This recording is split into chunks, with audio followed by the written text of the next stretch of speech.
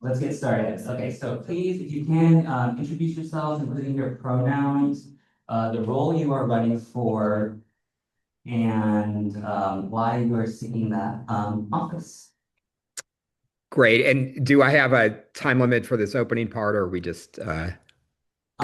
Try to keep it to 2 minutes if you can. Okay. Okay, great. No, well, thanks everybody. Yeah, I'm Richard Barrera. My pronouns are he, him. I'm a candidate for the State Superintendent of Public Instruction. I currently serve as Senior Policy Advisor to Tony Thurmond, who's our current State Superintendent of Public Instruction at the California Department of Education. And there I lead initiatives around protecting our immigrant students and families, promoting student wellness, developing affordable housing for educators. And I'm also the president of the San Diego Unified School Board. I'm in my 18th year on the board in San Diego. We're the second largest district in California. And I'm proud of the work that we've done here in San Diego, and I believe it can really be a model for the rest of the state. Um, when I was elected in 2008, unfortunately, the downtown corporate Republican establishment had controlled our school district for about a decade, and they had reduced everything in terms of the value of a young person's education to what could be measured on once a year standardized tests. And that meant they got rid of arts and music, got rid of career technical education, and they advised schools not to, for instance, participate in the Pride Parade because they considered that too political. So we put together a coalition of educators, parents, community leaders, and we took back control of our school board. And since then, we have focused on a strategy of bringing our entire community together, investing directly in our educators. We've gone to our voters 4 times to approve school bonds that have allowed us to replace terrible schools with beautiful schools. And we have worked hard with our LGBTQ community. We are have been highlighted by Equality California as a model district in everything from anti-bullying strategies to incorporating into our curriculum the real stories of the LGBTQ community. I'm proud of the work that we've done in San Diego, and I look to continue this work around California. Thank you, Richard. Before we open it up to members, I did have a question. I was looking at your questionnaire, and I remember you mentioning something about ethnic studies and opening up or expanding it within the guidelines. Yes. For context, I was an ethnic studies major at the only college of ethnic studies Oh, in great. California, San Francisco State. Yeah. And I remember that fight around the legislation being passed at the state level to meet that requirement. Yes. First, I want to know your like how you expanded it and what that looks like, and then I would love to get your comments on AB 715 too. Yeah. So, we incorporated ethnic studies as a graduation requirement in our district before AB 101, before there was a state law that set a graduation requirement. We've actually had since the class of 2023 students who are graduating, having completed at least one ethnic studies course. The expansion has been both in terms of the communities that we include as part of our ethnic studies curriculum. But also, we have a policy that we call Ethnic Studies for All, which is it's not just that one semester course in high school. We're trying to embed the principles of ethnic studies into our entire curriculum at all grade levels. And of course, that means representation of the LGBTQ community in our curriculum overall and as part of our Ethnic Studies for All push. AB 715, I'm very concerned about. And I'm concerned about where the motivation is coming from because unfortunately, ethnic studies, I think, has been really, frankly, held hostage by conversations about combating anti-Semitism, which I'm 100% committed to. But for the past couple of years, the legislature has held up funding for ethnic studies. And what that's meant is that under AB 101, the graduation requirement, um, districts are not required to pursue the graduation requirement if there's no funding. And so in our district, in many districts, we've kept going. We haven't pulled back despite the lack of funding. But I am worried that in many districts, districts will back off of their commitment to ethnic studies and the graduation requirement because there's not funding. And this is a conversation that I'm working hard to lead here in our own district in San Diego to make sure that we're not conflating ethnic studies with, incidents around ethnic studies leads to incidents of anti-Semitism. We can be fighting both. We can be fighting Islamophobia at the same time. But ethnic studies is about connecting our students to our real history, to our real communities, and giving our students actually a sense of hope that there are people who have gone out and changed our world for the better. And it's about what we teach and it's about how we teach. And I'm completely committed to moving forward with ethnic studies across the state. Thank you. I appreciate your answer. And now I'm going to open it up to members in the room and on Zoom. Folks have questions for Richard. Again, Richard is running for Superintendent of Instruction.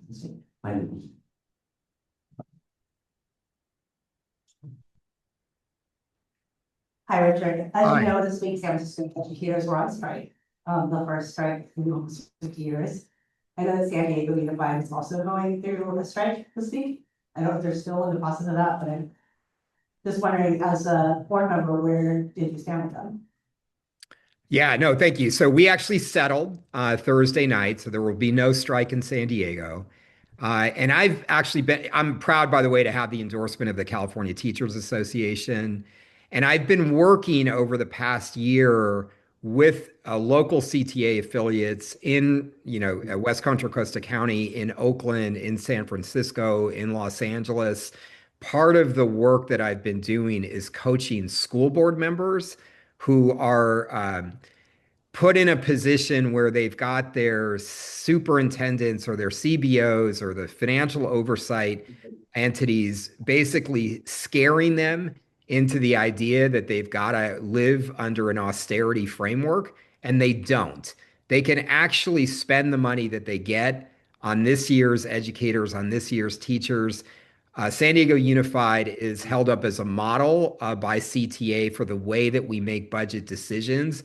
We don't build up big reserves. We don't contract out with private entities to do the work that should be done in-house. We invest directly in our educators. We've increased salaries across the board 45%.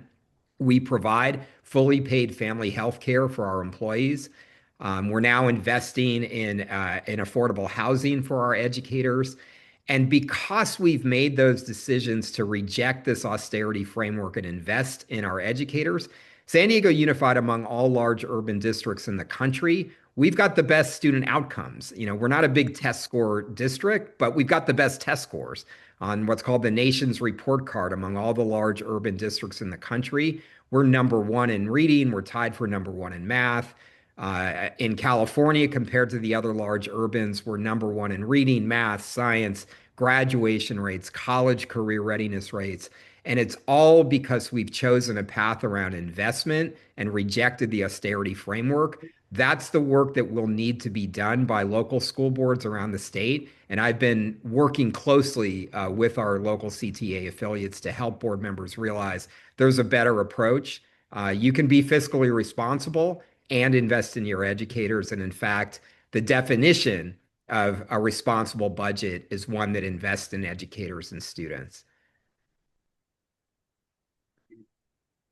For that, I think we have time for one more question. Oh, we have a hand on Zoom? Yes. Okay, we'll go to Zoom, and then I think we have one more question in the room, and then we will have to move to our next interview. Folks on Zoom?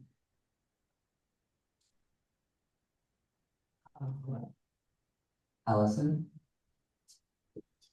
Hi, thanks. Um, State Superintendent is traditionally looked at as our leader for K-12, but you also have responsibilities for our community colleges. So I wonder if you could speak to your plans, your goals for that level of our students. Allison, I so appreciate that. And in fact, as you, I'm sure, know, increasingly community college instruction, community college courses are actually part of a high school students' experience. So, we have increased by tenfold the number of our students who are doing dual enrollment with community college while they're still in high school, who are doing, career pathway course sequences with our community colleges. Community college instructors are teaching our high school students. Our high school educators are working closely with community college instructors to align the curriculum. We think of our system in San Diego as a pre-K to 14 system. And that's because a third of our graduates go to our community college district. And so it's an important partnership. And the one quick thing I would add is we have actually formed a joint powers agreement, our school district with the San Diego Community College District, to work together to build affordable housing for educators. It's something when I come to this role as state superintendent, focusing on the partnership between pre-K to 12 and community colleges will absolutely be a focus of mine. And by the way, I'm a big proponent of community colleges being able to offer bachelor's degrees. I don't believe that's competition with the Cal State system. I think that's actually competition with these private exploitative, technical institutes. So we should be working very closely together and understand that relationship should be seamless.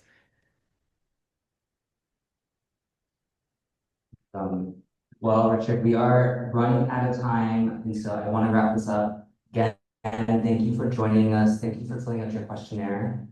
It was very thorough. I really appreciate the time that you all took to fill that out. Just want to remind you that tonight we will have our recommendation vote. Our final vote will come on Tuesday. You're not required to attend that meeting, and we'll post all of the voting results within 48 hours of the vote closing. Again, thank you for your participation in our endorsement process, and we wish you the best of luck. Thank you so much. Great to be with you all. Bye-bye. Nice. Cool. Thank you all for answering your questions or asking questions. We are now going to move to our next interview. Cool. Thank you all for answering your questions or asking questions. We are now going to move to our next interview with Betty Yee. Now the spotlight, that would be great.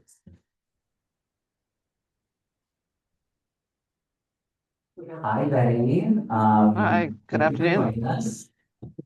My name is Jacob. I use he, him pronoun. I am the VP of Political Action for the Milk Club. Just wanted to remind you that this interview is being recorded and will be posting to our website later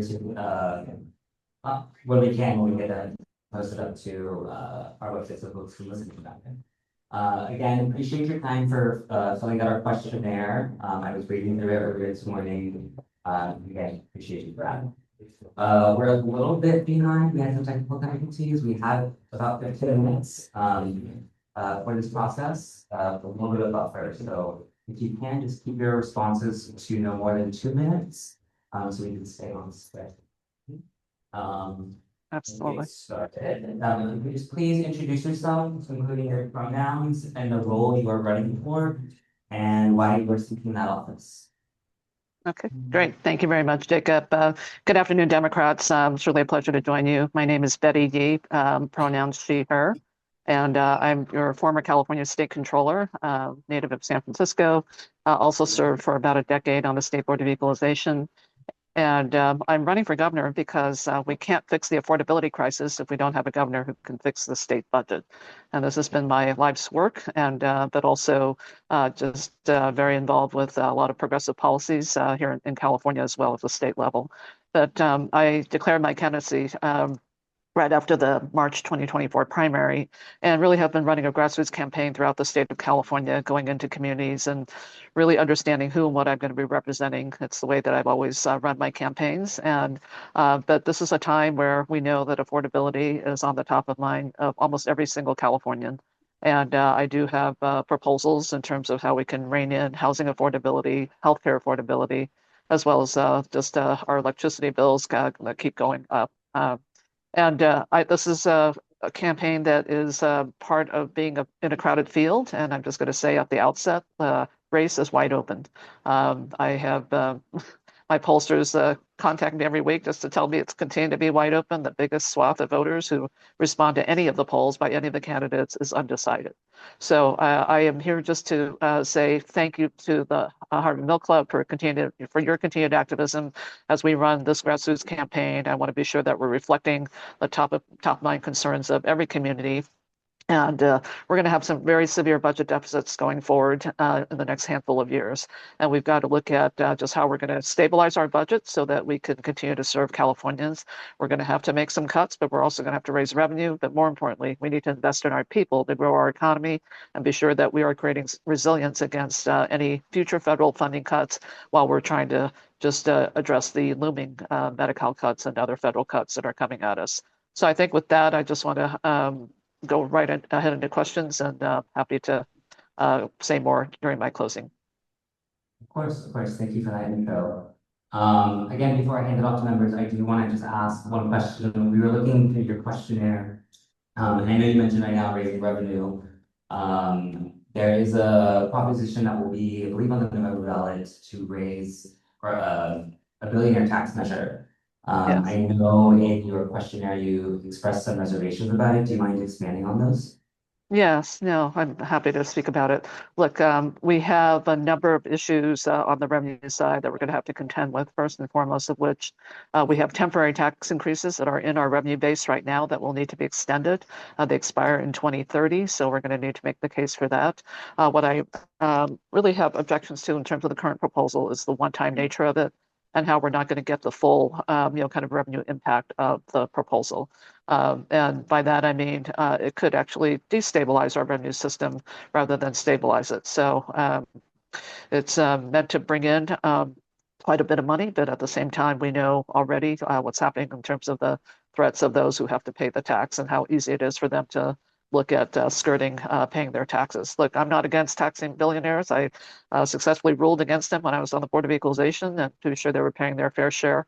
But I am concerned about the multiple layers of tax measures that we're going to have to take to the voters and their appetite, and particularly the ones that are currently baked in our revenue base right now. So it's not that I oppose it. I just want to see stable revenue, want to see long-term revenue that can be reliable and stable. Amazing. Appreciate everyone's answer. Now I'm going to open it up to members on Zoom and in person in the room. Questions? Yes. If you can, state your name and then ask your question. Thanks, my name is Maxine Dugan. Thanks for making yourself available. Betty, I really appreciate you bringing percussion. So as governor, when you are having hard, fiscal choices to make, and it comes down to funding, healthcare like HIV communities and public safety dollars, how will you face those choices? Well, first, I would say when we look at funding HIV, this is really something that the state should be really the biggest source of revenue for. Look, I got my start in public health. I was on a county health commission during the HIV/AIDS crisis during the 80s.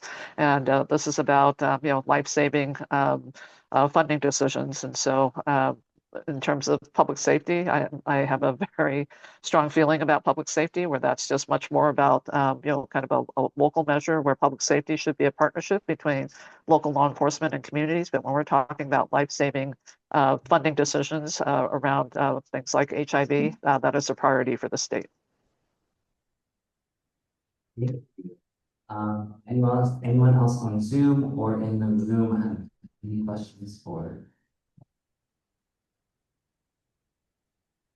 that? Hi Betty, Tab Buckner. In your questionnaire, you said that you do not support repealing the Ellis Act, and you also mentioned you do not support municipal banks. Could you please explain that? Yeah, so municipal banks, I've worked on that issue, and it actually has the potential of being pretty politicized in terms of who governs the bank, and but also just how do we actually, capitalize, the bank. And one of the things that I've been working a lot on is just looking at how we lift up community development financial institutions, CDFIs, that got a huge infusion of dollars during the Biden administration, that also could be directing funds to our communities in need, particularly helping out with small businesses and looking at a lot more local needs. And so I think we have kind of a tried and true model there.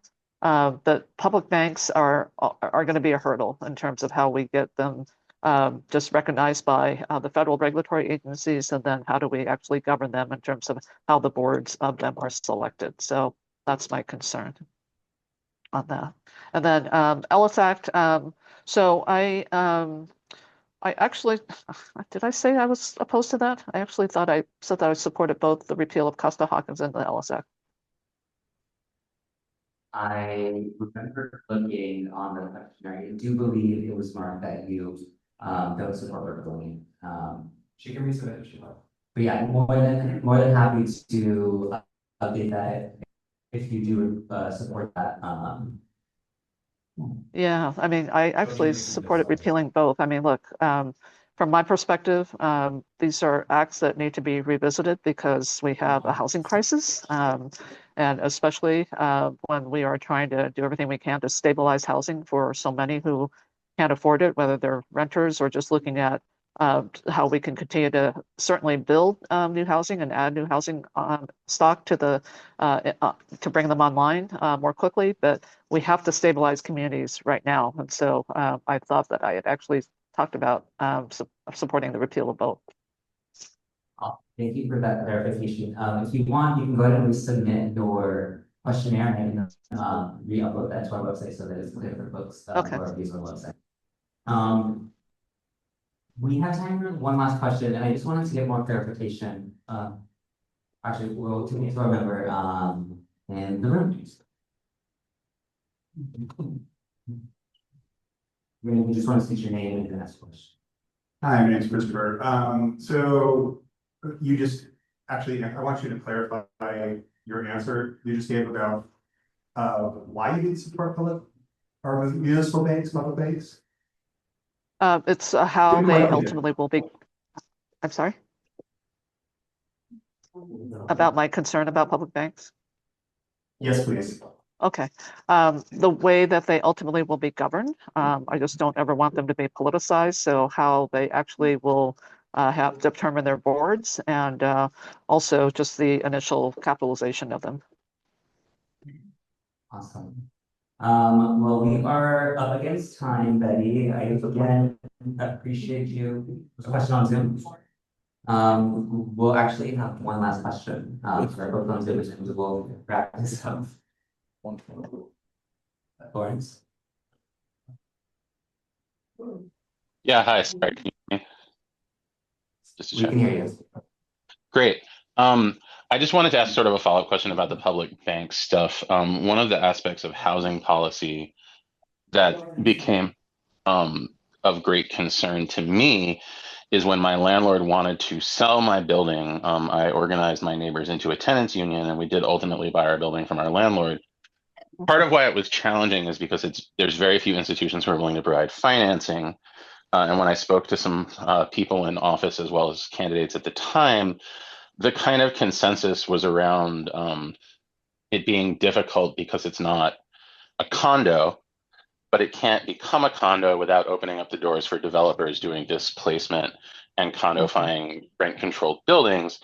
And one of the advantages that I've come to believe a municipal bank would provide is that it could provide financing in these situations for people who, we almost didn't end up being able to buy the building because of financing. We kind of got lucky in the end. I'm gonna just because we're short on campaign, need you to answer your questions. I'm sorry, I didn't hear what you just said, Jacob. We're a little bit short on time, so I just need you to get to the question. Yeah, I was about to ask the question when you interrupted. The question is, in the absence of municipal bank, do you have other ideas about how to enable rent-controlled tenants to purchase their buildings from landlords and become homeowners? Yeah, so a couple things. One, I mean, I do think that we haven't utilized our state infrastructure bank enough to create opportunities like that. And when the Biden administration actually capitalized community development financial institutions to a pretty big degree, I'd hope that the state infrastructure bank would kind of be a partner in that, so that we could look at some of the things that the public banking legislation was trying to accomplish, whether the state could actually step into that. So I do think there are some things that we can do, but no, there wasn't an appetite for the legislature to pursue that. So, but I always look first at, like, where's the muscle of the state where we can facilitate that, and I'm still interested in looking at whether we can have that capacity. Thank you. Thank you everyone for asking questions. We are up against time, Betty. I again appreciate your participation in our process and getting your questionnaire in.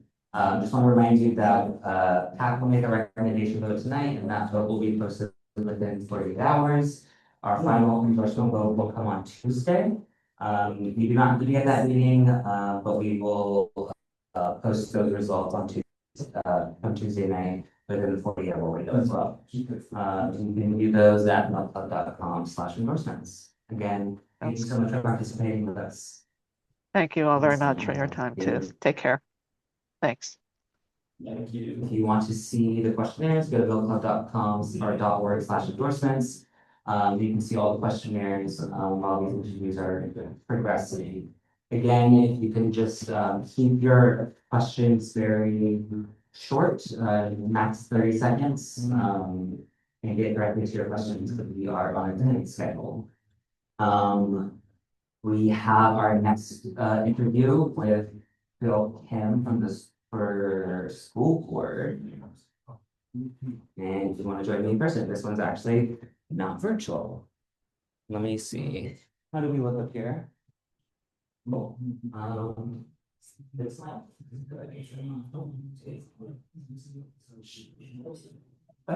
Hi. Hello. This is actually appreciate it. My name is Jacob. I use he him pronouns. I am the PAC chair for the Club. Just a reminder that this interview is being recorded, so that all of our members can view later on. I don't believe we got their questionnaire. It's totally okay. That's why we're here. We do have the schedule for 15 minutes, but we're a little bit behind, so I'm gonna try to make up some time here. Just go ahead and, if you can, keep your responses to no more than 2 minutes, and if you can, introduce yourself, your pronouns, the role you're running for, and why you're running for it. Hello, everyone. Thank you so much for your time and understanding. I apologize I was not able to get you a questionnaire in time. It came just as our strike was taking place, and so all of my capacity has been focused on that up until Friday. And my name is Bill Kim. I use he him pronouns. I probably serve on the school board now. Currently in my second year as president of the school board. I come to that position after years of teaching and being an educator, and most recently my role within the San Francisco School District. I'm an educator. I began my time in the classroom teaching 7th grade and blew up a bunch of stuff and taught them tabletops and fell in love with the classroom. It is what drives everything that I do, and I reflect on that time every day. I also was born in Detroit, grew up in the suburbs. My parents were immigrants from South Korea. My experience as a low-income individual, closeted gay kid in the Midwest had a huge impact on how I oriented myself towards the world and my work. I experienced our home being big foreclosed on. Our brother's car got seized by the bank.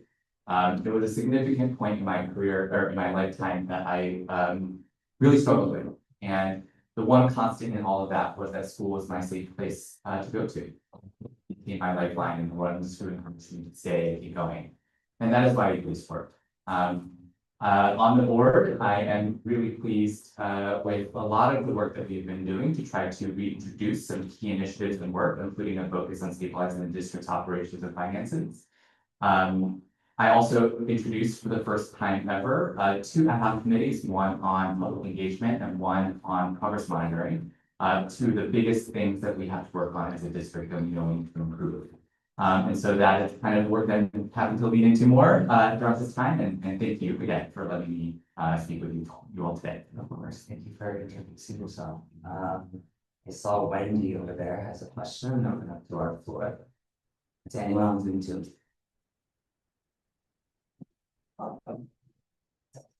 Hi, Bill. So as you know, we just ended a long strike, the first in almost 50 years, for our public educators. Were you on the strike line, and do you think that the strike could have been prevented, and how? I was not on the strike line in part because I was at the War Memorial for most of the days, every hour. You know, I firmly respect and honor the teachers' right to strike. It's absolutely something that I recognize is something that educators absolutely should be frustrated with in terms of their working conditions and pay. My first time I taught, I was making $57,000 a year. That is not affordable here in the Bay Area. I absolutely recognize the need for us to honor our educators with some fair pay and equitable working conditions. But I'm really pleased, frankly, that we've reached an outcome that meets a lot of what UESF has been asking for, and that we're doing so in a way that can be fiscally responsible. Our next battle here is to get more revenue from the state. I mean, that's the reality of where we need to go. And I am completely in line with UESF and wanting to make sure that we have robust strategies to put pressure on the state to actually fund schools and districts appropriately. We are fighting over parts of a pie that just frankly needs to grow. And that is something that I absolutely agree with and can honor. And so, you know, I appreciate UESF for doing their due diligence and supporting our educators. And we have a lot of work to do to make sure we stay focused on, again, making sure that our district remains solvent and that we continue to advocate in the state for greater resources. Awesome. Do we have any questions on Zoom or any other questions in person? We'll go there and then here. Oh, do you have any coming up here and answering into the mic so our folks on Zoom can hear? Mr. Kimmy, with all due respect, you didn't answer the question of whether the strike could be averted. Yeah. Absolutely. I mean, the reality is we've been negotiating with UESF for 11 months, right? The board, unfortunately, is not at the table, right? We have a negotiating team that the superintendent appoints that negotiates with the bargaining team of UESF. I meet with Cassandra every 2 weeks. And I started that practice even before I became president. I think it's really critical that we maintain an open line of communication and honesty about that. And so I have dedicated myself to making sure that I make myself available to UESF at any time. And I would believe that UESF leadership would understand that. But yes, I mean, this strike absolutely could have been avoided. And we look across the state at the collective kind of work that is being done to advocate for teachers across the state. That is real. Within the purview of San Francisco and what we can look at here, we need to have honest conversations around what it means to dedicate our resources to our educators. And unfortunately, it has taken this long to get here, and it has absolutely been something that we could have avoided. I'm gonna go here and then we scroll out someone's stack and we'll go to this. My name is Lisa, and my question is, do you believe that, well, it's not a belief, do public charter schools, do they take any, what is the benefit of public charter schools versus private charter schools that are you related with any charter schools? So it's pretty public, you know, I used to work for a charter network back in the day. So I'm not shy to acknowledge that is a reality. Here too. I probably signed on to UESF's pledge to stop charter schools from growing in San Francisco. I voted down the contract for the proposal for the Chinese Mandarin K-8 that came in front of the board. I strongly believe that as a district, we have to do everything that we can to demonstrate to our parents and families and community members that the first choice for their kids and the best choice for their kids is in San Francisco Unified. I deeply believe that. It is why I joined the district initially to work for the district, because I believe that we have a lot of work to do to build trust and rapport with families and communities to demonstrate that sending our kid to San Francisco Unified is the best possible option for our kids. And so I absolutely believe that. And so, you know, we have a very small charter population here in San Francisco, and I don't have any desire to pick battles with families around the choices that they make. What I do think with this is totally within our purview as a district, is to really concretely demonstrate that we can and will stay focused on producing outcomes for our students, and that is critical for us. Awesome. We have Allison on staff on Zoom, and then we'll go to Dennis. Hi, Commissioner. My understanding as a parent in the district is that your first job, you were initially hired with the district to lead the failed process to close schools. So again, as a parent, I question whether we can trust you to keep leading us when school closures are on the horizon. And I'm just wondering if you can reassure us of your leadership, given that background. Yeah, thank you for that question. And I appreciate it. I mean, again, I think this isn't widely reported. So indeed, when I came into the office of the superintendent, I was asked to support the team that was doing this work. Just to be really clear, I was not the one leading the design of the portfolio itself. What I came to do was support with governance work, supporting the school board. I was a liaison for the city in this work. I was also doing a lot of communications and community engagement work. And one of the things that I found in that work that I was focused on was this perspective from CBOs and our community partners that it was, until I had reached out, it was one of the first times the district had approached them and said, hey, can you come to the table for a conversation around the realities of our school and our school district? And I was wanting to do that work. Our CBOs and community partners absolutely should be at the table for these conversations. The realities of our schools haven't changed, right? We are still experiencing a decline in enrollment. We have 14,000 empty seats across our district. We have to grapple with that. And the way that we did it before, I mean, I would be the first in line to say, that was not it, right? We have to do better, and we have to be creative about the way this kind of these conversations exist with our school communities. I've been a big advocate of community-driven responses to some of this work, including ideas that have come from our school communities about what to do with the schools that take place in our portfolio that are struggling.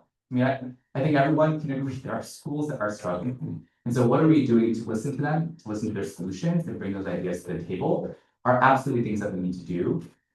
Just to be clear, our city does not have an appetite for school closures. We don't go into education to try to close schools, right? What we need to do is think really thoughtfully about what are then the kind of solutions that we create where we honor our school communities and also put us on a path towards solvency in a way that ensures that we have a portfolio that we can sustain. And I think that is very real.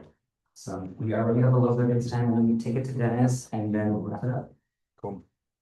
I'll be quick. One first question and then two follow-ups. Will you be submitting a questionnaire to us before we vote on Tuesday? So if that's allowed, I'm happy to do that. Can I do that? Okay, great, of course. Thanks. Then great. And the questions hopefully that are answered in there are about your endorsements and your financial contributions. Sure. So I actually have two campaigns to run this year, one for June and one for November. So June one is my appointment, the November one is for a full year term. So I'm anticipating to raise about $75,000 for each. And to kind of both prepare for June and for November. In terms of my endorsements, I'm really proud to have endorsements from across the aisle, all over the place in San Francisco. Anything from the inductee Janice Lee to and kind of Miriam Oliver, including the teachers that's happening here as well. And so continuing to work on that. Awesome. Thank you so much, Phil. We appreciate your time. Really appreciate you coming in person. Thank you again for allowing me to be here. For your term. So I'm anticipating to raise about $75,000 for each. And to kind of both prepare for June and for November. In terms of my endorsements, I'm really proud to have endorsements from across the aisle, all over the place in San anything from the inductee Janice Lee to and kind of Miriam Oliver, including the people that's happening here as well. And so continuing to work on that. Awesome. Thank you so much, Phil. We appreciate your time. Really appreciate you coming first in. Thank you again for allowing me to be here. Appreciate it. Amazing. Thank you everyone for participating again. We have our next interview coming up. Nichelle Henderson running for Superintendent of Public Instruction for the state of California. Nichelle, so we get Nichelle spotlighted, please. So good to see you again.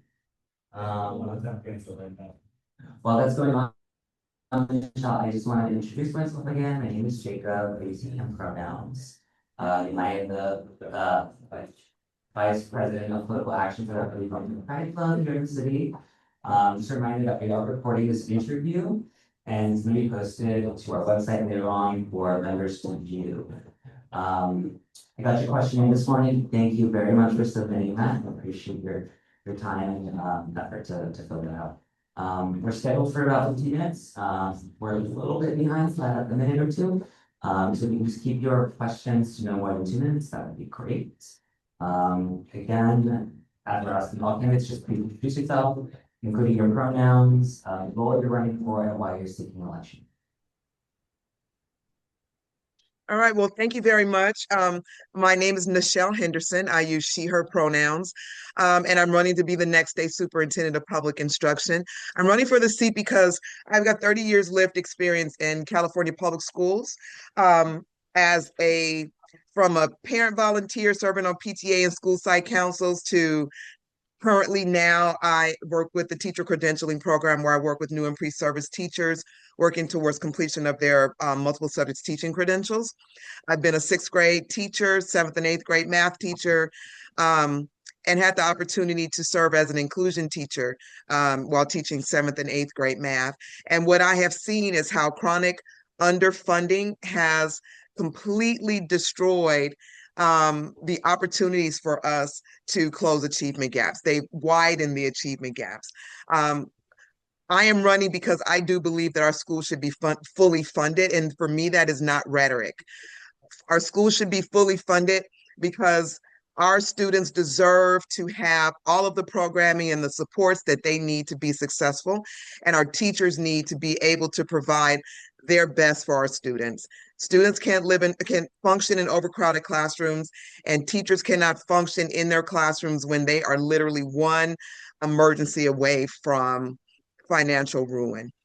We need to reduce class sizes. We need to pay our teachers a thriving wage that allows them to live in the communities that they work and work in the communities that they live. And we need to address the way we test our students.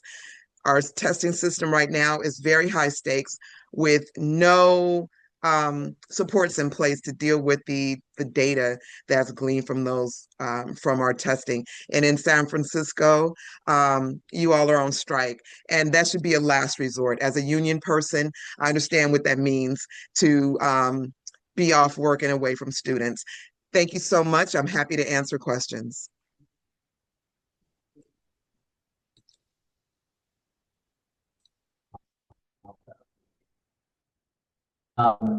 Nichelle, before I open it up to membership, I asked our last candidate for superintendent to the same question. I am a product of ethnic studies. I studied ethnic studies at the state, the only college of ethnic studies in the country. Just wondering what your opinion is on the implementation of ethnic studies as a graduation requirement in high schools. And then if you could speak to AB 715 and that piece of legislation. Yeah, thank you. I am a proponent of ethnic studies. I often tell a story in my support of ethnic studies. The first ethnic studies that I took was at Cal State LA, where I'm an alumni, and it was a Chicano studies class, and it opened my eyes and really highlighted for me why ethnic studies is so important. Learning about others is tantamount to building relationships.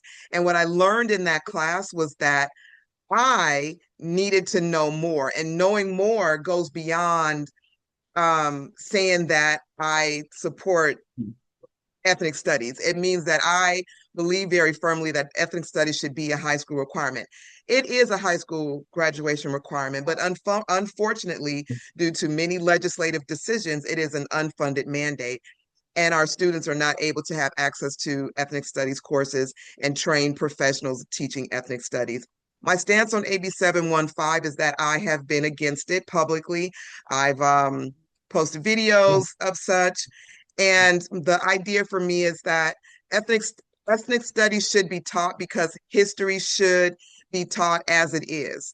It is not Teaching ethnic studies is not an attack on anyone, but unfortunately, due to the missing guidelines around AB 715, teachers are being punished for addressing questions and concerns that students have, and we are not promoting diversity by not supporting AB 715. Now opening it to the floor and to folks on Zoom. You have questions or? I believe we have someone on Zoom. Aaron? Yes, looking at your questionnaire, and you left blank the yes or no answer to, do you support due process protections for immigrant youth accused of crimes? So yes or no, do you support due process protections for immigrant youth? Oh, that was an oversight on my part. Yes, I do. I believe in due process for everyone. Not necessarily, not specific to any particular group. I definitely support due process for everyone. Awesome. Other folks have questions on Zoom or in the room? Not a lot once, y'all. Not a lot once. Nichelle, I also kind of wanted to get a little bit more clarification. AB 715 is now law, and now that as role as a superintendent is meant to do is implement those types of laws, how would you or would not implement some of the regulations and features of the legislation? Well, as superintendent, I would be responsible for determining outcomes of complaints and file against teachers or whomever. Because I believe in due process, I also believe that as a teacher, I believe in a level of academic freedom in the sense that if as a classroom teacher, someone asks a question in the class and the question should be addressed. And teachers should not be in fear of sharing information, period. Teachers should not impose their bias, but they should not be afraid of sharing factual information. So as superintendent, I would evaluate each case, each circumstance as it comes, and the merits or lack of for it. I know that in a number of areas, especially in the Bay Area in Northern California, we have teachers that are having complaints filed against them literally left and right, and they're having to retain attorneys in order to protect themselves. And that should not happen. So as superintendent, I would definitely make sure that to the best of my ability, I'm able to protect our teachers and our students, our parents from unwarranted attacks because of this legislation. I have a question in the room and pass it to you, Wendy. My name is Natalie. So last month, the governor made a proposal that he wanted to take authority away for the superintendent for public education for K-12. Part of that, I think, is because our last two superintendents were very progressive. And so what is the importance of us fighting to make sure that the seat stays elected and that the superintendent has the power to govern over K-12 and community college? Yeah, good question. I don't agree with that because I believe that the state superintendent is a state constitutional office.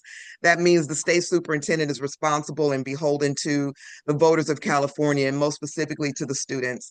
The governor's proposal to take further authority away from the position of the superintendent prevents that. It prevents the superintendent from really overseeing K-12 instruction and to make them more of an ombudsman, which they really are anyway, because they're the final oversight over curriculum and instruction across the state. I would use my position as superintendent to really work. Hopefully the next governor doesn't have that same ridiculous idea, to work with the governor and our legislature to make sure that if anything, we give the superintendent additional authority, because right now the superintendent is really just an overseer and with power of the bully pulpit to influence, but not necessarily have authority over. And to take further authority is limiting the role of the superintendent from really doing the work that the superintendent is designed to do in the Constitution. Thank you. We have time for one more question. Is there anybody in person on Zoom? And if not, we can go ahead and wrap it up. Nichelle, again, thank you so much for participating with us and answering those questions that studies. I know it's really important to me and important to a lot of people around here. Just wanted to clarify too that tonight we will be making our PAC endorsement vote. The results for that vote will be posted online at noclub.org/endorsements within 48 hours. Our final endorsement vote will come at our general membership meeting this Tuesday. And again, those results will be posted within 48 hours of Tuesday. Again, really appreciate your support and your time and filling out the questionnaire, and we wish you all the best in your race. Thank you so much, and thank you for the opportunity to join you today, and hope to see everybody this week. Awesome, thank you. Bye-bye. Again, my name is Jacob. I use he, him pronouns. I'm the VP of Political Action.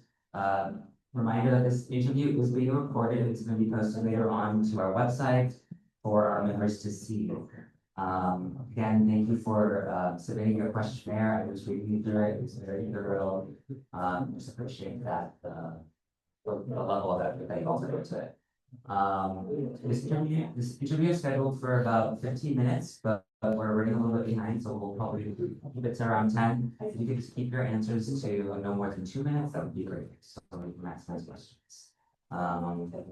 And we'll get started. So if you can please introduce yourself, including your pronouns, the role you're running for, and why you're receiving this office. Good afternoon. My name is Michael Tubbs. I use he, him pronouns. You may hear some background noise. It's because my wife is at a Galentine's thing all day, so it's me and my 3 kids with no TV on right now, so they might come in and out.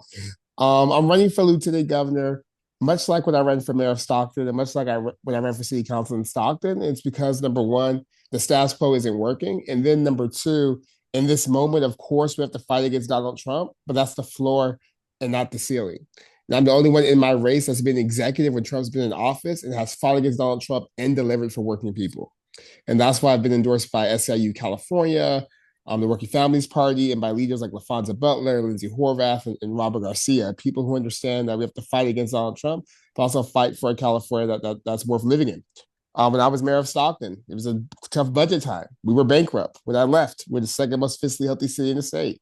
We reduced homicides by 40%. We created a universal scholarships program. We created the first universal basic income program. We led the state in the decline of officer-involved shootings. And we did all that while leading through COVID, while leading through the Black Lives Matter protests, all during Trump's first term with 3 Republicans and 3 Democrats at city council. When I was mayor of Stockton, the pride flag was flown outside of City Hall for the first time in 2018 and has not been flown since I was mayor, because it takes leadership to fight, not just again against Donald Trump, but fight for all people to be treated with dignity. And that's the same energy and leadership I plan to bring as your next lieutenant governor. Awesome. Thank you so much for that. Before we open it up to the floor to folks on Zoom, Again, I was looking at your questionnaire and I really appreciate the thoroughness of it. But I wanted to get a little bit more insight just on your perspective on the upcoming Brandee Tax Act. I know that you've expressed some reservations about it. Just wondering if you can elaborate on those for our members. Yeah, wanted to know a little bit more about your position on that. And I'm sorry, can you say the act's name again? I missed it. The Billionaire Tax Act, the proposition that The Billionaire Act, the Billionaire Tax. Yeah, no. I think in this moment it's very clear the question isn't if we raise revenue, but how we raise revenue. And I'm not against raising revenue. I'm not against everyone paying their fair share, but I think we have to be smart about how we do it and make sure we don't have adverse impacts. But that's why I've been very vocal about the need to extend Prop 55, which is the tax on millionaire and billionaires. I've been very clear on the need to bring back split roll. Prop 20, forgot what proposition was in 2020 when I was one of the first people to endorse it, but basically would allow us to gain revenue from commercial real estate over $5 million. Incredibly important. That's why I'm in favor of bringing back Jimmy Gomez's bill to make corporations that have too much of their employees on public benefits, make them pay for a polluter's tax. So no, I think I reject the notion that there's one tax that's going to solve all our issues, or that one tax is the answer. And I think we have to be very smart about how to make sure we raise the likelihood of something getting done. So what's the I think if you look at the billionaire tax polling, it's up. I'm supposed to tell. They're asking me questions. It's polling right around 32%, while Prop 55, while split roll, while everything else is polling that much higher. And then we have to be mindful of that adverse impact. So for that reason, I'm all for billionaires being taxed. I'm all for corporations paying fair share. I think it's important to be smart about how we do it. Thank you for that. Now I'm going to open it up to folks on Zoom and to folks in the room. So people are gonna have conversations with the room to go outside, because the cross talk is sort of. Yes. Interfering to speak to the candidates. Yeah, there is an echo in the room, so folks have conversations just to keep it all. Thank you. Any folks in the room, any folks on Zoom would like to ask a question? Can you repeat his answer, because I don't think we got it. Michael, do you mind just repeating your answer on the billionaire tax act? There was a little bit of audio issues. If you just Yeah. Can you hear me now? Yeah. So the highlights of the long answer was A, it's very clear that but how we raise revenue. B, it's important that we are smart about how we do it. There's things that rhetorically sound good, but it also has to get passed. It also has to get done. It also has to make sure it's not time to play. Like, it's about healthcare cuts, it's about mental health cuts, it's about education funding, it's about shoring up California defending against Donald Trump, which means there's very small margin for error. And for that reason, that's why I'm in support of Prop 55, which is a millionaire and billionaire tax. I'm in support of bringing back split roll, Prop 13 reform. I'm in favor of closing corporate loopholes. I'm in favor of taxing corporations that have more than 25, that have a certain number of percentage of their employees benefits. I'm in favor of a data dividend and folks owning their data. So I think there's a bevy of ways to solve revenue. I'm for those that will work, that will pass, and will actually give us the resources we need to deliver for the people of California. Thank you for that. Any questions on Zoom or in the room? If not, I do have another question to pose. Okay. Michael, I was looking again through your questionnaire. Or actually, I think most people are aware of you because one, you were the youngest mayor in America at one point at Stockton, but also because famously you guys started UBI program. I'm wondering if you can kind of just expand on what you've learned from that, establishing that, and then how you can kind of translate that onto a statewide level and push for that in this role. Yeah, no, I appreciate the question. The first thing I learned is that it always seems impossible until it's done. So when I decided to do a UBI in Stockton, is before Andrew Yang announced he was running for president. The first day we announced it, both Joe Biden and Nancy Pelosi were on record saying, "I don't believe in UBI, I believe in dignity of work." Meaning it was an idea that wasn't popular by Democrats or Republicans. It was risky. But then I also learned that the status quo isn't held up by rigorous data. It's held up by a lack of courage, by a lack of people questioning it, pushing it, daring to say, let's try something different and new. And then lastly, I learned that you have to bring people along on the journey with you. that now it started with one city, but now through an organization I started called Mayors for Guaranteed Income, there's over 100 cities across this country doing guaranteed income programs and pilots. There's legislators across the country introducing statewide guaranteed income legislation. The child tax credit and stimulus checks were developed in part looking at what we were doing in Stockton in terms of giving people money. So I also learned that oftentimes when you go first, you take a lot of heat, get a lot of flack, you take a lot of hits, but in doing so, you give people the permission to do the same. And that sort of has been my leadership philosophy since before that and ever since, that I'm not afraid to go first. I'm not afraid to ask questions. I'm not afraid to say that we should be bolder in terms of how we think about who this economy works for. And I'm never going to shy away from betting on working people. And that's what UBI was. It was a bet on if you give people money, they won't make you look bad. And that's paid off in dividends ever since.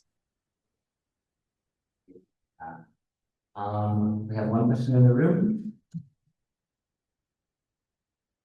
Hi, my name is Steven Torres. I'm sure you saw that the new dam was approved for implementation. This was through Governor Newsom. It's supported by President Trump. As coming from Stockton, Stockton is on the San Joaquin River. How do you square the continued impoundment of rivers for ostensibly for increased hydroelectric power, all these other things, when we're also facing climate change and flooding in cities like Stockton and in the rest of the Central Valley? Yeah, no, I appreciate the question. And since 2012, when I was on city council, I've been on record against the Delta Conveyance Project, 2 tunnels, 1 tunnel. I've always been staunch opposition because of what you mentioned. There is a need. I live in SoCal now, so there definitely is a need for water to get to SoCal, where a lot of our population is, but not at the expense of decimating entire Delta communities and regions, and not in a way that's going to make the water doesn't even get to the south or go to almond and other farmers and a couple farms in the middle of the state. So no, I'm all in for smart solutions in terms of water in California that have negligible environmental impact, don't decimate the Delta communities, and make sure SoCal people get their waters, but been very clear that I don't believe the Delta Conveyance Project is that project. Awesome. We are running up against time, so I'm going to end it here. But before we do that, I actually wanted to share something interesting. I was watching a documentary the other day, and I believe prior to 1904, you used to take a boat all the way from San Francisco to Stockton because of the San Joaquin River. That's something that I found very interesting, having been coming from the Central Valley, yourself. Well, Michael, we appreciate your time. Again, thank you for participating in this process and filling out your questionnaire. Just a reminder that tonight we will make a recommendation to our larger general membership. General membership will vote on an endorsement on Tuesday. You're not expected to attend those meetings at all.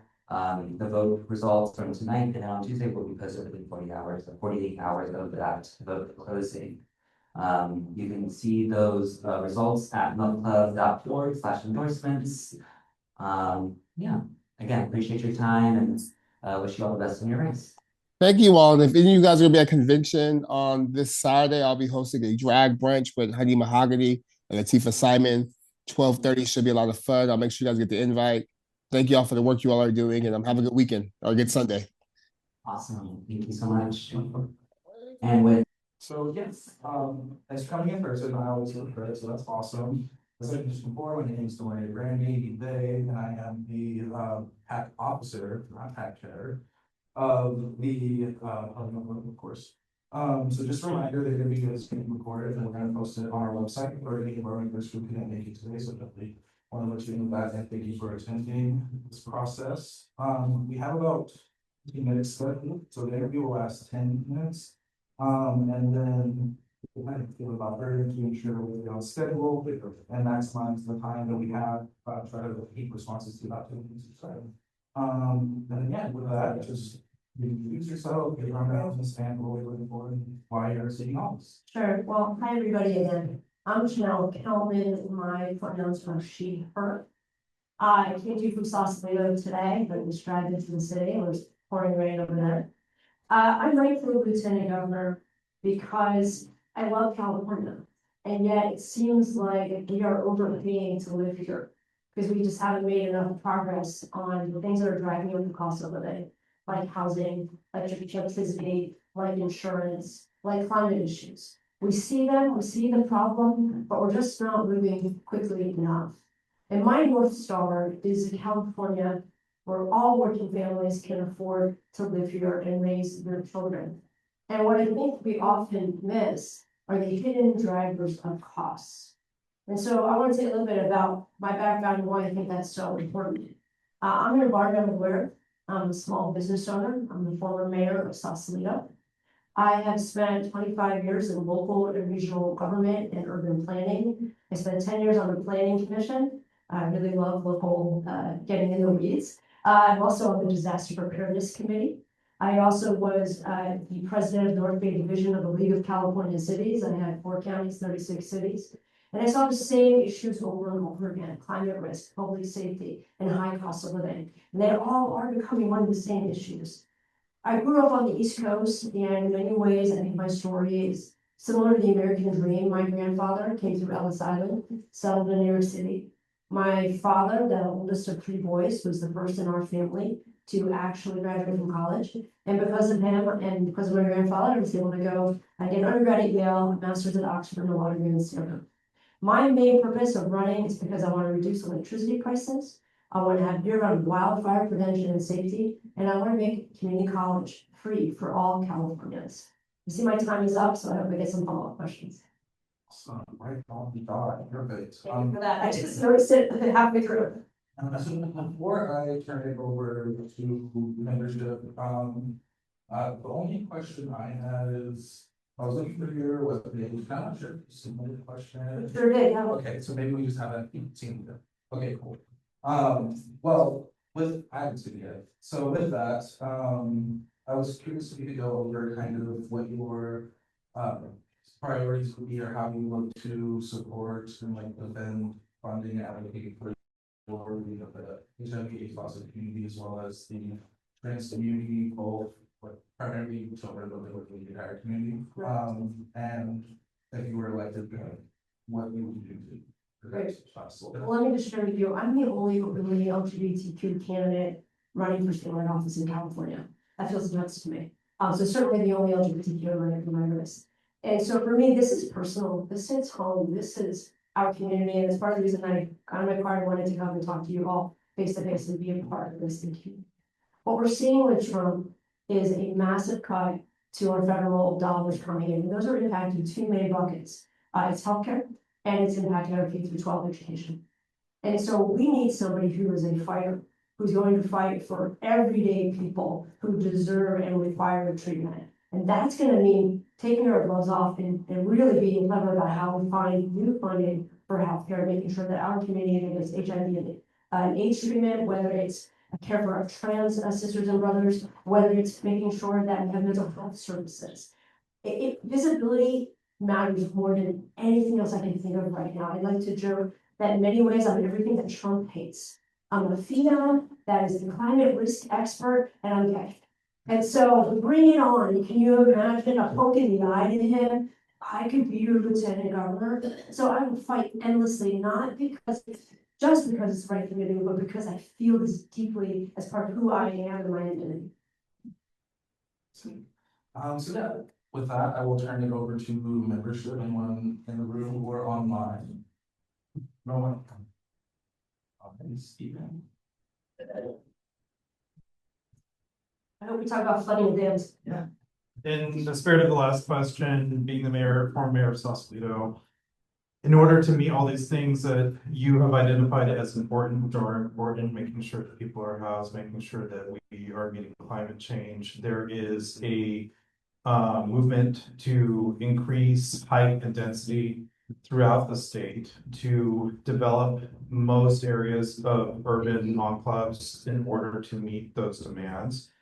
But this also comes with the context of rising sea levels and how when we have continuous hardscape throughout all of our urban environments, there is nowhere for the water to go.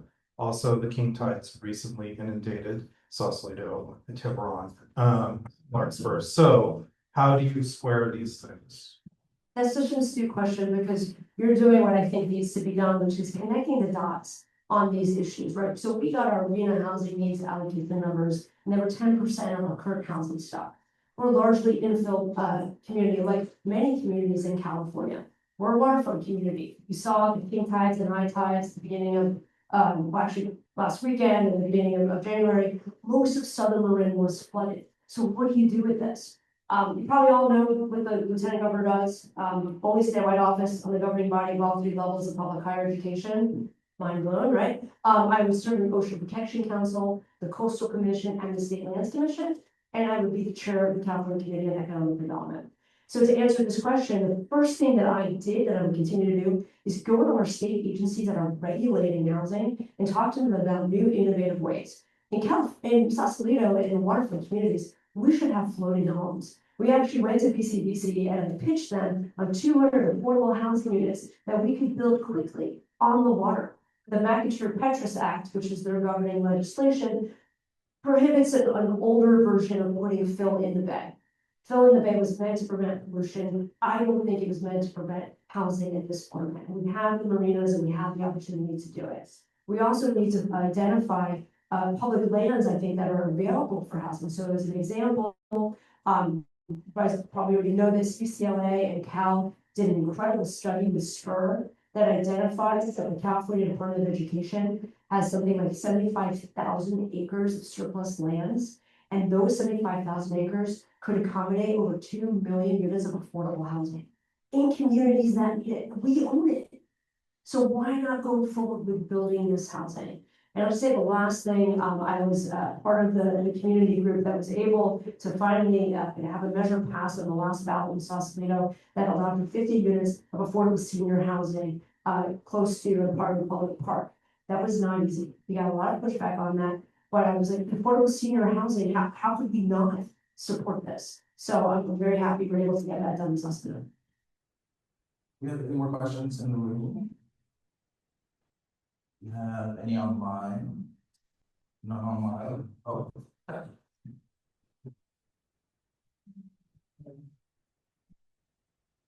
Hi, Tav up here. Thank you very much for being here. It really means a lot to see you in person. Clearly, you have some strong credentials, and I think what you've said is resonating with people. I noticed your website, there are a lot of folks like from the Marin area that are endorsing you, but on a statewide, in a statewide race, when you have less recognition than at least one of your rivals, what is your plan to really get out there and make sure that more people connect with you and know about your messages? Yeah, in addition to busting my butt and going up and down, here's the thing, I'm the only candidate in my race talking about wildfire prevention. The only one. I'm a climate risk expert. I run a global climate nonprofit focused on addressing risks like flooding and wildfires and dealing with insurance companies. I work closely with the United Nations, I work closely with the UN Embassy in Paris. I have global expertise in this. And so when I get into rooms in Ventura, in Irvine, in LA, in San Diego, and I begin to talk about wildfires, people stop and they thank me because this is a hidden cost driver in California.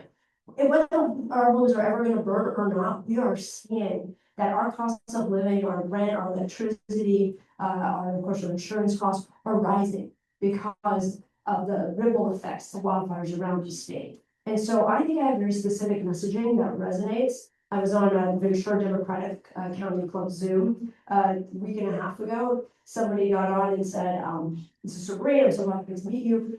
I can't believe you're the only person talking about wildfires. And I'm talking about it in a way that comes from 30 years of being an environmental lawyer, of being a land use and local planning expert. I understand how to prevent fires or prevent them, and then also how to clean up after. And that's why my 3 platform pillars, number one, I think we can reduce the cost of electricity in half. Over the next 10 years, because we're overpaying for wildfire safety, we have to put this out to public bid with public bonds and financing. Number 2, I think, and we have to prevent fires before they actually occur, so it's cheaper to prevent a disaster. And number 3, free community college is not just a nice thing to say, that's the workforce of the future to do this work, right? So connecting the dots, much like the question did. So I'm up and down the state constantly. What I'm hoping will happen is that this will resonate with you all, and then you'll decide that this message is worth broadcasting around the state. And then with your support, the support of others like you at the grassroots level, we'll understand that real change starts close to home. This is the only way we do this. Oh, goodness. Going online. This is a quick one. I noticed you didn't submit a survey. Did you be submitting one? I'm so sorry, that didn't come through yet. Oh, now you got it. Yeah, thank you for that. So I worked on that. Yeah, I mean, sometimes on the surveys, it says, who's submitting, and I always wonder, why are there options? Because of course I'm doing it. But I guess other people have bigger teams and someone else may be doing it for them, but I can, so thank you for finding it. Any other questions or online? No, okay, we have a little bit of time left, so I do wish there is for minutes also Joe. And yeah, so I sent a little bit about your work at maybe more manner, and there was one thing that I was curious to expand on, there was part that had a large homeless house encampment that was just growing on it. And then you went on to say that you had worked with a coalition of other folks to fund, like I remember, fund compassionate resolutions to that situation. I just wanted to make it expand on that. Yeah, you guys want to hear about this? Okay, so we have one of three homeless encampments in Sausalito, 1 of 3 in Marin County. And so I don't know if you're familiar with the liveaboards that were living on their homes in Richardson Bay. The county had a policy where they wanted to remove liveaboards because the Coast Guard said that it wasn't safe. And some of these folks were living on boats that were quite decrepit and probably close to not sustaining a big storm. And so what happened was started one individual went to a store, came back and his home was gone. The county had taken the boat and they took it over to the area where they crushed the boats. Well, as you can imagine, he was pretty upset, as any of us would have been. And so he decided that he wanted to be in community, he came to shore, camped out in an area, others joined, and then there were a few other, Robbie Powelson, who is a homeless advocate, who's been in other encampments, he came and joined, and then at some point we had about 30, 35 people. And so we went to the county and we said, all right, county, this is a housing first county. Where's your housing? And they said, oh, well, we don't have it. And I said, well, that's a silly policy to have. If you don't have housing, why do you have housing in First County? And so we, as a small community, worked directly with the community in the encampment to understand what they needed. Half of them actually just wanted boats back, right? Which I think is a compassionate thing to do, which is to listen, to see what people need. Other people needed care, and other people wanted to be reunited with their families. And so we went directly, person to person, to speak with each of them to say, how can we help you? What do you need? Because surely you don't want to sleep under, it was pouring rain in this area that floods, but how can we help you? And I think that was a really big difference for how we handled our encampment versus how Sierra Fell and Nevada handled theirs. Because we treated everybody like human beings they are. Response. Well, with that, it's our times. Thank you for all of your answers. Just as a reminder, our endorsement recommendation will take place later tonight after we've been following these interviews, but the final endorsement vote will take place for the general meeting next Tuesday, on the 17th.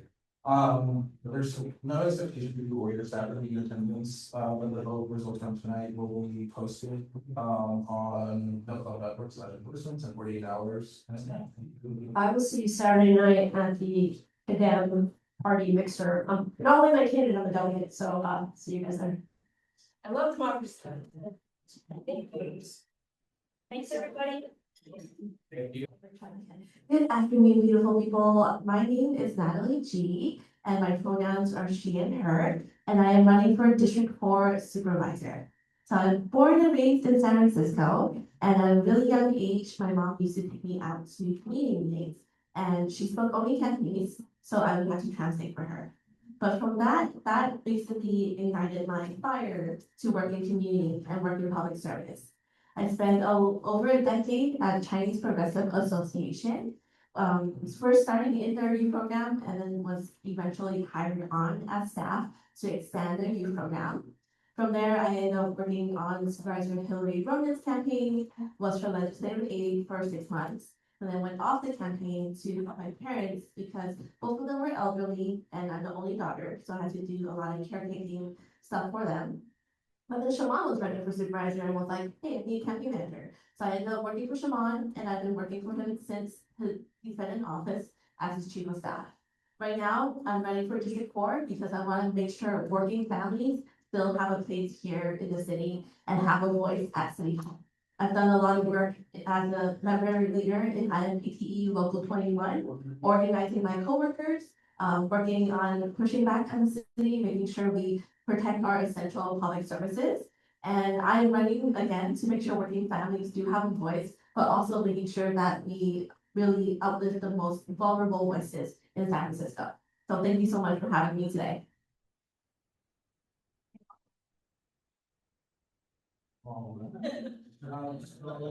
We'll go ahead and get into the question portion before I turn it over. I just wanted to ask a question. So in the questionnaire, I noticed there wasn't any response to your position on Proposition 6, which was the three strikes law. I just wanted to kind of give you an opportunity to expand, maybe give a little bit of nuance. But yeah.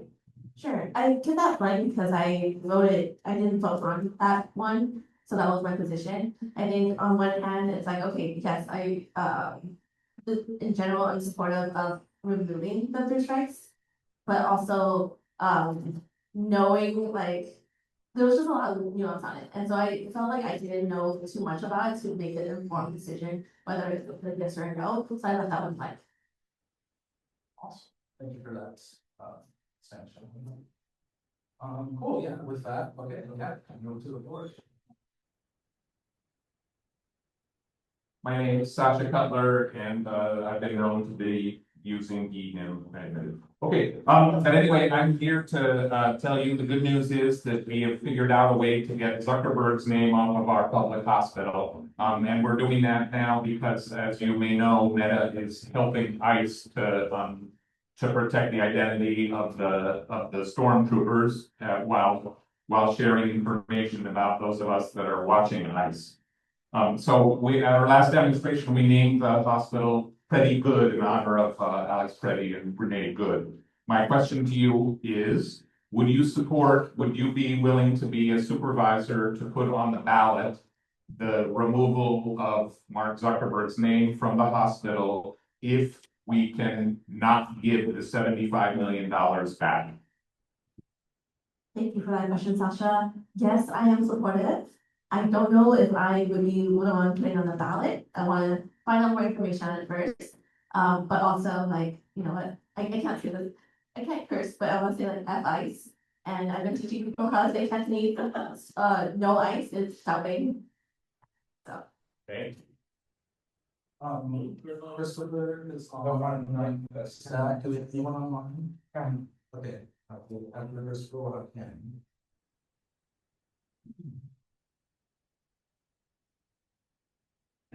Hi, my name is Christopher. So I want to ask you some direct questions about homes and stuff. You know, we at NOFA, we try to elect progressive candidates, but around kind of political stuff, those candidates often let us down. One of them basically was about the RV ban. Candidates that we endorsed voted for the RV ban. I wanted to ask you about that. What your vote on the RV ban would have been. And then there are attacks on Housing First, on part of housing. Would you 100% support Housing First in San Francisco? Thank you for that question, Christopher. So with the RV ban, through Supervisor Walton's office, we were pushing against it, knowing that there was so many issues, at least in the preview. I see it all the time as a legislative aide. RV ban doesn't actually work. What worked was when we actually pushed for a vehicle triage center, and we were able to get folks parked in that vehicle triage center, get their services, and then be able to be off the street. I think I would figure out a way to, me personally, I would support it. And then the second question, along with that, I feel like we need to figure out ways to bring the RVs together, whether it is a vehicle triage center model or something else. So that's something that I would want to look into. And the second question was about the homelessness. Was that specifically about housing? Housing first, Yeah. yes, yes. You would support. I would support, yes. Got it. Thank you. Awesome. And then with that, we'll go online to Henderson. Hi there. So I'm relatively new to San Francisco. Only been here a little over a year. And one of the things that I fell in love with the city before moving here was the architecture. Walking all across the city, seeing all the beautiful Victorian, Edwardian architecture. Would it be possible through zoning, because obviously tear downs and replacements are going to be inevitable, but would it be possible through zoning to require that new construction match the existing building stock in a neighborhood? So that way we don't have just these block style buildings that are sitting here dropped in the middle of these otherwise gorgeous neighborhoods. And you cut out a little bit, can you repeat that last part?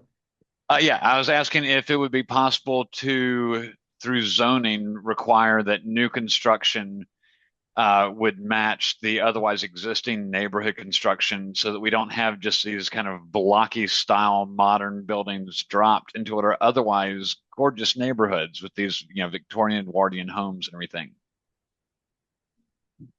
Thank you for that question. I like that idea. I don't know how to go about it, but off the hand, I feel like working with the Historic Preservation Commission and planning to come up with guidelines for that would be a great idea. So I would support that. Awesome. Do we have anyone else in the room or online question?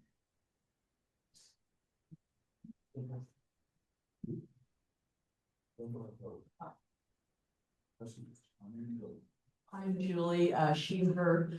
I'm wondering, now that it's passed, what you think can be done to mitigate some of the harm caused by the mayor's housing plan? Thank you for that question, Julie. I really wish we were able to expand the rent control protections that Supervisor Chan was putting forward. I know it got shot down at the board. And I don't know, with the current makeup, it's gonna be hard to try past that. But that's something that I would be supportive in expanding those protections for rent control, because rent control is basically the only affordable housing stock that we do have right now. And we should be able to protect it even while welcoming new housing. Any other questions in the room or online? No. Alrighty, I did have another question just in case. So for your early history, you noted that in 2016 you voted Brandee again. Just wanted to Yes, voted him for him because I was supporting UBI, basic universal basic income. So I voted for him for the primary, but I did vote for the Democrat, whoever it was. Hillary in 2016. That's so long, it's been like 10 years.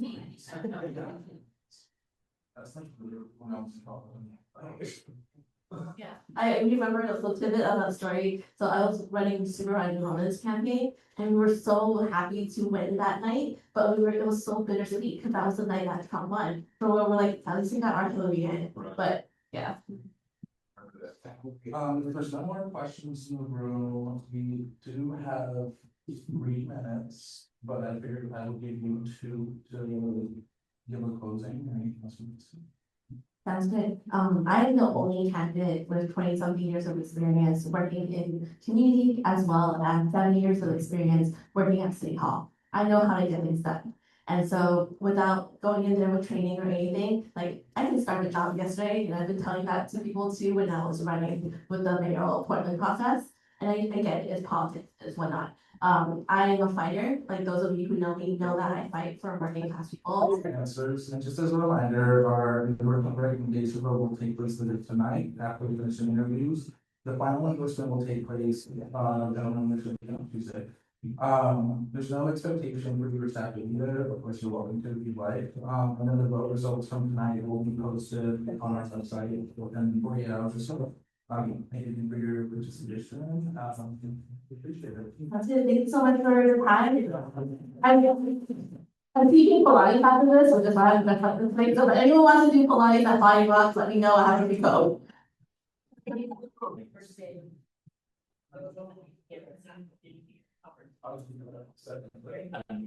And then also just speak like directly into the mic because people said that it cuts out a little bit. All right, so hello, my name is Marckmann. Today. I am outside.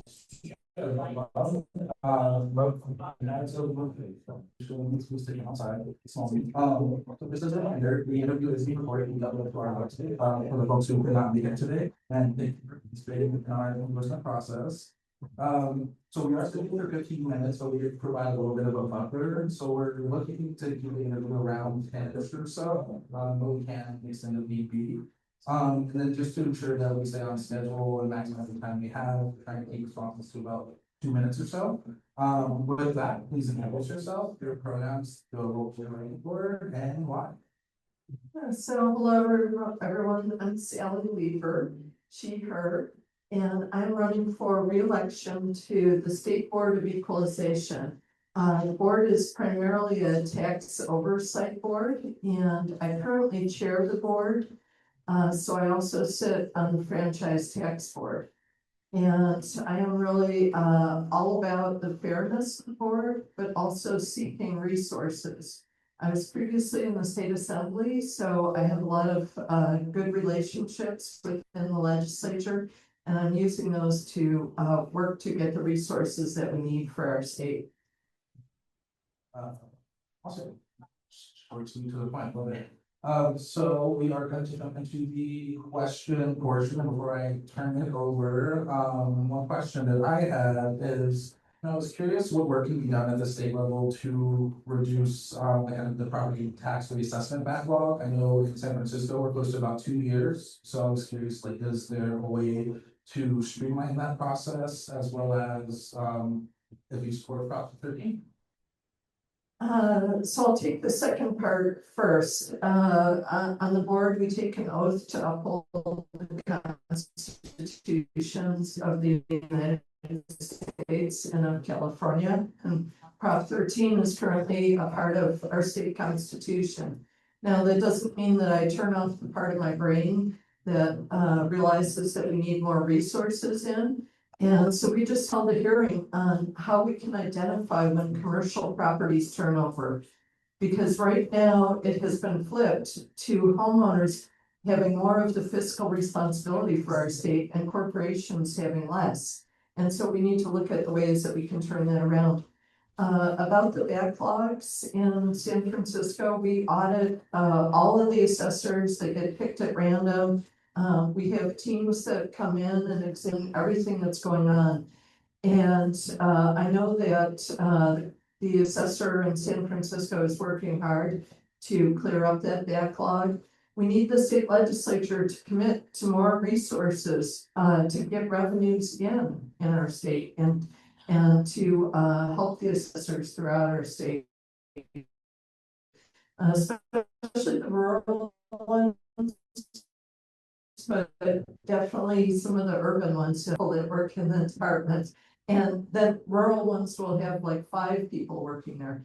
So we need to streamline tax laws. We need to have compassion for people.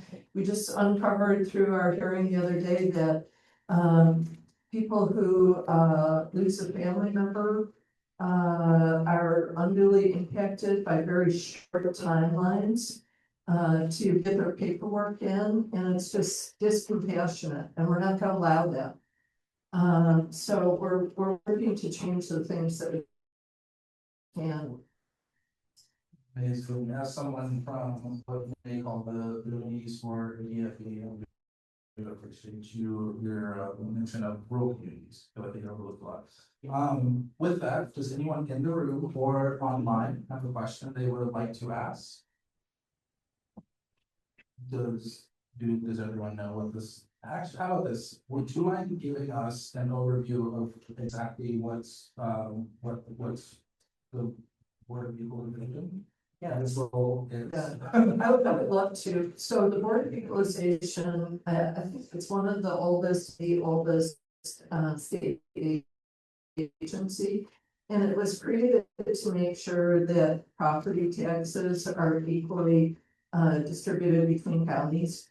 And so we oversee property taxes. We have folks who come into county assessors' offices and stay for up to 3 months at a time, going through everything meticulously.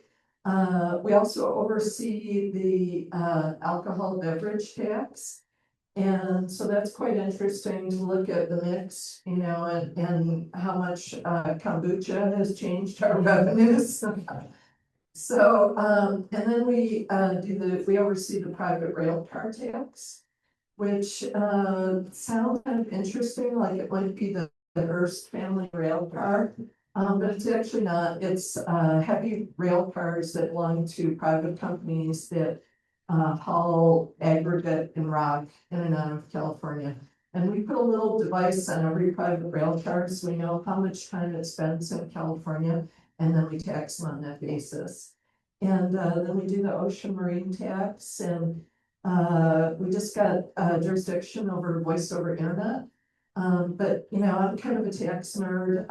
My husband says that I'm a very taxing woman, and I really am. I'm second generation. My father was an IRS estate and gift tax investigator.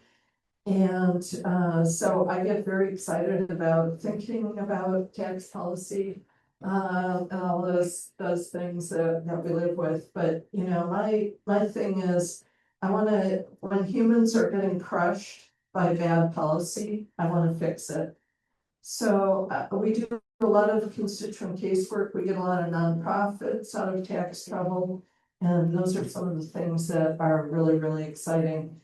And you wouldn't believe how many people there are that need help and they hide out from us because we're a tax agency. But when they come forward, we're basically okay. Now that we know what this position entails.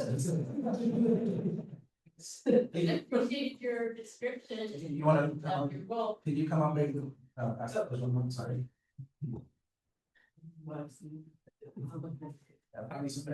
Great, thank you, Harvey Milk for hosting this, and for this question is relative to new taxes and the private rail cars and some of the things that you're working on. Since the robo cars are really here at the auspices of state policy, would it be possible, or has it been discussed, to create a statewide tax on the driverless taxi cars? Yeah, that's a super interesting idea. That's something that I'd love to explore. It would come under one of our other tax agencies, the CDTFA, the California Department of Tax and Fee Administration. But that doesn't mean that I can't raise the issue and look at it. And I think it really does merit looking at. I am supporting the billionaires tax, and I think we just have to do everything in our power to save ourselves, because if we've learned anything over this horrific past year and a half, it's that what we're going to preserve, we do it under our own power. And my competitor in this race, who was a conservative Republican, he's now a Democrat and is sending out mailers with Bernie Sanders' picture on them. I'm not lying about that, but you know, he's really critiqued me for being just a protester. I mean, she's out there protesting. And I'm like, who the hell are you if you're not out there protesting right now? And that's, you know, the way that we're going to save ourselves is by causing as much consternation and trouble among those who would discriminate against us and literally kill us. So we're gonna keep working it, but that's a great idea.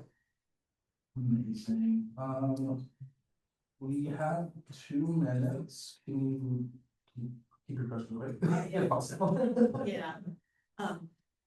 Yeah, I'm not familiar with this, but just a general question. Can you explain the role of debt in how do you approach that? And, you know, in the office that you're running for? Like, are we talking about like individuals debt or? Yeah, yeah, personal debt, student loan debt, all kinds of debt, because, yeah. Could you relate it maybe to how that impacts society and who's in probability of fascism? Yeah, absolutely. You know, debt is just one of those horrifying things that can really warp someone's life. And I talked about people not wanting to come forward to tax agency and they hide out and for as long as they can take the stress and it eats away at their life and they get stress-based diseases from it. And I think we need to really keep working on the issue of student loan debt, which is so corrosive, and medical debt. I would like to see our state buying down medical debt from these nonprofits that are these brokers that shop it on the market where they will sell you medical debt for literally like 2 cents on the dollar. And we should look at getting people out of that. I think we need to do a much better job at looking at small businesses that fail and getting them out of tax trouble. We're working on a constituent case right now for a young man who was incarcerated. He opened an LLC. Do I have 2 minutes to close? Can you do it in a minute? I can do it in a minute. So he opened an LLC, he's never taken in any money on it, but he owes the FTD $800 a year for the 5 years that he's had it. You know, we need to look at cases like that. When we look at enforcement, let's go after the big fish and not the smallest fish with the biggest hopes. So in closing, I just want to say a million thank yous to the Milk Club. When I ran 3 years ago, getting the Milk Club's endorsement totally turned around the courage that I felt and just was a pivotal point in winning this office. And it's so important to have compassionate people in government, no matter where they're situated, even if they're in the tax agency. If they give a damn, if they cry about their constituents, if they feel the pain of the average person, then I want them in office. So I am so honored to have you guys consider me. I've got some handouts that I can give you, and thank you so much. A million thank yous, Snow Club. Two recommendations will take place there night after we finish interviews, with the final endorsement vote will take place next Tuesday on the 17th. There's no expectation for you or staff to be in attendance, so you know, they can, no worries, if you can, it's great. Vote results for tonight will be available on our website. And yeah, thank you again for coming. Yeah, you never know where the tax lady is gonna be.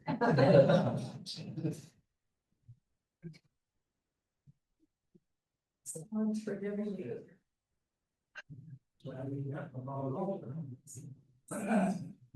Hello, everyone. My name is Brandee, and I am the PAC officer for the Milk Club. Just a reminder, the interview is being recorded and will post on our website for any of our members who are unable to attend. I just want to thank you for participating. And deeply appreciate you taking the time to submit the questionnaire. We have 15 minutes scheduled for this interview. However, we're kind of beginning to cut it around the end, offer a little bit more longer. So when it comes to responses, try to keep it to around 2 minutes if you can. And then, yeah, with that, please introduce yourself, your pronouns, and you're running for why. Okay, well, thank you. I'm so glad to be here at the club here. My name is Chow. Sorry. I'm not quite used to the pronouns. Forgive me, but yeah, I'm a native of San Francisco, born in Chinatown. moved out to the Sunset. I've lived out in the Sunset almost 50 years now. Went to ABG Junior High, went to Lincoln High School, City College, and Cal. Cal got my degree in architecture. My family has owned a hardware store on Terrebell Street for 43 years, and I'm the second generation, so I'm the owner now. That's called Great Wall Hardware. I've been working in community service, in my neighborhood as president of the Marches Association on Terrebell Street. I've been there 18 years and then 15 as president. So I've done lots of community service in and around Sunset District. Worked with a lot of elected officials and agency heads. And so for me, I came out because we had a recall of Joe Gardio, and people started asking, well, if not in Gardio, then who? And I seem to be the person that really checks all the boxes. I'm a native, I've lived there for 50 years, I've got a small business. I'm the only small business running for small business owner running for supervisor. I think clearly small businesses are the bread, butter, and soul and makeup of San Francisco. Not Target, not Macy's, not Walgreens. Really, small businesses give the flavor and the culture of San Francisco. And I think we desperately need that perspective. And under time, that's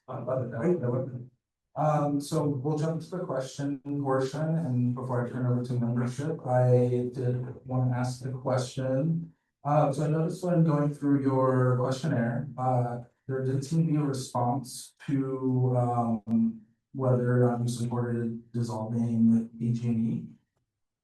And I wanted to give you like an opportunity to expand on that, to dissolve the PG&E. There wasn't a response for that one, so I wanted to give you a chance to like expand on it, provide any like nuance that you may be considering and so on. Okay, for dissolving PG&E, I'm a hardware guy. Okay, so I know there are cities in California that have relatively new networks, but San Francisco has a 100-year-old infrastructure for PG&E. My main concern about doing that is you buy PG&E, you buy the network, you buy the transmission lines. It's like buying an old car. You know what's under the hood. And why I say so is because right now, let's just say about the blackout we just had during the holidays. We could call PG&E and say, hey, this really messed up. 130,000 people have no power. And they run in the full force to the state. I mean, the power they have running the entire region of PG&E's Northern California, all the resources down to San Francisco and fix the problem. And they don't charge us for that, they can do that. If we were on our own, disconnected from it, if we had to do that, we would not have those resources. We wouldn't have that manpower. We wouldn't have the equipment. And they would charge us full retail to bring them all that stuff to put us down online. And then after they're gone, they're just gonna leave us with the bill. So I'm not saying it's impossible, but right now, I don't think it's the wisest thing to do. Just because, again, you're not sure what you're buying. And what I think we're buying right now is, a very old system. And don't forget, we're gonna switch everything from gas to electric in the coming years. So you've got already your cars charging in your garages. You're gonna have electric dryers, electric stoves, heat pumps, and what other technology that might come down the road. Our grid is already not set up. So are we gonna pay for all that infrastructure and upgrade? That's gonna cost a lot. Do we wanna pay for it? Or do we wanna disseminate that cost across PG&E's other ratepayers? And at the same time, if we do that, we're just not sure what the burdens are for us. What is our bond debt that we can handle, pay for that time system? So, sorry, that's my answer. Thank you for your response. We'll go with Dennis and you. Actually, Dennis, you asked a lot of questions. You have a question?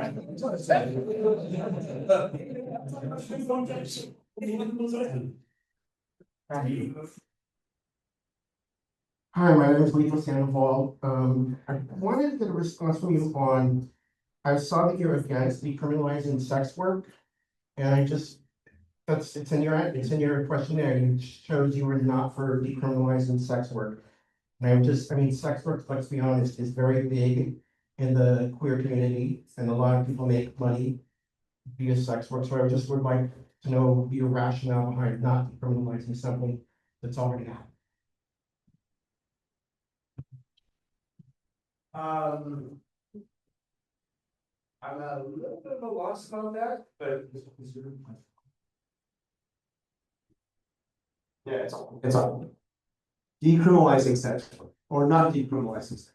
My understanding is the question is, do you support decriminalizing sex work? And you answered no. Do I not just support decriminalizing sex work? Right now, I would have to look at it a little bit more. I think I answered no to that quickly just because I wasn't sure where that would. Right now, I see victims, you know. Yeah, I don't think that it's a, you know, like something that is a very legitimate business in that it could hurt people. And so I hear a lot about people being exploited, and that's what I mainly am concerned about. Let's see, and then we have this in the room, and then Cannon will respond on your next. So I don't know if you know how our survey is formatted, but the yes, no questions are pretty much to get us on par with our core values. And you answered a lot, left a lot of these blank. So did you mean to not answer them, or did you just, I'm just curious why some of them were left blank. And then the follow-up to that, I have a few questions that I want to hear your answer on. Is there a specific? Oh yeah, there are. I'm just asking first why they're blank. I did not have an opinion one way or another. I just had a question. You know, have my own in my own heart. You have no opinion on those answers. Okay. I'll ask specifically. I have two in specifics then. Qualified immunity for police officers and reparation for Black people. So just curious, you left those blank, which I'm just curious why, and if you want to answer them now that we have a chance to talk about it. Reparations for Black people. I'm still really not sure. I mean, I'm just be honest with you. I haven't really thought that much about that particular issue. I know that in our history, our troubled history, Black people have not been able to punch through a lot of ceilings because I do feel like they're being held down. I see it. My son goes to a public school that's over at Stargate, and there's, you know, I have Black kids in that school, and I see that their families are not progressing the way some other families are. I've seen it in, you know, people that just in my everyday experiences. But as far as reparations, I'm just being honest with you. I don't know where I would quite stand on that. You know, and it's maybe something like, it's not so simple in black and white to say, here's a lot of money and the United States says, I'm sorry. Or is it some other way that it's compensated to them? And I'm not wholly against it. I just want to know, like, what the conditions of that would be. You know, is it just to give you a pot of money, or is it to do it through helping you, trying to find ways to socially assist those families and float all boats to have them get the opportunities that they deserve, just like everybody else. If that's the case, I'm really for it.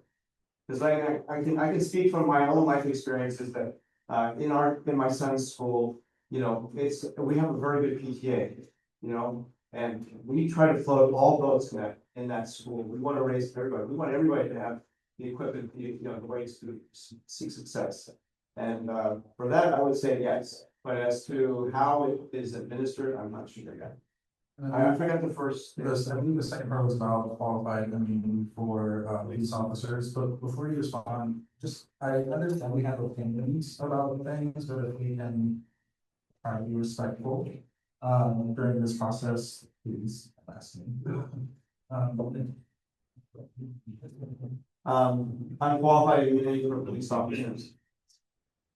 I do believe that we need a fully staffed police department. Now, as far as police officers themselves, they do expose themselves to a lot of events and second decisions every day in their line of work. And they put themselves in great jeopardy every day, and I do respect that very much.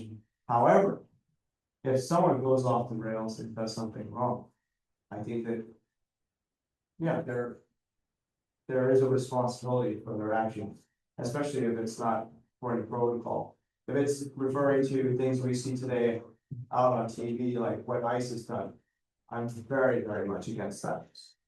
You know, I want to protect ourselves from ICE. I want to protect our sanctuary city. I see so many different types of people here, myself included. And I really cherish that about our city. It allows everybody to succeed here, and it allows everybody to live here, no matter how you see yourself, how you identify yourself, and who you feel you are in your heart. We accept you. And that to me is very important. And now as far as like police officers, if they do something wrong, yeah, they're not above the law, in my opinion. So yes. All right, we have Cannon online, and Cannon, I'm gonna ask you to keep your question to 30 seconds, and if you could try to respond as quickly as possible. Yeah, And then so the city is known for its beautiful architecture, the Victorian Edwardian homes. It's one of the things that helped me fall in love with it when before I moved here a little over a year ago. We know tear downs are inevitable. New builds are going to replace them. Is it possible through zoning to require replacement development to look like the existing neighborhoods and not these modern block style buildings? Boy, you're really speaking to my architecture degree now. I studied Victorians. I studied San Francisco State, Italian, Edwardian, and the Queen Anne's. These are the iconic buildings of our city. Our neighborhood, our city is one of the few cities that we can draw a few pen strokes. I just drew the Golden Gate Bridge with like 6 pen strokes right there. There's only a few cities you can do that. San Francisco is one of them. I would definitely preserve our historic architecture. I would definitely want to landmark those buildings that we view as historical and essential to our city. Because, you know, without that, and we become glass and steel like everybody else, what's left? The human scale of those buildings, the human scale of streets like Valencia and Mission is what's important. So yes, I would definitely preserve that. I would definitely advocate for that. That wasn't my question was for new builds. Is there a way to zone so that new builds would be required to maintain that look? I would definitely advocate for things that you have to have things that sit in the landscape that blend and fall with the landscape and the built environment that already exists there today. So yes, having bay windows, having those certain features that are, you know, reminiscent or at least somewhat replicant of those buildings that are already in those classic historic neighborhoods. Yes, I would. But also in addition, I do want to preserve the unique buildings that they have now, because I'll tell you today, if they were trying to build a Queen Anne, it's almost impossible. For that response, Jeffrey, I know you have a question. Can you, we have another candidate that is waiting to be let in, so if you would like to submit that question to someone in the room, and then we can send it over and take the response for you, that is what we're gonna have to go with. I apologize.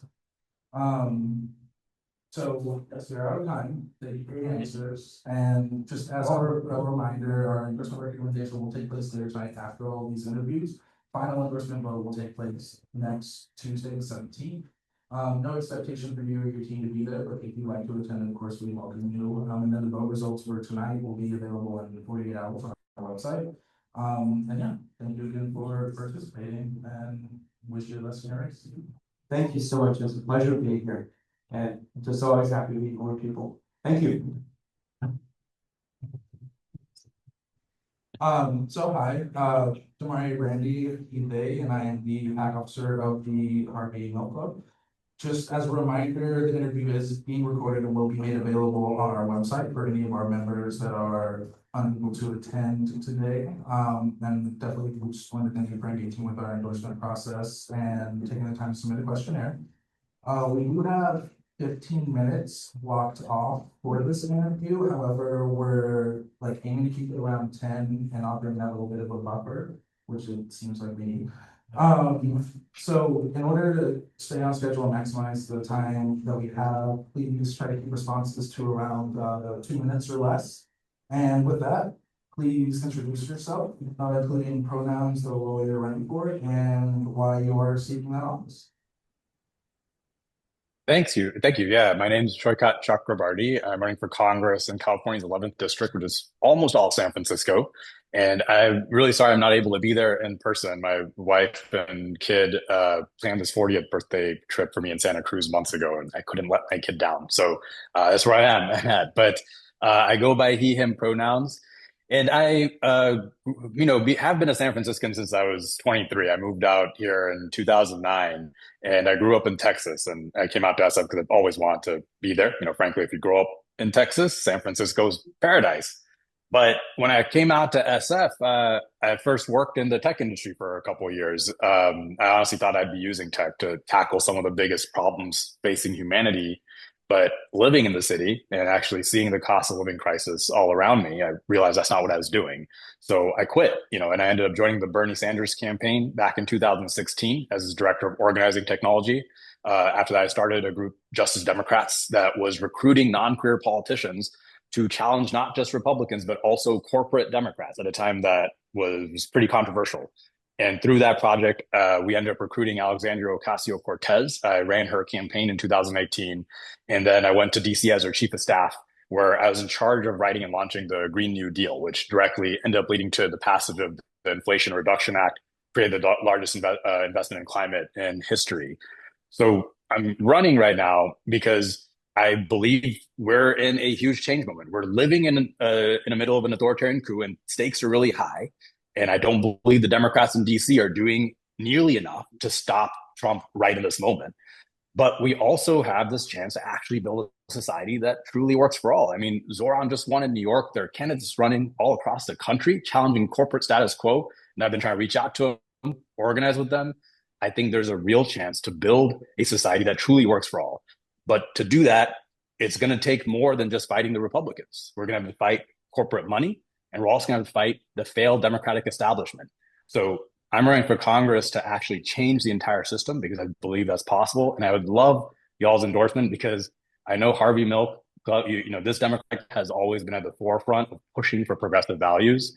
And that's what we need to do, not just locally, but at a national stage. So I'd love to have y'all with me as allies. Awesome, thank you so much. I will jump into the question portion before I give it over to membership. I just had one question. When looking through your questionnaire, I believe you noted that you had listed that you do not support consent and removal of unhoused individuals from encampments. So I wanted to offer you an opportunity to expand on that, as well as if you support or don't support conservatorship, and yes, what do you have any conditions that you attach to that? Yeah, thank you for the question. So I am not a supporter of blanket homeless sweeps being our approach to tackling the homelessness crisis in San Francisco.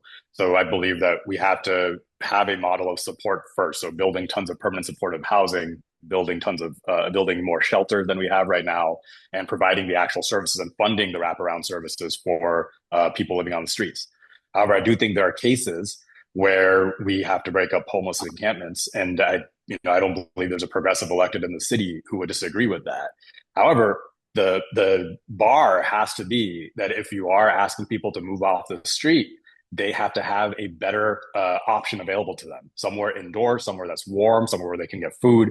And if we just step back and think about it, that's a really low bar, right? Like we're basically saying that we need to have a place for homeless people to be able to stay that's better than being on the street. I believe it's a huge indictment of our society if we can't do that, if we fail to do that. And then on your question on conservatorship, I believe that, if someone is at risk of harming themselves or harming others, then conservatorship should be an option there. However, that we have to really hold to that metric. And I know that in a lot of our past history, especially in the LGBTQ community, this has been abused. And so it's really critical that we actually hold our system accountable. I think the public defender's office is going to be is the office to do this. And, I'm proud to have the support of Matt Gonzalez, the deputy public defender. But I think if someone's actually suffering from psychosis, it's not compassionate to let them potentially harm themselves or others. When if they can get stabilized, they'd be making different decisions. Awesome, thank you for your expansion on those points. And then, yeah, we'll turn it over to members. I have, Tab, Buckner, first.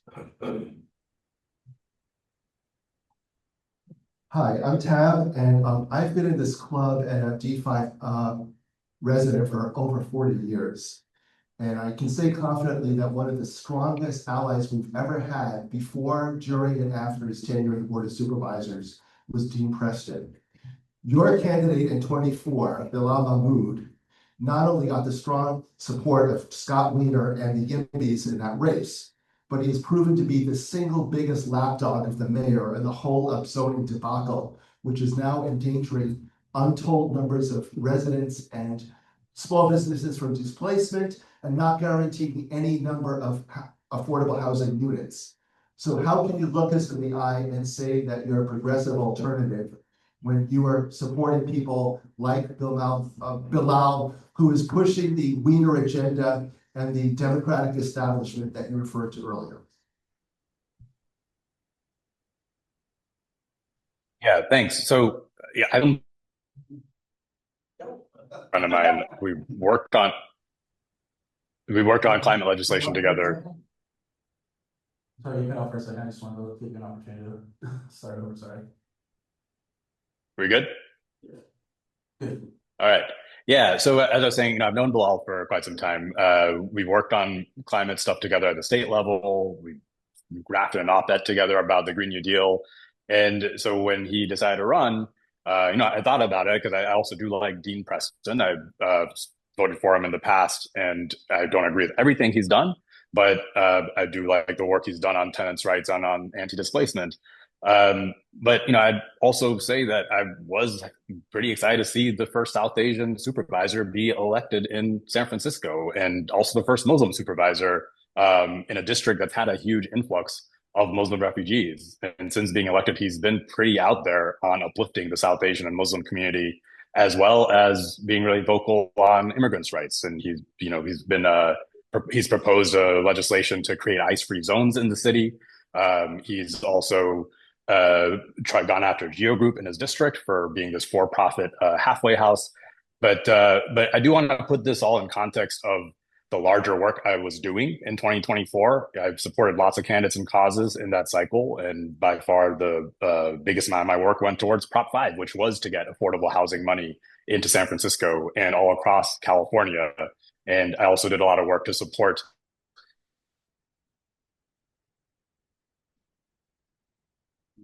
candidates nationally who are under attack, Malbum and Summerlee. So I understand that, when I support a lot of candidates and causes, they may not all line up, but yeah, that's why I supported Bilal. Looks like we have a pretty extensive stack, so I'm going to ask folks to keep your question. Oh, yes, and we have online. So keep your question about 30 seconds, and then Saikat, if you could to like a minute, ideally 30 seconds, but Maxine Dugan, currently working prostitute of 30+ years. Pretty much plan on working as a prostitute for another 30+ more. Thank you for supporting decriminalization on your questionnaire. My question for you is, as Congressperson, will you repeal the Fight Online Sex Trafficking Act that resulted in kicking a bunch of us off the internet? Yes. I support repealing that. I believe sex work should be decriminalized, and basically attempts to try to deplatform and criminalize the work that you do shoves it into shadows. And when I was working in AOC's office, we did meet with the local advocates for decriminalizing sex work pretty regularly, and we did some work to try to push that agenda, and I hope to do the same with you in Congress. So I'm gonna make an executive decision right now. I'm gonna go online first, and then I'm gonna start with Jeffrey because you didn't get to ask your question in the previous round. Hi, Saikat. My name is Jeffrey Hide. I just want to ask, so you don't really have a record of directly serving San Franciscans even after living here for a while the other candidates have. So I just want to know, like, why should we endorse you over the other candidates that, even folks in the Harvey Milk Club have had either a previous relationship with or a working record with? Yeah, it's a great question. So in San Francisco, a lot of my work has not been political. It's been on the nonprofit side. So I have worked for a while with the SF Marin Food Bank, with Housing Accelerator Fund, NPH. A lot of it's been in the housing insecurity and food insecurity space. But you're right that most of my political work has been at the federal level, and I've been doing that for about 10 years. And that's frankly why I'm running for Congress. I have a very clear idea of what needs to happen there to change the system. And I've worked on the policy side and the political side. And, right now, I believe we're in a moment where we need a movement of candidates who will completely change the system, primary and replace a whole bunch of Democratic establishment. So I'm saying that that's my theory of change. If we need tons of people to go in there and essentially do the political revolution, and I'm the only candidate in this race willing to do that, I don't think this is a time for someone to go to DC to build a long political career, because the stakes are really high. I mean, how much worse does it need to get?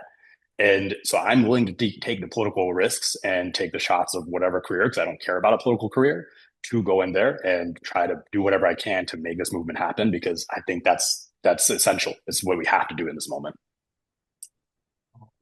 So after the last question, I'm going to go to Julia. Julie, sorry, apologies. And then Ken, if you want to submit your question to one of us, we can get over to the campaign and so you can get a response. Julie Pitta, she, her. I've noticed that Congresswoman Ocasio-Cortez figures in a lot of your literature. My understanding is that the two of you parted ways when she fired you over financial improprieties. Could you address that? Yeah, so that's not true that she fired me over financial improprieties. That's misinformation. So to put it in context, you will see that there's an FEC suit that was filed against her and me, and Justice Democrats. Anybody can file an FEC complaint. So there are far-right groups. The Reagan Coolidge Association filed an FEC complaint. And of course, that always gets news, but no one ever does the follow-up news, which is 2 years later got thrown out because we did everything completely according to books. We asked the lawyers before we did anything. And so, of course, it got thrown out, right? But AOC and I left on good terms. When I first joined her office, the plan was for me to stay there for about a year, help her launch the Green New Deal, set up her office and her operations, and then go back on the outside to help build the movement, both the policy stuff and to recruit candidates. Basically, when I started working with her, I learned my wife was pregnant and we were expecting a kid at the end of July. So in April of 2019, I sat down with Alexandria and we talked through our transition plan. I trained up my legislative director to take over for me as chief of staff by the end of August. And we parted on good terms. But we still have a relationship. She figures in my literature because that's the work that I've done, and that's what I'm proud to talk about, is the work I did in Congress. And frankly, I'm the only person in this race who has experience in Congress turning big ideas into real legislation. So that's what I'm campaigning on as well. Perfect. So we are, of course, over time. Thank you very much for your answers.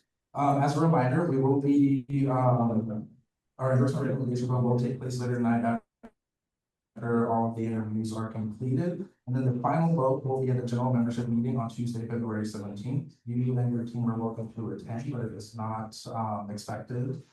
And then the vote results for tonight will be available on our website in 48 hours. And lastly, we just want to thank you again for participating in our endorsement process. We all appreciate it and wish you the best in your race. Thank you.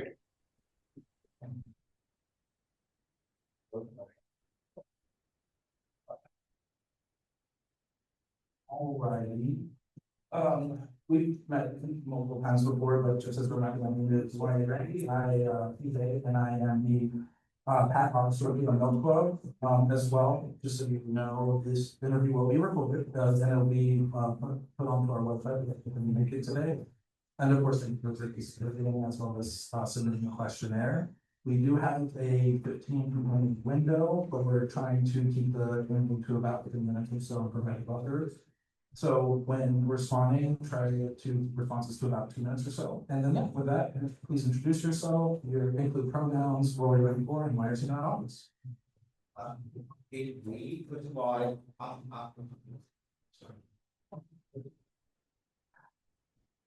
I'm David Lee. I want to first thank all of you for endorsing me in my 2024 race for assembly. It was courageous of you to back me. I ran a very tough campaign against a very well-funded opponent in which over $100,000 of opposition money was spent against me by the real estate industry. But thank you for your support. We got 40% of the vote. Very proud of all that hard work fighting. I am an educator. I teach at Wayne College in San Francisco State. I'm registered voter through the Chinese American Voters Education Committee. And I was at the San Francisco Recreation and Park Commission for almost 7 years, where I worked and built playgrounds and parks in the Sunset District. And I'm running for D4 Sunset Supervisor. And we're gonna spare about this. So we will jump into the question portion, and before I turn it over to the floor, my question was, in relation to your questionnaire responses, there any responses related to your support and advocacy for LGBTQ plus and the HIV and AIDS positive community were rather scant. The only things really mentioned were that you would vote yes for funding, that you registered LGBTQ plus individuals, and there was no response to codifying relationship structures as protected class. So I just wanted to give you an opportunity to expand there. That was it should have been a yes. Oh, okay. There were some issues with our questionnaire. Okay, so I just wanted to know if you could kind of give a little bit more detail into what work support advocacy you've done in relation to the LGBTQ plus. At Laney College, I was one of the faculty supporters and co-founders of our first Lavender Center for students on our campus, which was a long time in coming. And I supported our LGBTQ students at Laney College very strongly, especially those with who are immigrants and who were under fear of ICE, and worked with them also to create the Undocumented Center, the first ever that we had at Laney College in Oakland. So I played many roles in trying to support our students. In fact, I was one of the faculty supporters of our very first Lavender graduation, which took place at the Bistro. And I have a long history supporting my students, mentoring my students, and supporting the community, in addition to registering people to vote. And on issues, I would certainly work closely with the members here at the club, including Paul Melville, who's a longtime friend and supporter, and others on issues. So I'm brought up to speed and aware of the issues that we'll be voting on. Nice, and thank you for expanding there, and apologies for the issues you have with the questionnaire. So with that, I would like to turn it over to the floor or online for questions. We have Cannon online.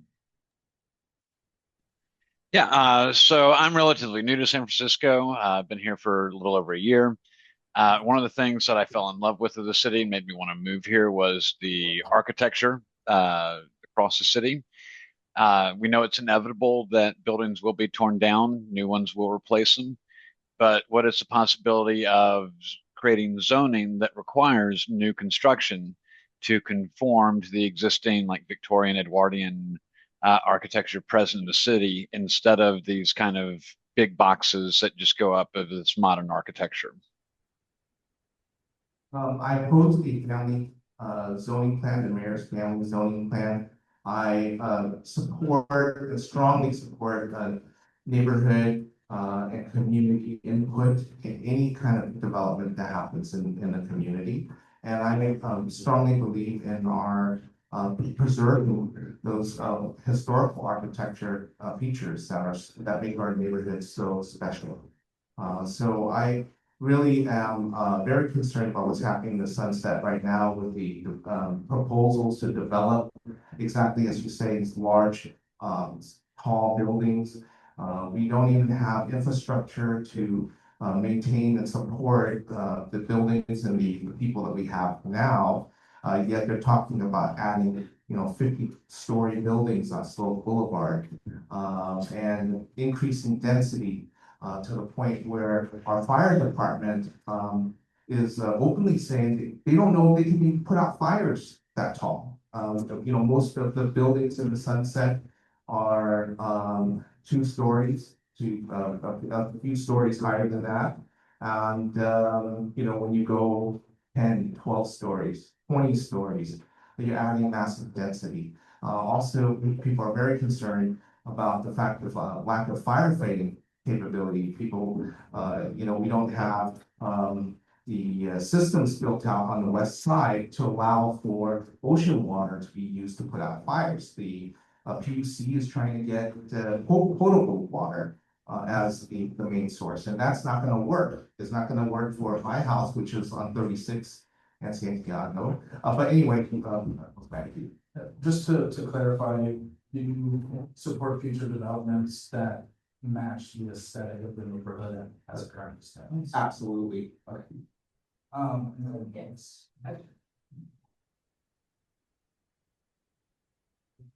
Thank you. Mr. Lee, that was kind of along your last statements, a little bit along my question I had is that we have this bond coming up, the emergency, I'm just gonna get it right, the emergency safety earthquake response bond. And it sounds like the solution, right? But there's a couple issues with that bond, and I'll just quickly just say that there's no equity because of the 11 districts that are lacking emergency water firefighting system capacity. It addresses only the west side supposedly.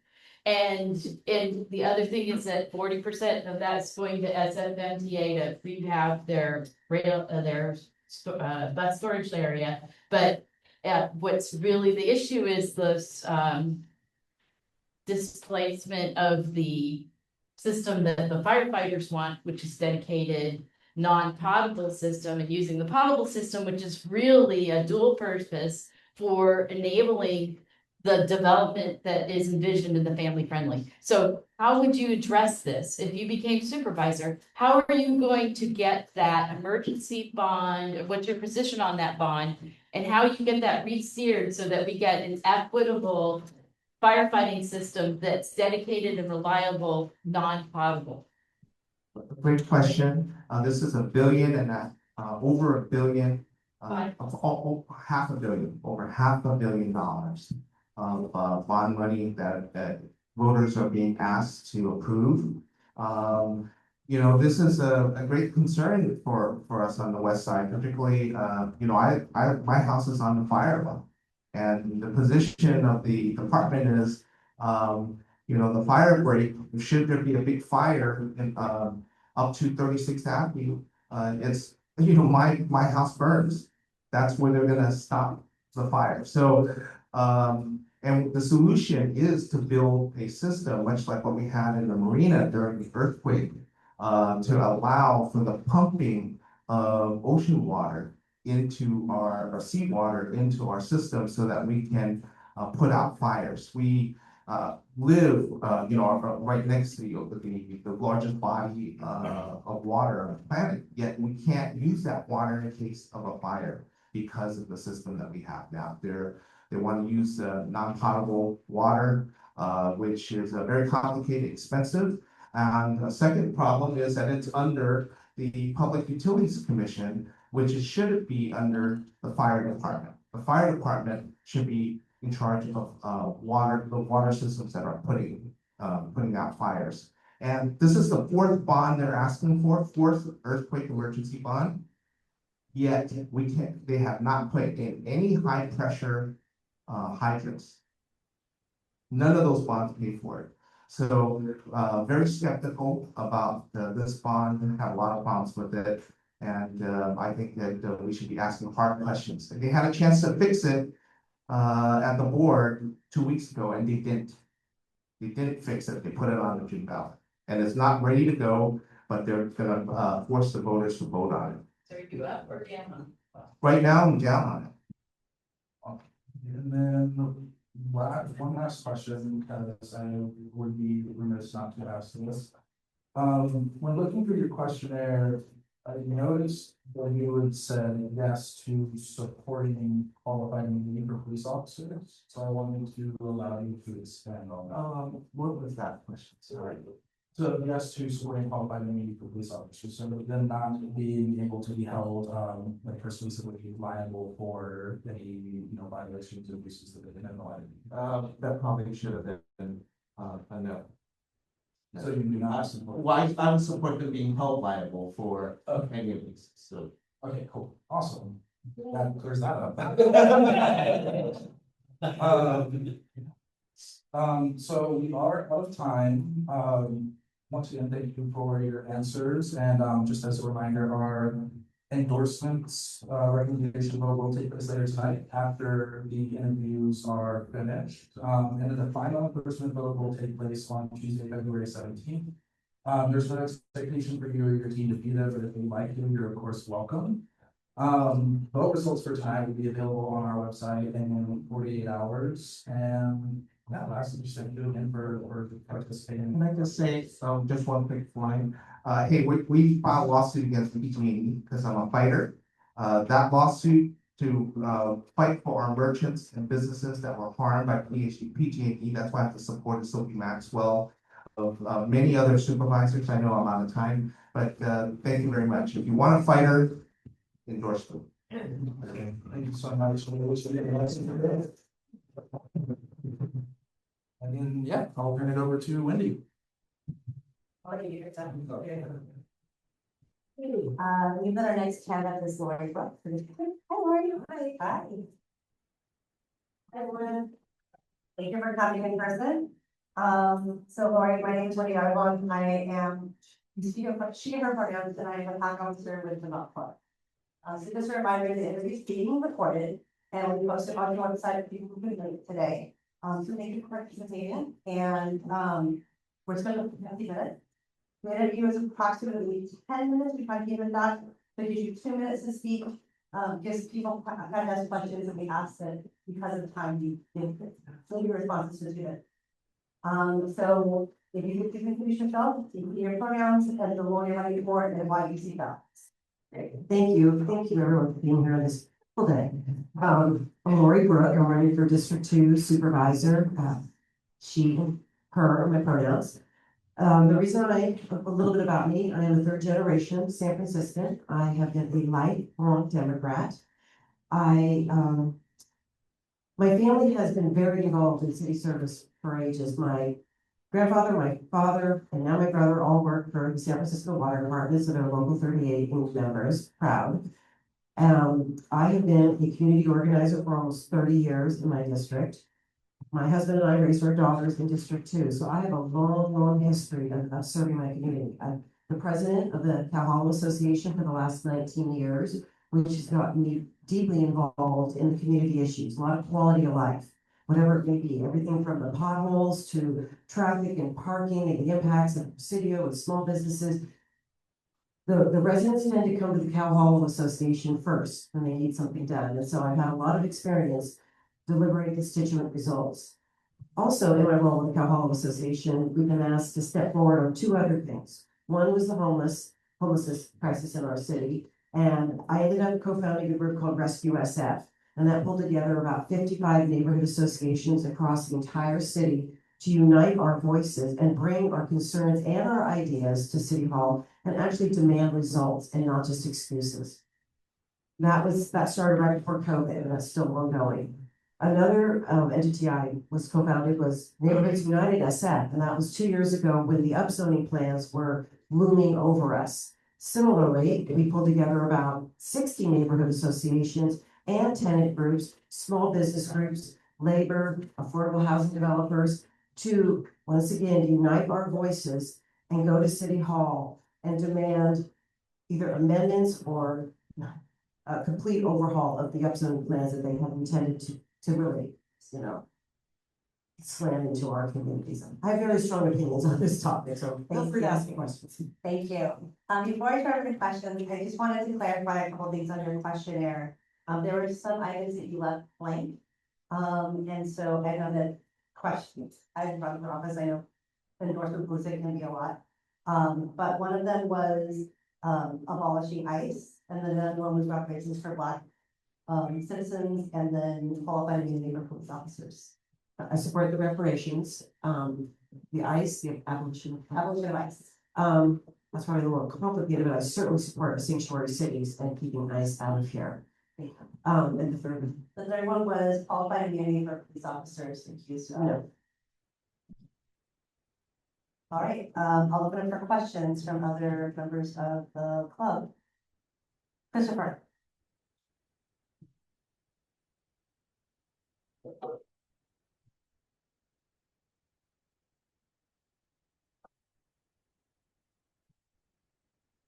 Sorry. Hi, I'm Christopher. Yeah, you know, I'm like a formerly homeless person.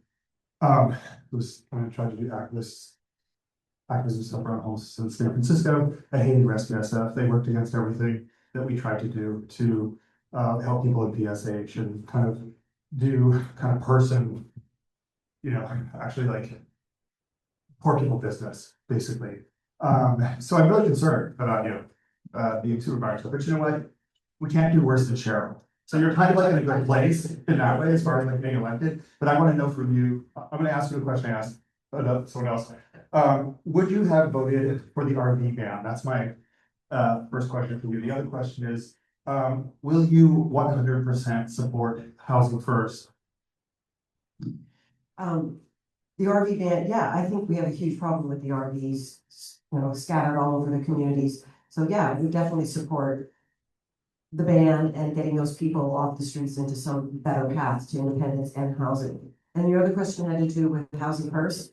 Yeah. Okay, so the thoughts we had on this was, you know, at the time when we built Rescue SF, we not only talked to City Hall and department heads, spent a lot of time with the service providers to understand what they were doing, and in my opinion, they're doing God's work. They do not get paid enough for the level of work that is expected of them, and most of them driving for places like Tracy. So I do feel like I had a decent understanding of what the community was looking for. We also spent time talking to some of the homeless people themselves. And one of the things we were pushing for was, well, a few things. One, we need more shelter. If you're gonna have people, you need to get them off the streets, you need to get them into, you know, off them into something protected. But we understand that that is not where people are gonna recover. It's oftentimes not where they want to stay. The area that we thought was really important was to grow the amount of interim shelter. So somebody can come off the street, get into an environment where they have some privacy and dignity and wraparound services to support them. We're really short on time. So Clarification, the question was, do you support housing first? Yeah, well, I support housing. Now, when you say first, I know that's policy. Pardon me? That's policy. Right. Can we be, I know that we want questions answered, but let's try to be like respectful as possible. Thank you. So I think to get people off the streets and onto a path to independence, housing is absolutely necessary. What I was expressing was that for some people to go right in the streets to permanent supportive housing might be too fast and too much. That for some people, the need might be an interim environment, which is there is not sufficient interim housing that can get people stabilized before they go into permanent supportive housing. So I think what I've learned is that every homeless person has a unique path and a unique situation. And as a city, we need to have a variety of ways that we can deliver services. And for some people, it is housing first. For others, it's interim. For others, it is just getting to the shelter for a night and then maybe they can get back on their path wherever they're heading. So I hope I answered that question. And then we have another question from Cannon online. Yeah, and I've been asking pretty much all the supervisor candidates this, but I'm fairly new here to San Francisco. One of the aspects that I fell in love with before moving to the city was the architecture across the city. And obviously buildings getting torn down and getting replaced is inevitable. It will happen. But is there a path forward with zoning to require that infill development to mirror the existing neighborhoods to where it's like Victorian, Edwardian, something along those lines, as opposed to these modern big box buildings that are going up all over the city?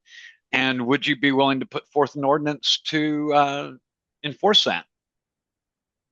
Absolutely. That has been the fight of my last day and night for the last 2 years. I think the upzoning plan that has been put forth for our city is reckless. It's permanent. Has a lot of unintended consequences, and it will not deliver the affordability it's supposed to be about. When you upzone a corridor of housing from 4 stories to 6, 8, 10, 12, you have now increased the value of all those properties, which makes it even harder to build any kind of affordability on those lots. That is not a plan. It's just a map. There is no plan to really build affordability. They're trying to do it on the backs of for-profit developers, which then only generates speculation, demolitions, and displacements. And I fought hard in the last 2 years to protect tenant rights and also the rights of the small businesses that are at the ground floor. And my opponent has said, oh, there won't be demolitions. There is no way to build something unless you tear down what is there. So the whole upzoning plan encourages the speculation that will drive the displacement and the demolition. So I definitely am opposed to this plan. In regards to, can we build something similar to what we have? That would be ideal. There is nothing in the upzoning plan that forces that. This plan is a way to generate the most profits to the bottom line of the developers, and it has very, very little to do with the community's interests and concerns. And of course, it will not deliver the affordability that we need. Thank you. Stephen?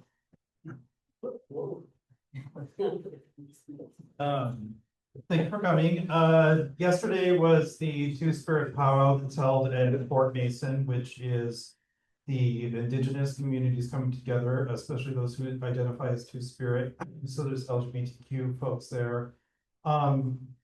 Can you speak to how things like the family zoning plan, specifically the Marina Safeway development, stands to impact vulnerable communities like the American Indian Cultural District, which is actually includes the Fort Mason area, as well as LGBTQ communities who are vulnerable in terms of socioeconomic.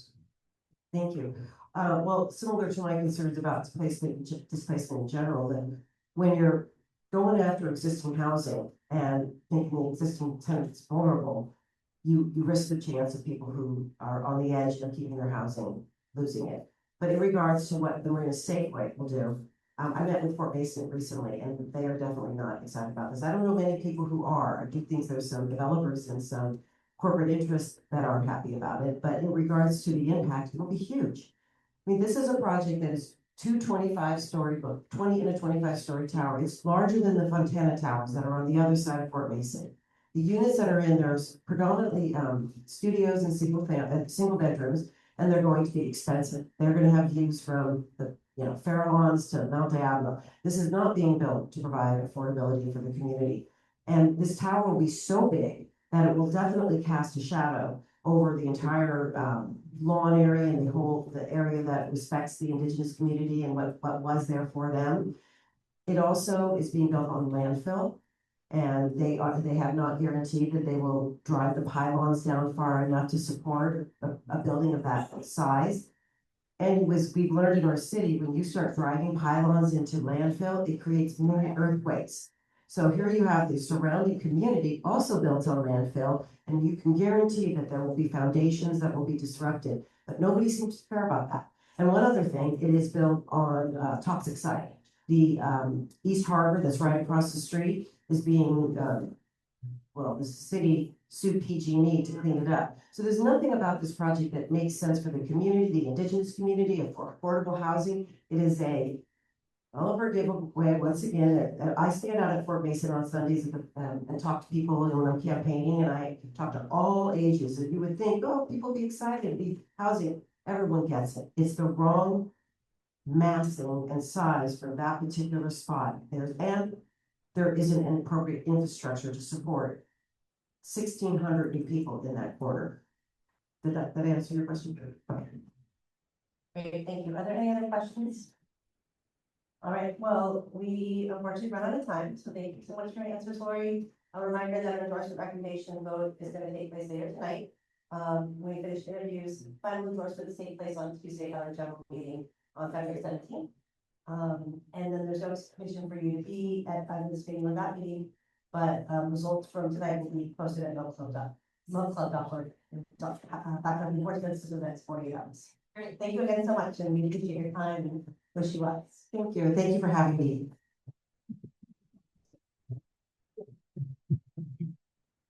All right, so I just want to remind people again, I know that we're very passionate about issues, but we want to be respectful of everybody's time. There's a lot of folks here. There's a lot of people online who want to ask questions, so be respectful of candidates, be respectful of people's time. And with that, so we have the next candidate. All right, so hi Antonia, my name is Wendy Aragón. I am PAC Mr. Love Club. I use she, her pronouns. Just a reminder, this interview is being recorded and will be posted to our website for those who could not make it today. Thank you for participating in our endorsement process. And we appreciate you being here. We're scheduled for 15 minutes. And this interview should probably last about 10 just to ensure that we stay on schedule and maximize your time. But when people ask questions, we ask that you deliver your answers to no more than 2 minutes. So would you please introduce yourself, including your pronouns and the role that you're running for and why you seek that office. Tell me when. Well, first of all, thank you for having me, everyone. And some of you know, I grew up in the civil rights movement at 15 years old. I started the Black Student Union and United Mexican American Student. I led the walkouts. I've been involved with immigrant rights my entire life. I was a labor leader for 15 years prior to getting elected. I was steward, chief steward, and president of the American Federation of Government Employees, representing employees at the U.S. Equal Employment Opportunity Commission. I was president of the ACLU, where we took on LGBTQ rights. I was chair when I got elected. I was majority whip, majority leader, and speaker. I was chair of the budget committee on the AIDS formulary and took on Pete Wilson successfully to increase that formulary. I'm the author of AB 1001, the anti-discrimination against the LGBTQ community in employment and housing. With Sheila Kuehl and then later Carol Migden, I started the LGBT, what we called it at the time, the Gay Caucus. I co-authored the Dignity for All Students bill, which was Sheila Kuehl's anti-discrimination bill in schools, Migden's domestic partnership bill, and the adoption bill. All of the progressive legislation that came out in the 90s came out under my speakership those 2 years. As you know, I led the fight for mayors for equality and got mayors from around the country. When they named me the chair of the 2012 convention, I said that I believed in marriage and that it should be in the platform. And a month later, Obama did the same. I married the 2 plaintiffs because in my office, we put together with Rob Reiner, Chad Griffin, Jeremy Bernard, the fight to overturn Prop 8. And I see my 2 minutes are up. I had to put that record, it's so long, I could have gone 10 minutes. Wow. Yeah, no, it's hard to do it. It feels like easy, but it's not. We noticed you didn't submit a questionnaire.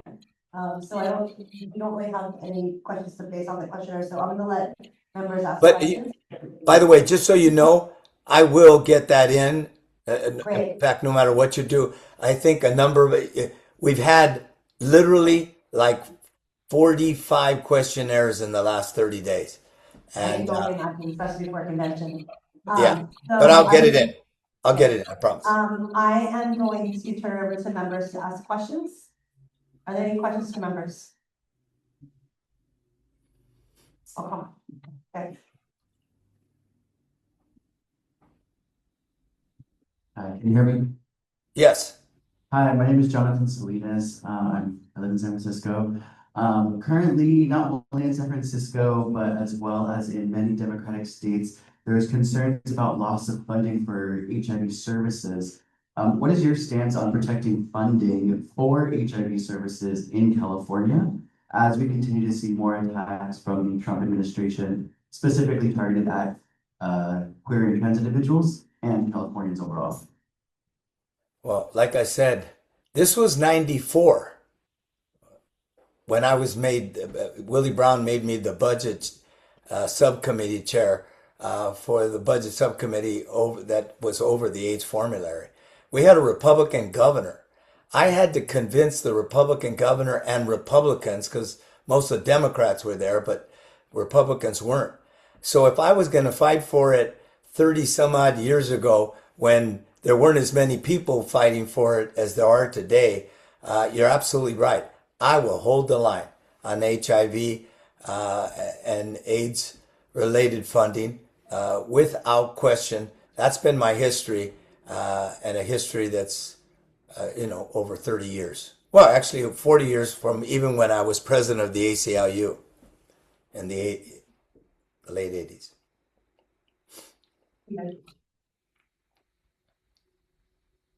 Hello, my name is Steven Torres. I'm Hi, from Steven. Los Angeles, from Lincoln Heights originally. The hood. Yeah. I know Lincoln Heights, that's for sure. So also, what you also know is in LA, everything is around water. The current governor recently made comments that he felt that we had more than enough water to meet the needs of Californians and for AI as well. As he just approved, along with President Trump, the dam to sequester more water. How do you square continuing to impound more and more water as it's going to affect our ecosystems and climate change and sea level rise? And what do you agree with the governor's assessment of our water situation currently? The answer is, well, let me start off with that. I don't agree with the governor on that. I agree with him on a lot, but not on that. There are nearly 1 million people that go without clean drinking water in the 4th largest economy in the world, everybody. 1 million people.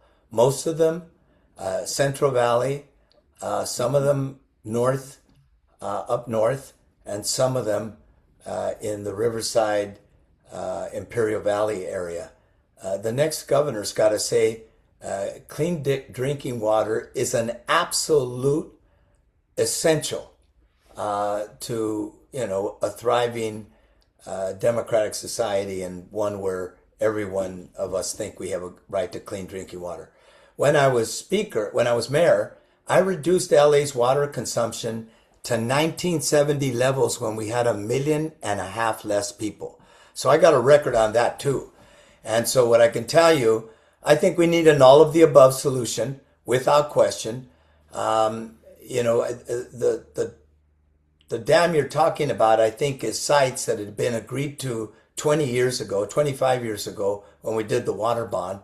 But we need recharge, we need recycling, we need an all of the above strategy. My friend and supporter, Barbara Boxer, was working on a desal plant in, I think it was Huntington Beach. It was one of the best desal plants that used the least amount of energy, and it was blocked. And so I do believe we need to make clean drinking water critical. Our farms need that that water as well, and so does our habitat, and I intend to make it a priority. Thank you. I have Lethal, and then we're going to go into Cannon, and then I'll give time with Heather. I'm sorry, I didn't get that. Oh, sorry. I just saw you. It was Sarah Scott. Sorry. Oh, okay. All right, my question is, do you support the California billionaire's tax? Since we didn't get a question earlier. California's what taxes? Billionaire tax. I'm sorry? The billionaire tax. Do you support billionaire tax. No, I don't. Let me tell you why. Number one, it just it's a one-time solution just for healthcare. Now, healthcare is going to be eviscerated by Trump, both Medi-Cal and covered California. So it's going to affect the working and middle classes of this state. But it doesn't really provide for much for education, and it's not ongoing. So what I've said is a lot of them have already left. Folks really need to understand how much we rely on 5 companies in Silicon Valley and on those people with the upper income tax that we have. So I don't support it, and neither do most of the candidates. A couple of them do. But I've been Speaker of the Assembly. The one thing I know is that our budget is either feast or famine. Why? Because when the stocks are doing well and people sell their stocks and have to pay for them, we have a thriving budget. When they don't, we don't. So that's why I don't support it. Thank you. I'm going to go to Cannon first, and then if we have time, Heather. Oh, one last thing. But if the federal government did it, that would be a great thing because they should pay more than the rest of us. Thank you. Mr. Mayor, I recently, a little over a year ago, moved here from Texas. One of the reasons for doing so was to leave a state where LGBTQ people were facing oppression from the state to a state where we were welcomed and the state protected us. Given the rising authoritarianism we see these days, what steps would you take as governor to protect vulnerable, marginalized communities? And would you be willing to go as far as calling for secession if it became necessary? We have to pass laws. What people don't realize, the state can actually pass laws, as an example, over detention centers, that they have to have certain standards, over, federal officers arresting people all masked up and no identification, warrantless searches by ICE agents, and a whole, going into schools, hospitals, and courthouses. And I have put a plan on that. But with respect to all of our vulnerable communities, particularly in the LGBT community, transgender people, we will stand up and fight back. We will pass laws, but we're dealing with a man that doesn't believe in the rule of law and who has courts that are pretty much, if not at the trial level, at the appeal level and at the Supreme Court level, buying into his authoritarianism. So yes, laws, the ballot box, that's what Prop 50 was about. And I know all of you worked hard on Prop 50, and thank you for that. But also the midterms are going to be important. But finally, this is the Harvey Milk Club. The Harvey Milk Democratic Club came out of struggle, came out of movement. I told you I came out of the movement. And at the end of the day, we need to build a movement to defend our democracy. That is the only way we're going to stop this man, because he will, as someone that I just did a Democratic Club 2 minutes before you, they wanted to know about nationalizing the elections. He will try to nationalize the elections. He will do everything in his power to cheat. And the only thing that could really stop that is a mass peaceful movement. So I intend to engage in that, to stand up for transgenders. And I mentioned a number of the things I did.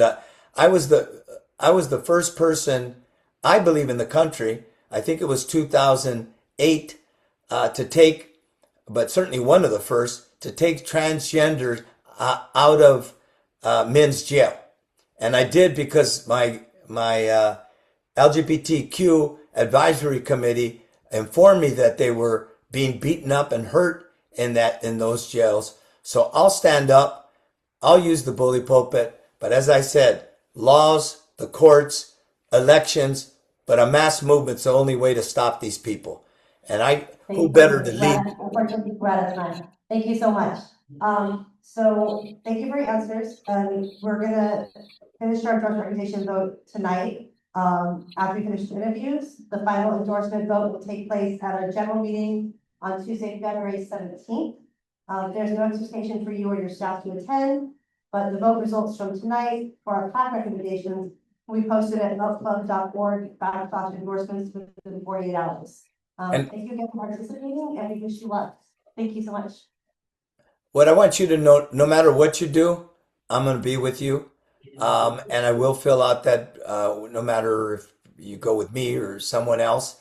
But what I'd like to end with is the following. Look it up, everybody. There is nobody that has a record over 40 years since I was in the ACLU of taking on these issues. No one who's done more. That's why I married the plaintiffs. Kamala married the two women. I married the two guys because I've been involved in those issues my entire life. Thank you so much for allowing me to come before you, and be honored to have your support. And if I see you at the convention, please come and say hello and tell me you met me. Thank you so much. Thank you. Others. Hi, Stephen. Hi, how are you? Good. My name is Lydia Aragón. I use she, her pronouns, and I am one of the PAC officers at the club. So just a reminder, this interview is being recorded and will be posted to our website for those who couldn't make it today. We want to thank you for participating and being here with us. We do appreciate your taking the time to visit your questionnaire. So just some rules, we are scheduled for 15 minutes. The interview should last about 10 minutes. That way we make sure we stay on schedule. And we want to maximize the time we have. So when people ask questions, we ask that you keep your responses to no more than 2 minutes. So to start, can you please introduce yourself, including your pronouns, the role you're ready for, and why you were seeking that office? And why, what, sorry, I couldn't quite hear you. Why are you seeking that office? Oh, great. Well, hi, everybody. I'm Stephen Sherill. I am the current District 2 Supervisor. I use he, him pronouns. I live in Presidio Heights in District 2 with my wife and our two young children. There were two things that drove me to raise my hand for the appointment for the District 2 Supervisor role, and that continue to motivate me to serve. The first was that I felt that there were quality of life issues like sidewalks broken from tree roots, like trash cans either appearing or disappearing or not being cleaned quickly enough, that we in city government, and I had previously worked as district supervisor, were not addressing. And at the same time, I thought that the long-term affordability crisis was something that for 30 years we had not aggressively tried to address either.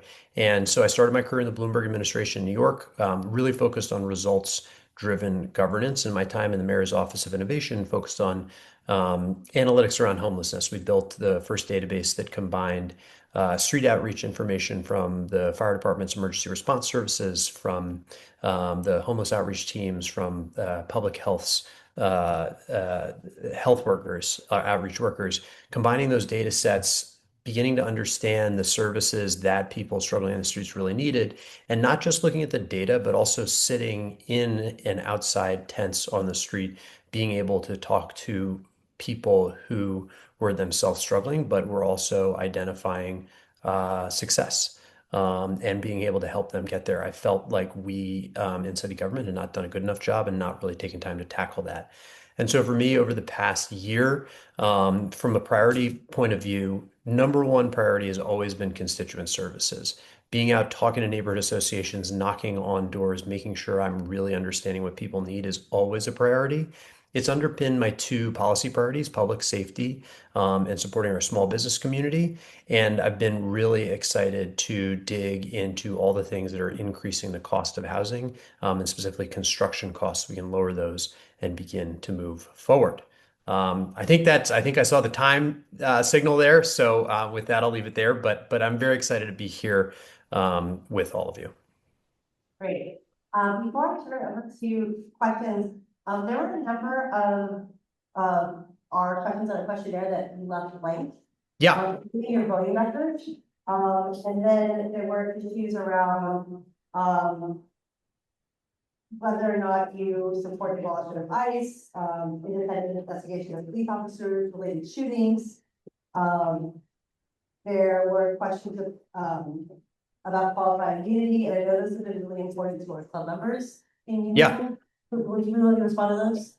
Yeah, I think the biggest thing that I would say of the ones that I left blank was that I think a lot of these are not simple yes nos and have to do with how do we do that. I think that I think that like the public bank, I think is another good example. If we do it the right way, it could be done really well. But I think just a pure yes is a little more nuanced than that. And this is the kind of thing that I really rely on working with the community with. And by community, I mean like you. I would love to be able to work with you on these individual items. And I think, you know, when we come from immigration and customs enforcement being abolished, the way it works in its current form is obviously not working. I mean, the fact that we have law-abiding citizens, law-abiding people being whipped off the street for absolutely no reason. We have fear being, you know, rife throughout the country, frankly, and we have people getting murdered is totally wrong. I think it needs to be vastly reformed. And so that's why I didn't want to say no, because what it is in its current iteration is absolutely is just not working at all. But I would want, you know, so that's the nuance there, and that's where I want to work with you on moving through a lot of these issues, where I think, you know, I might phrase it slightly differently and not a yes, no, but that's where I really want to work with you on it. Great, thank you. We have questions from members. Sure. Questions? Heather, that you didn't get to ask the last one. I have a question too. All right, Mr. Sherill, I'm asking a question that I asked of some of the other supervisor candidates. And that's about the emergency bond, the NSERV bond coming up. 40% of that is for SFMTA and tangentially emergency related. And the rest for West Side potable water system that is to be dual purpose for firefighting and potable water. Whereas the civil grand juries, the three that have served and rendered reports on the subject of emergency firefighting, determined that 9 of the 11 districts lacked sufficient firefighting capability, including many of the districts on the east side. So there's an equity issue in that this bond is not going to underwrite any firefighting improvements on the east side. And the way that it's structured as a dual purpose potable system makes it less. Yeah.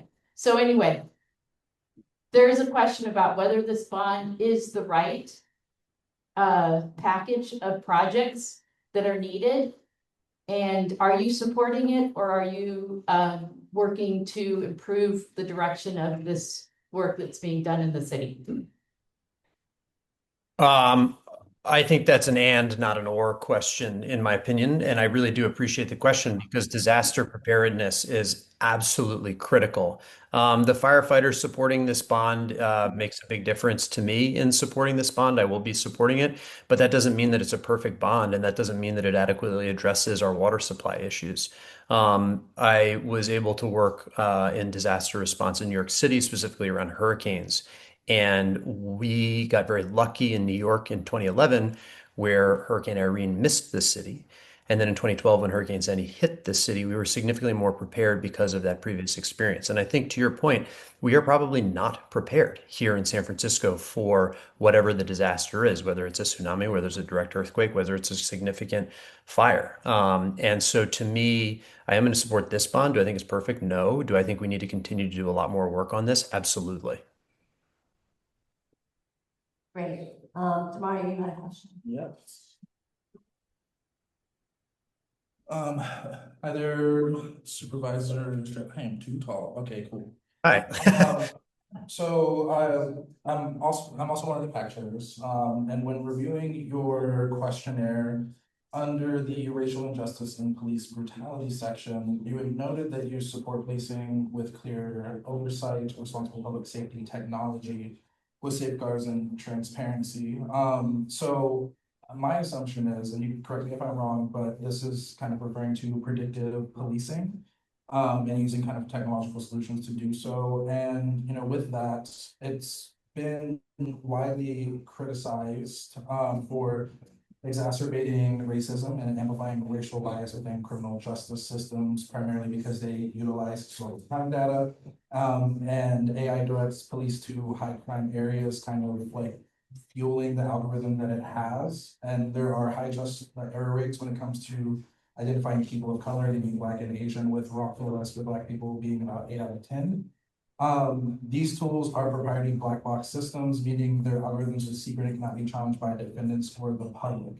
So I just wanted to give you an opportunity to kind of expand on if you do in fact support that and how we would provide oversight given the proprietary, nature of the systems. So I apologize, I couldn't quite hear your name, and I'll be honest with you, there might have been parts of the question that I didn't quite hear particularly well. So let me try to answer this, and if you want to clarify as I'm answering, please feel free to interrupt me. Is that okay? Yes. Great. Based on my understanding of AI systems right now, I do not feel comfortable using them as predictive tools for policing or other law enforcement.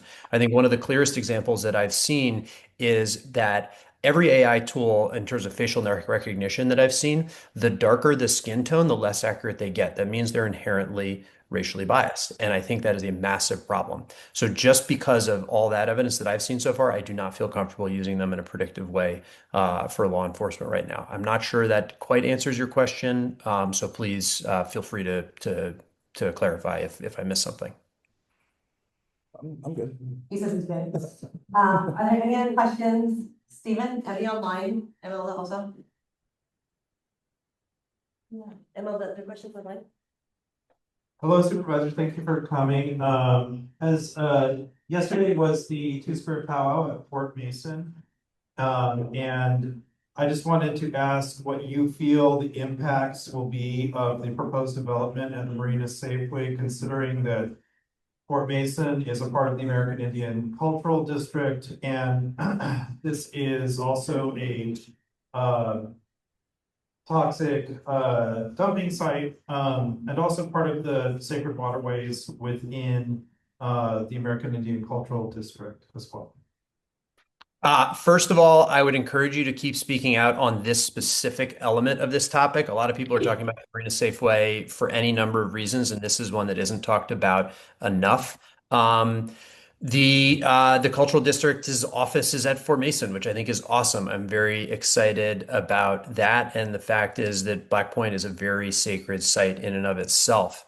I don't think the idea of building a 25-story building there that is going to radically dominate the neighborhood makes a lot of sense. I think it is a good idea to build housing on the site. When you do it smartly, I think there are safety concerns. I think there are environmental toxic concerns. I really do think it's important for us to build more housing on the site. That specific project, I don't think has taken any of these elements into concern. I don't think it respects the heritage of the site, the traffic on the site, a lot of different things. I think we can build smart, needed housing there. The 25-story proposal, I object to very strongly, and I would just go back to the subject of your question is not one that a lot of people are talking about, and I think it's important for you, for others, and for me. And I take that for me. I haven't been talking about that element as well. And it's a good reminder to me to speak up more about it. So I appreciate how you phrase that question, and I have massive concerns.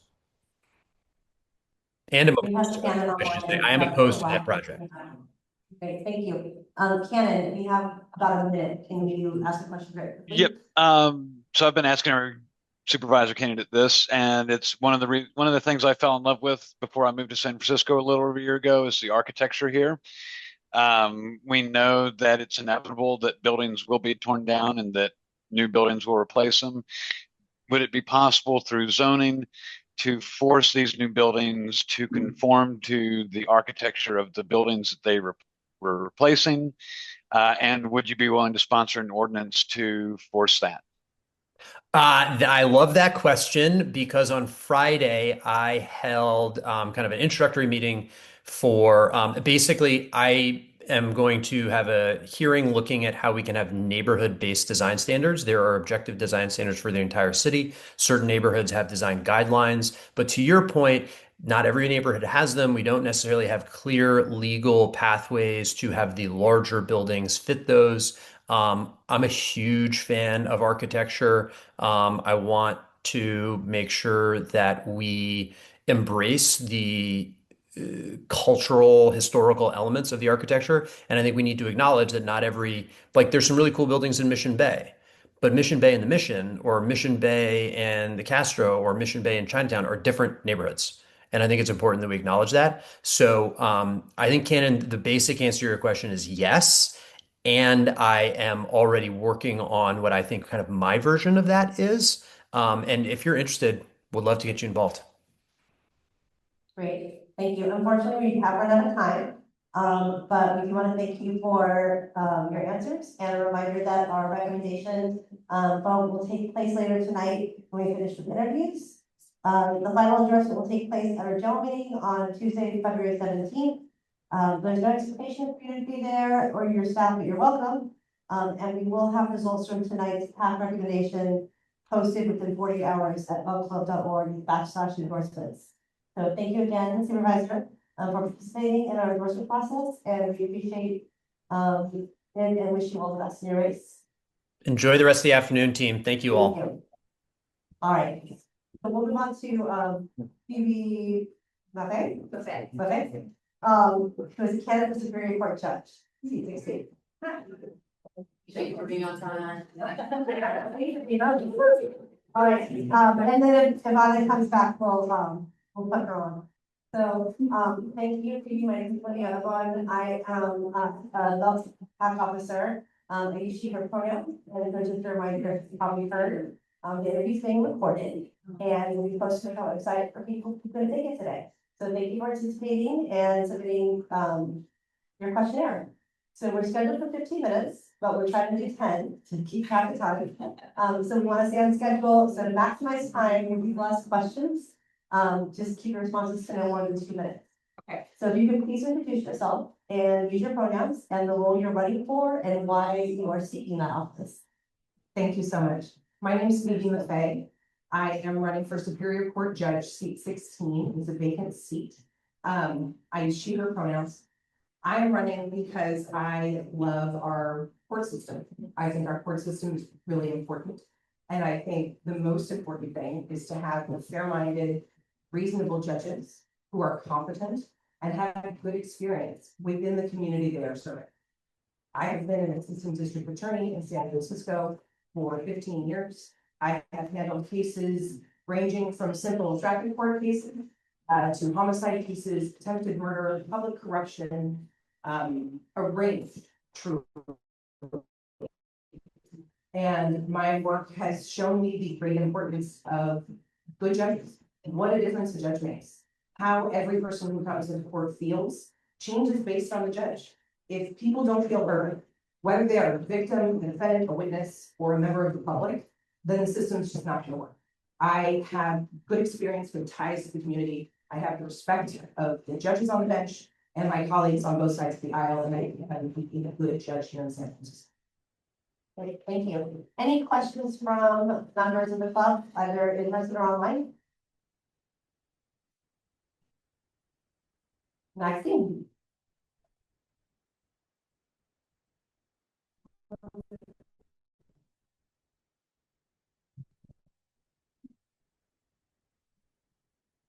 Is about a particular case that the district attorney's office litigated against a man. They charged him with 9 felony counts of various kidnapping, sex trafficking, just like a whole bunch of stuff. And he had already been acquitted of these charges in Contra Costa County. Right. And so then he was pled out to an assault charge, you know, because he had been in jail so long. Okay. So how do you, like as a judge, you know, deal with these cases when they're so overcharged? Thank you so much for your question. As the judge, the role is pretty limited. So based on what you described, there was a negotiation between the parties. The judge is sort of the shot caller at the front of the courtroom, who really just makes determinations based on the law and facts supported.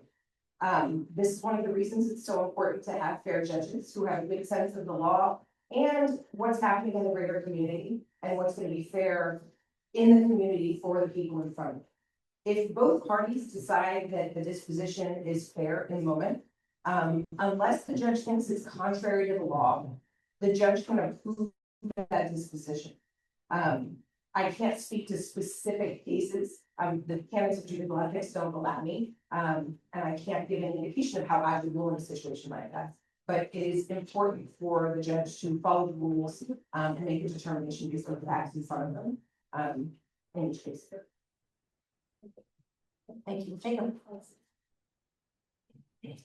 I'm Jacob. I'm the chair for thank you again. I know this race just opened. I think we sent the questionnaire out on the 6th, and I saw the filing that you both candidates filed on the 6th. Was wondering if you were planning to file.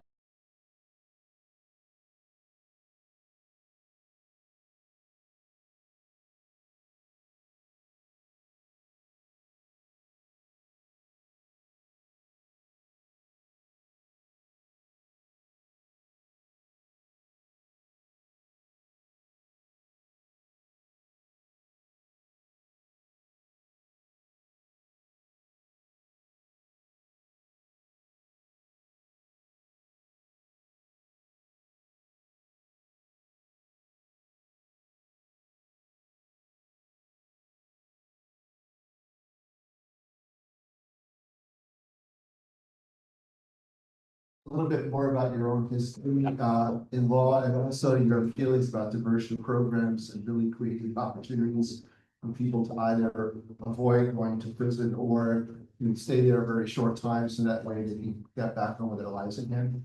Absolutely, thank you. So I have been a district attorney for all of my legal career. I had a whole host of other jobs before I became a lawyer.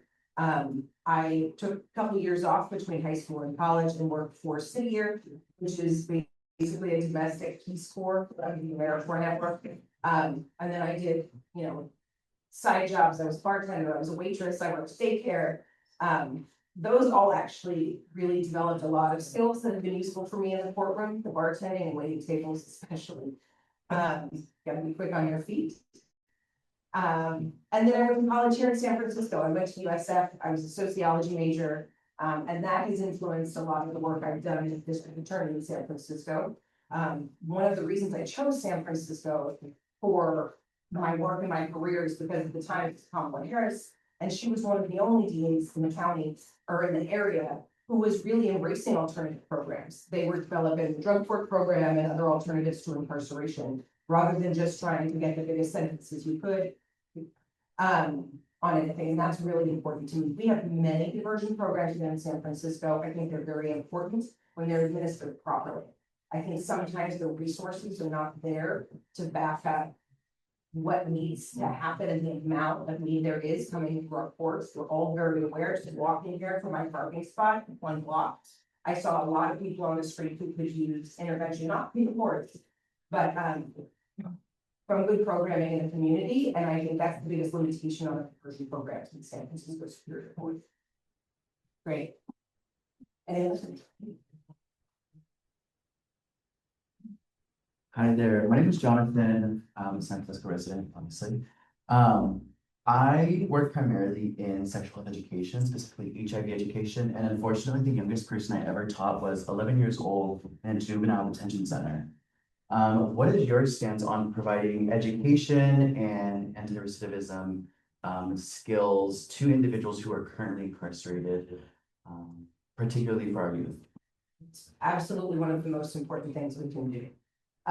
I mean, aside from preventing anybody from ending up in my courts in the first place, which requires reasonable education opportunities for everybody, food, shelter, all basic needs.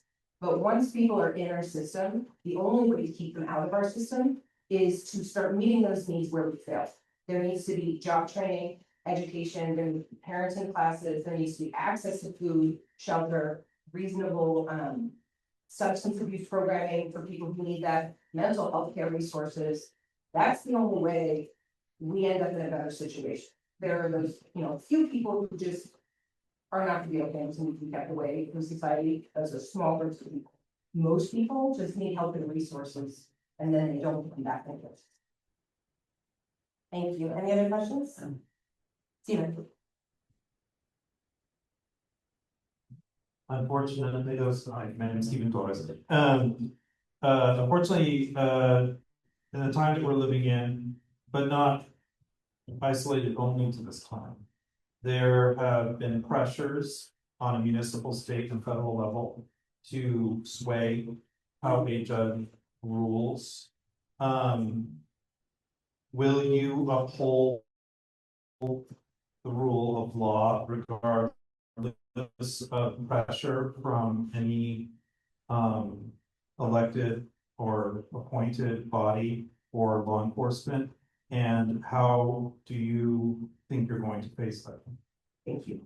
Yes, one of the reasons I want to move from the district attorney's office to the bench is to find a less political job. Obviously, there will always be pressure to go one way or another, but the job of a judge is to ignore all of that. And what I'm encouraged by is in my career, I've seen in San Francisco, many judges who do that very successfully. In recent years, we've seen people try to politicize the bench a lot more. People challenging sitting judges more often based on their politics or their perceived politics, not on their specific records. And I think that that's unfortunate because it should be, a judge should be able to make rulings just based on the facts and the law in front of them. And the law as it stands today. I think that's really important. And it's one of the reasons that I'd like to join the bench.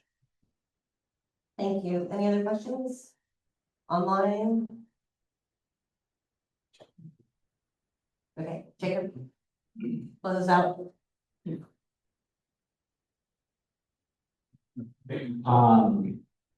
I apologize for the other question. I uploaded your thing, the question, a lot of questionnaires. It's a lot happening. Yes, it took a lot of effort to organize. Wondering what you can say about, I think kind of going off of a little bit of the last answer, just a lot of the democratic norms that we have been used to are kind of being shattered right now. And how as a judge you can, the court system more generally can kind of do a full work against that. So every judge when they're sworn in has to take an oath to defend the Constitution against all threats, domestic or foreign. I took the same oath when I became the assistant district attorney. I watched a friend of mine just take that oath down in San Antonio the other day. And I feel it deeply in this moment because we're watching our constitutional rights be ignored and eroded at a federal level. Judges are the bulwark. They need to rule based on the Constitution. There is a vast background of case law that supports us maintaining the Constitution as it's been. Obviously, things change over time. But would be a strong defender of the Constitution. That is another important reason that I would like to be a Superior Court judge. Okay. Thank you. So unfortunately, we are out of time. Thank you, but we got a lot of questions in. I understand. Thank you so much. So just so you know, our endorsement, the vote will take place tonight after all the interviews are finished. Final endorsement vote will take place on Tuesday night at our show meeting. You're welcome to come, but you're not required to come. And the vote results from tonight's PAC recommendation will be posted within 48 hours on our website. Thank you again and wish you luck. Thank you so much. Thank you for having me. Thank you. Yes, again, my name is Jacob. Hello again. We're in Brandee. Okay, Brandee. Thank you for joining us in person. Brandee, you know me, my name is Jacob. I use the pronoun. I'm the tax chair for the Professional Club. Just a reminder that this is being recorded. It's going to be posted online so our members can see. We got your questionnaire. Thank you so much for filling that out. I know that took time. Just appreciate your effort for doing that. This interview is scheduled for 15 minutes, but it's going to be more about a 10-ish Q&A.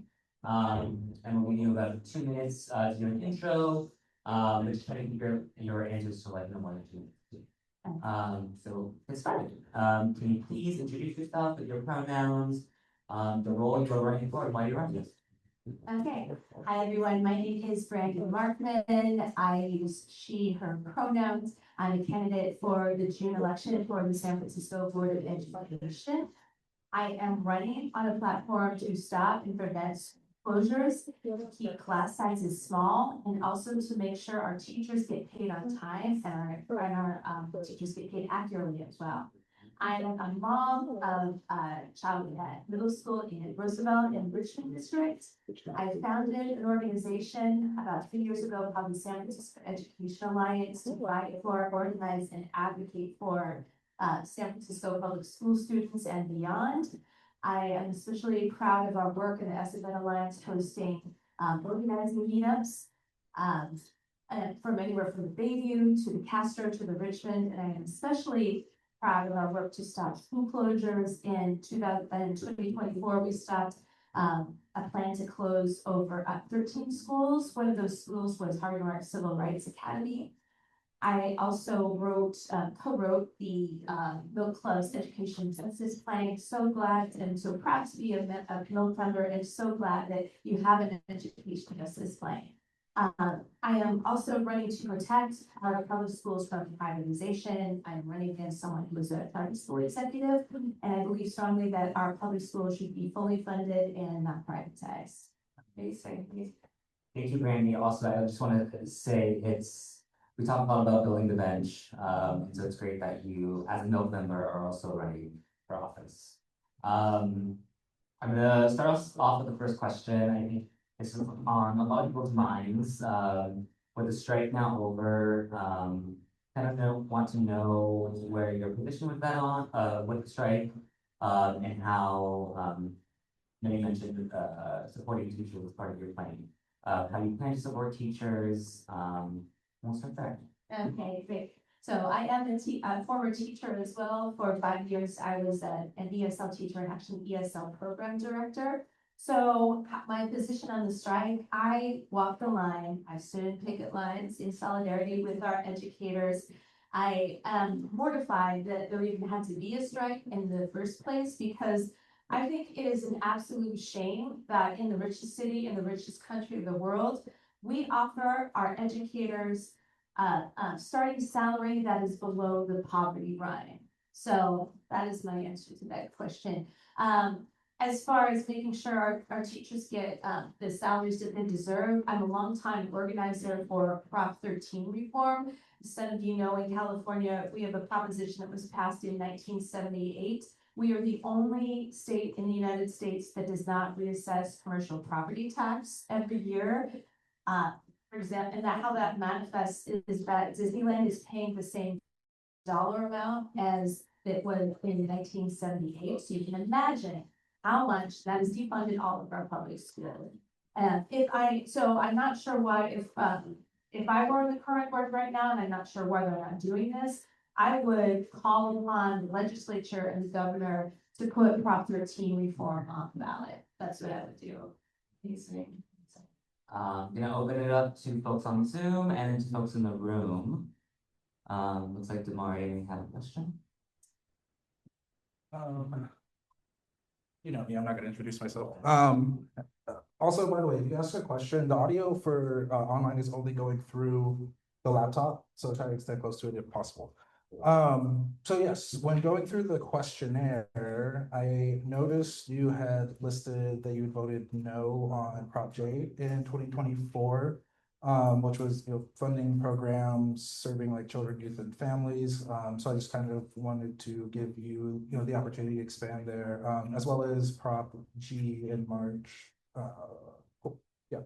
Okay, happy to discuss that. Yes, so I am, of course, as a former educator and as a parent, very much in support of youth programs. But what this particular proposition did, Prop J did, and I talked to a parent who's actually a member of the Milk Club, who has been on that familiar with that proposition. It was PEEF, Public Education Enrichment Fund, and it essentially gave a lot of oversight power to City Hall and to our mayor over at SFUSD funds. So I think a lot of times folks don't really realize, I mean, it sounds kind of good on, you know, on its face, like, oh, of course we want to support youth empowerment.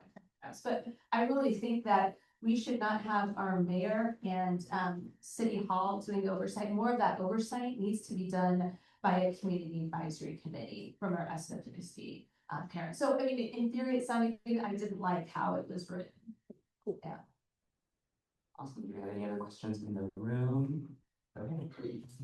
Allison on staff. Okay. Hi there, my name is Jonathan. As part of the school board, you know, in California, while we do have fairly good protections around sexual health education, which includes education around LGBT QIA plus identity, your role as a school board will be able to be in one, enforcing that students get this education, and two, protecting future access to this education. One, I guess part one of my question is, are you in support of queer and trans identity education in our public schools?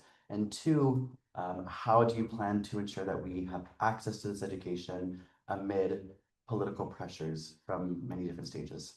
So yes, yes, absolutely in favor of this, and absolutely of protecting this as well. Yes, unequivocally. My son is in middle school. I know that one of the cuts that there's a health educator, his name is Christopher Pepper. He is has gone to some school board meetings saying that that is one of the proposed cuts to health education. To me, these positions are really, they're life and death for a lot of our kids. So absolutely, I will protect that at all costs. And there's sometimes a narrative about, you know, we have to have good, the current board looks like student outcomes like English and math. We can't have good, I'm a former English teacher. We can't have good test scores or good outcomes if we're not first protecting our children's mental health. So thank you very much for that question, Karen. Thank you for answering that. We'll go to Allison on Zoom. Hey, Brandee. So on your questionnaire, there was a question that says, what's your plan to address the bullying and harassment of LGBTQ plus students? And your answer was to make sure that the district follows the demands of the LCAP, the Local Control and Accountability Plan Committee, which is kind of a budgets committee. And I just wondered if you could explain or expand on how the LCAP committee helps address bullying of queer kids. Absolutely. So the LCAP committee, the Local Accountability Local Control and Accountability Plan, is made up of parents from advisory councils, student group or focus groups across the district, not focus groups, but advisory committees. And one of those advisory committees is the Queer Trans Advisory Council. I sit on that, the LCAP Advisory Committee, as one of two K-8 and middle school parent representatives. And so when we go to, so that committee is made up of QTPAC, Queer Trans, Parent Advisory Council members, African American Parent Advisory Council members. So we put forth recommendations from all those groups as a part of the LCAP recommendations to the district, asking the district to spend money on various things. So one of the, and I looked over the QTPAC recommendations. One more was for improved access for safety, changing areas for our kids in PE class, making sure that restroom access is appropriate and accessible, and also making sure that our staff are getting trained through something that's called PRISM. I think it's mandated for 7 through 12. So I want to make sure, as my role as an OCAP member, as a board member, that funding for those things is protected. Awesome. Do you have any other questions in the room? I'm going to go to Stephen. Thank you for coming. One of the things that often gets talked about is how SFUSD is one of the largest property owners in the city. A lot of this centers around the development of affordable housing, which is something that, you know, is important to me, is important to the members of this club. But also, one of the things that doesn't often get talked about is how a lot of the city is being turned into a food desert for many communities, especially children. And do you believe that all of the unused property, like meaning unused, vacant, or parking lots, needs to be just used for development, or can it be used for things like community farms or open space for kids, because these things are also important for their development as well? That is such a great question, and thank you so much for that. I grew up in a farm in Iowa, and I used to work at the Alameda County Community Food Bank as their capital campaign manager. So this is an issue that's important to me. Yes, if we have, there's no reason why we can't have more urban agriculture in San Francisco, and I would be full-heartedly in support of those propositions. Thank you for that question. Awesome. Anyone else on Zoom? Question back there?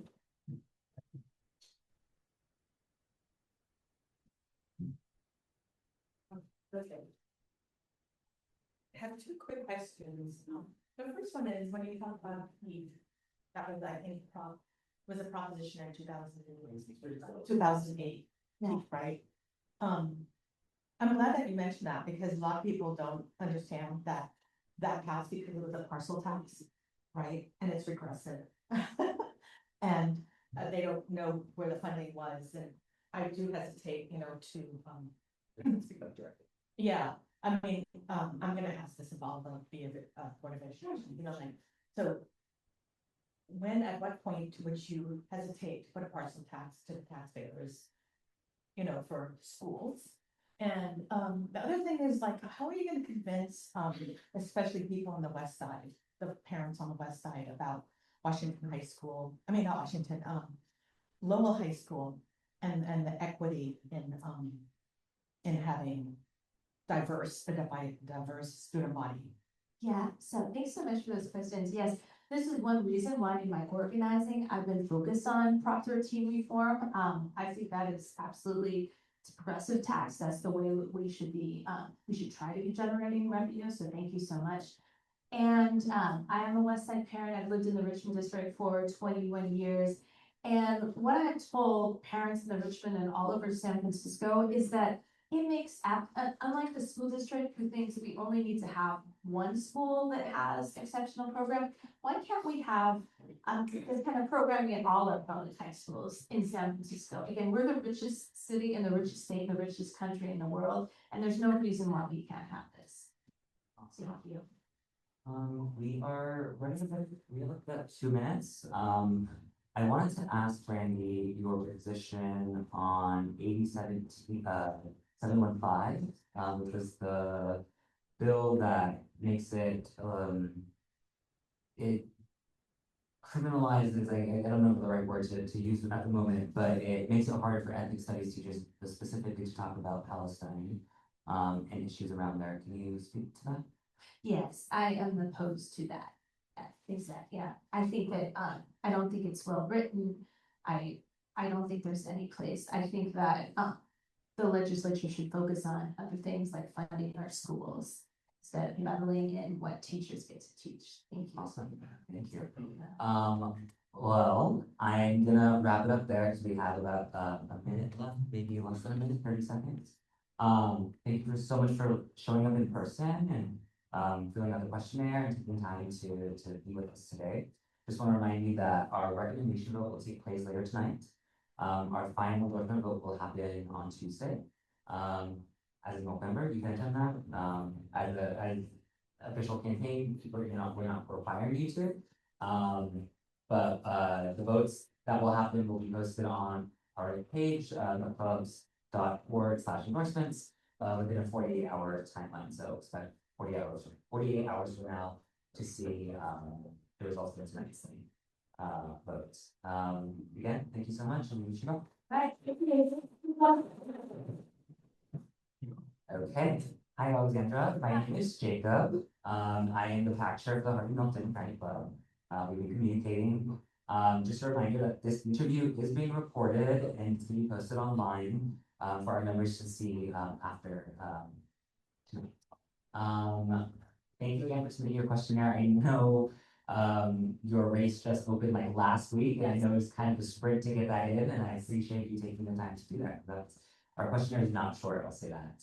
But I was really happy to have the opportunity to do it. Of course, of course. So this is gonna be about a 15-minute window that we have. Q&A is gonna be about 10-ish minutes, give or take. So if you could just keep your responses to about 2 minutes, great. So let's get started. Can you go ahead and introduce yourself, including your pronouns, the role you're running for, and why you're sitting in the office? Thank you. Good afternoon. My name is Alexandra Prey. My pronouns are she, her. I am a deputy public defender here in San Francisco. I've been with my office for the past 15 years. I did 10 years in our trial rotation. I then moved into collaborative court, and I staffed drug court and community justice court. And now I'm in our research unit writing complex motions and writs. I'm running for seat 16 on the San Francisco Superior Court. The current judge is not running for re-election. And I'm running for this seat because I obviously have a lot of experience within our courts, and I think I would be a good courtroom manager, but beyond that, I think I have a reputation within the courthouse, my staff, my opponents, people who know me as being someone who is civil, courteous, and respectful to everybody. I don't make things personal. I try to treat victims and witnesses with care and compassion, even though my job is obviously to defend my clients. And I think that people who work with people like my clients, who are by definition indigent, are underrepresented on the bench right now. And a lot of judge work outside of the Hall of Justice at Civic Center involves working with pro per litigants and issues like evictions and family court. And I think I have a special knack, given my experience working with my clients, for being able to communicate with people that aren't very sophisticated in the system. And I want to make sure that we have equal access to justice for everybody in San Francisco, regardless of their means. And so that's why I'm running. Also. So looking at your questionnaire, explaining that, I know as running for a judgeship or a judge seat, you can't answer super specific questions sometimes, but I'm wondering, given the democratic norms that are being trashed all across the country on many different levels, in your role as judge, how would you be able to work against that and enforce our constitutional rights? Sure. And that's actually another reason why I think why I'm running and why I think it's important to have more defense-oriented attorneys on the bench, because as I indicated in my questionnaire, I do think judges have been one of the most essential backstops against our accelerated slide into authoritarianism. And I've spent my career being a check on the government. I think of that as my biggest role, to make sure the government is not violating my clients' rights. And I think that that would come to bear as a judge, because that's what I would be doing all the time. And I think that I have a special ability that a prosecutor wouldn't have, to be skeptical of the government without making up my mind, of course. I wouldn't assume that the government is overreaching, but my mind is completely open to that in every case. And so I will come in with that mindset, starting from zero, not giving the government an advantage. And it's been on the federal level that judges have been having to get involved. But if it can happen on the federal level, it can happen here. And I think we need to remain vigilant, and that would be top of mind every morning, no matter what kind of case is in front of me. Amazing, thank you for answering that. Gonna open it up to the folks on Zoom and to the folks in the room. If you have questions, now is your time.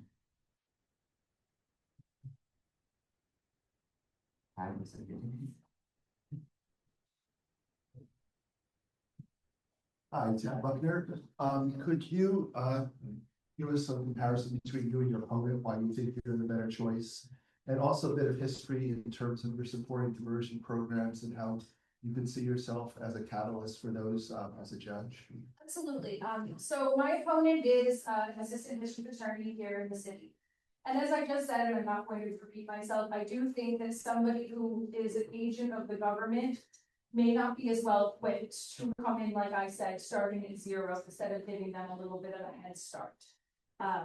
Additionally, because prosecutors don't have clients, I don't think she has the same experience I do breaking down these complex and sophisticated legal concepts in a way that, common people without training would understand. And it's so important that litigants do understand what they're doing in court. And of course, it wouldn't be my job to advocate for them or guide them.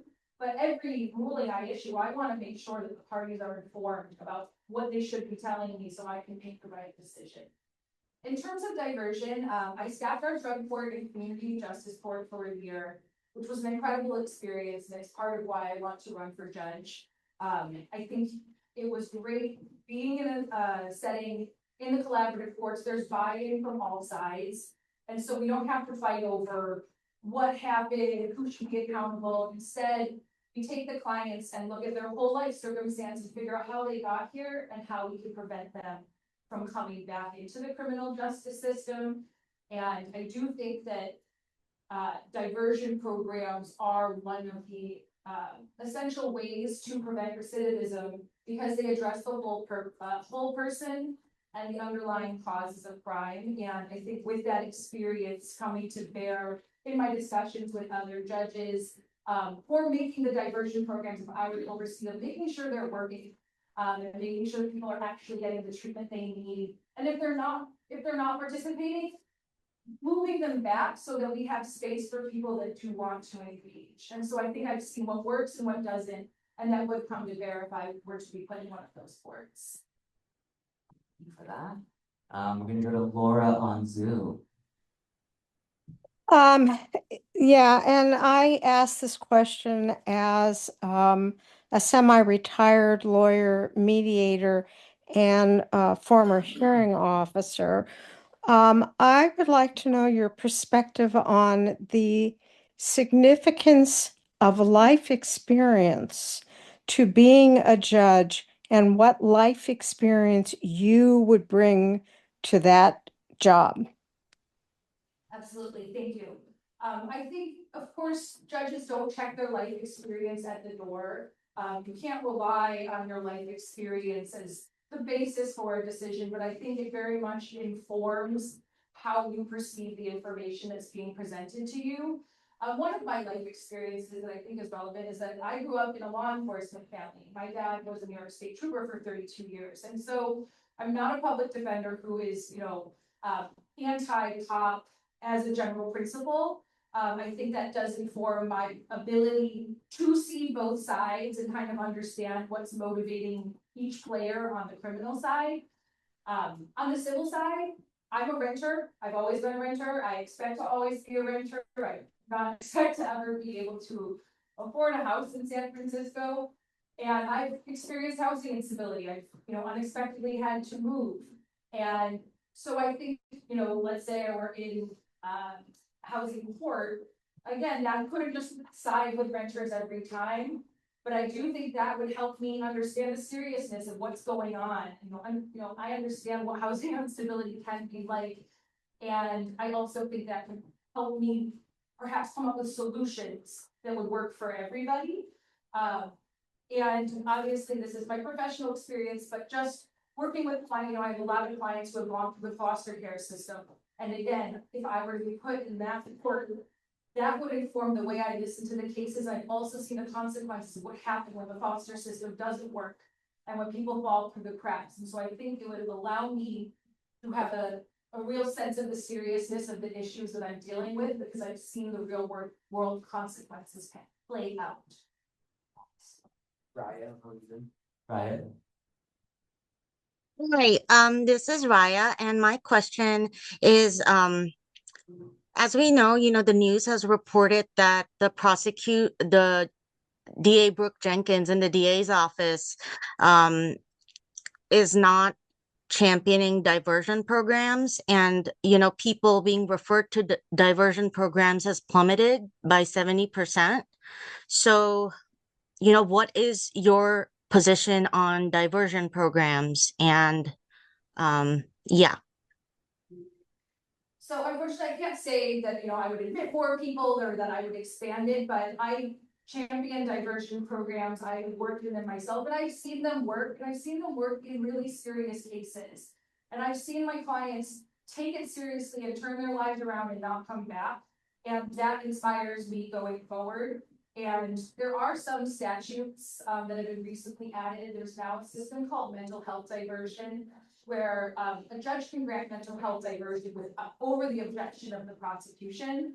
And I would take those laws very seriously and apply the letter of the law, which does support expansive application of mental health diversion.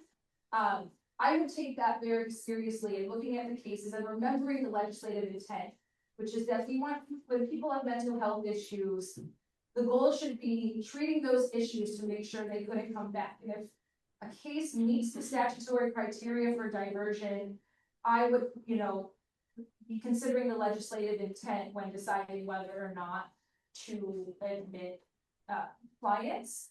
So I do support it, but again, I cannot say that more people would come into diversion if I were on the bench. That's not what I'm saying, but I do take the laws very seriously and what the legislature wants to see. Thank you. Do you have any other questions on Zoom or in the room? If not, I do want to ask one other question. This race is still shaping up. And I know it's been, I think you announced your plans about a week ago, right? And so, if you can you just expand on like some of the endorsements or people that are supporting the candidacy? Sure. And so I am a political novice and I am still working on building contacts in the political world. But I am fortunate that my boss, Mano Raju, who is our elected public defender, he is endorsing my campaign, and his endorsement means a lot to me because when he became public defender, our office really took on a new mission that addresses holistic representation. And that goes back to the idea that we're not just trying to get them the best deal. We're not just trying to help you avoid prison. We're trying to help our clients fix the issue that led them to be our clients in the first place. And we also do a lot of outreach in the community to make sure to prevent people from becoming our clients. And I really respect that vision, and Mr. Raju's endorsement means a lot to me. Also at my office is Matt Gonzalez, the former president of the Board of Supervisors. Aaron Peskin, another former president of the Board of Supervisors, has also endorsed me. And they, I think, are politicians I have admired for a long time, even before I worked for Mr. Gonzalez, because I think they share my vision of making sure San Francisco is a place for everybody, not just the wealthy, not just certain sexual orientations, gender presentations, but a place for everybody where everybody is treated the same, has the same access to opportunities.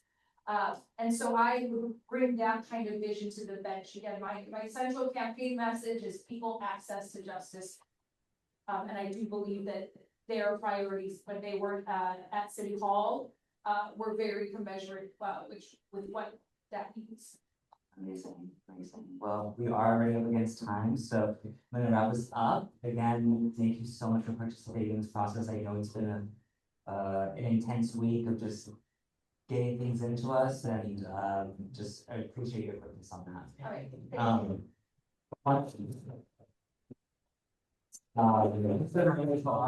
Our PAC recommendation vote will take place tonight.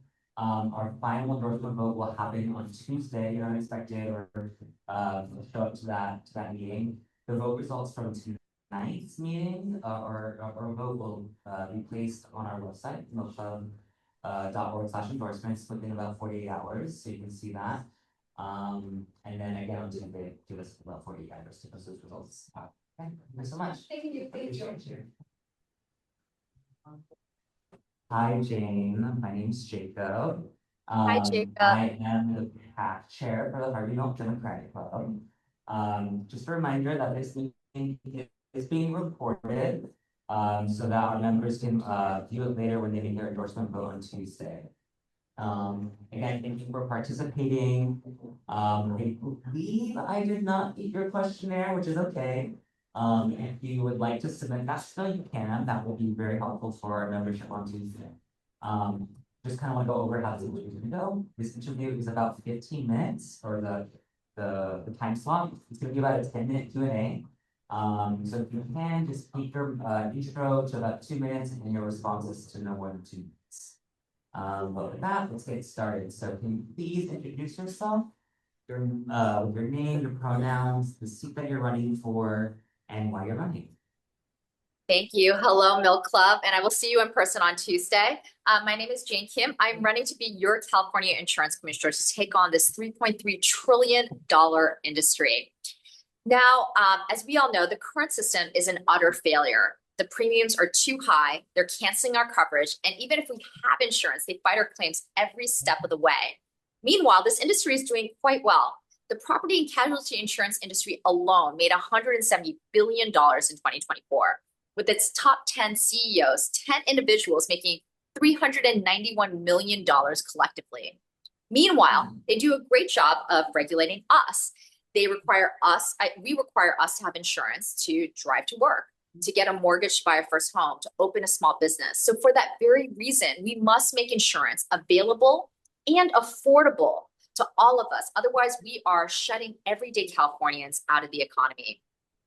I am proposing a single-payer home natural disaster insurance program for all in California, a proposal that has worked in countries around the world like New Zealand and France and Spain, and one that I believe that will more fully guarantee coverage for Californians here in the state of California. Two, I want to expand our already existing publicly run nonprofit low-income auto insurance program. We provide auto insurance for very, very low-income drivers. And the insurance commissioner can actually expand eligibility of this program and go out and compete on the market with these for-profit insurance companies. Third, I want to draft a plan to make Medicare available for all children in California. I believe in CalCare and single-payer universal healthcare. But one of the ways that I believe that we can get there is by starting with kids that are actually a very affordable portion of the healthcare system that I think that California can do without any federal subsidies. Many of you already know my history as California State Director for Working Families Party. Thank you, Milk Club, for being an affiliate.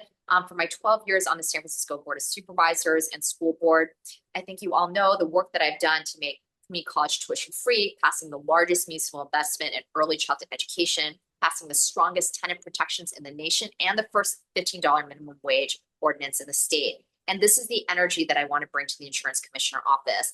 I believe that this under-radar, under-leveraged office could be a powerful platform for working families, and I'm super excited to be running for it. And I hope to earn your endorsement in this race.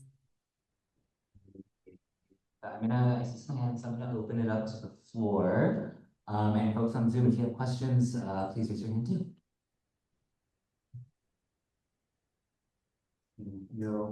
I'm not gonna stand too close, so you don't have to like stare at my face. Hi, my name is Jonathan.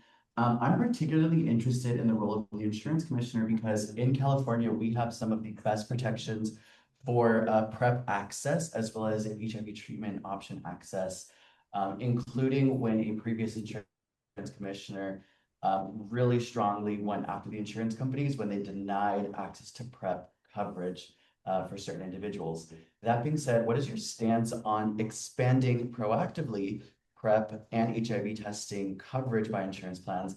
And secondarily, what is your stance on ensuring access to sexual health services for individuals 12 and older?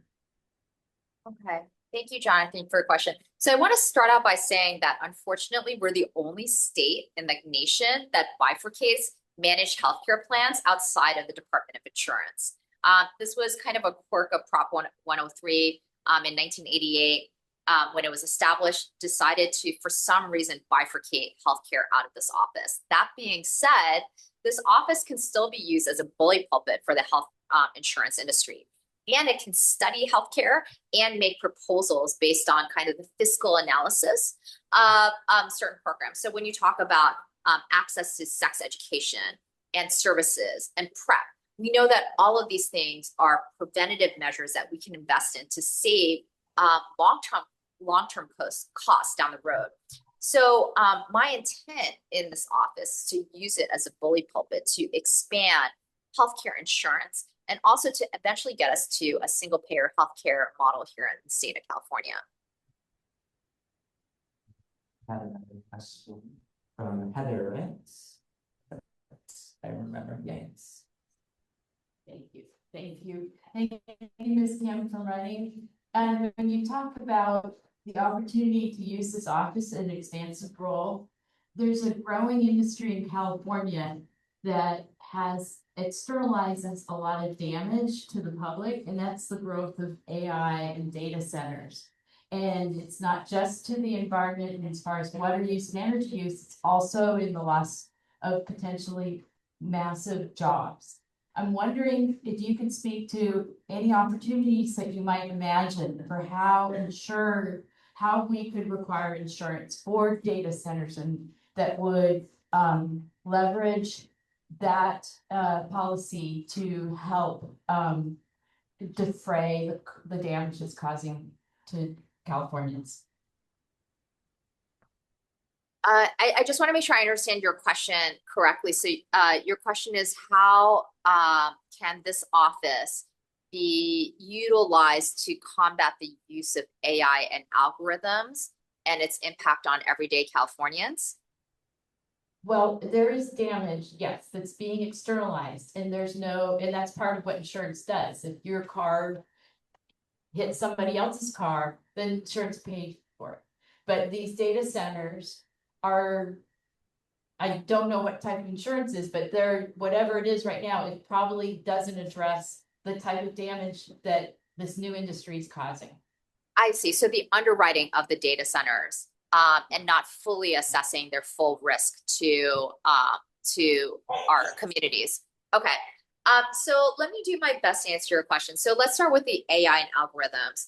The insurance industry is using AI and algorithms to hurt everyday consumers. They use it in our premium calculations. They use it to deny and delay our insurance claims. And two things I'll say off the bat. One is that I want to freeze our rates when we file a claim. You shouldn't be penalized for using the thing that you are paying for. We got insurance in case of a fire, a collision, or an illness. And the fact that they raise our rates or cancel our coverage when we file a claim is ludicrous.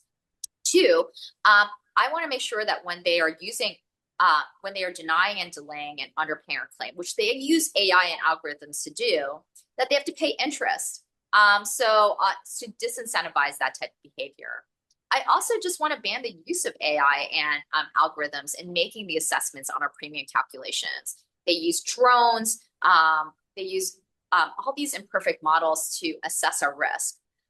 When it's not based on any kind of science, we should have one map and we should have one model for how we calculate risk that actually calculates how our premiums are assessed. By the way, we're one of 3 states in the country that ban the use of credit scores in our premium calculation because our credit score has nothing to do with whether our house is going to go up in fire or our car is going to get in a collision. But yet we don't know for sure that that doesn't happen in the state of California. So another important aspect of this office is also just enforcing the existing laws that we have and making sure that we are protecting everyday folks. Now, in terms of the underwriting, which I think that you're asking me your question. Lost audio. 1 second.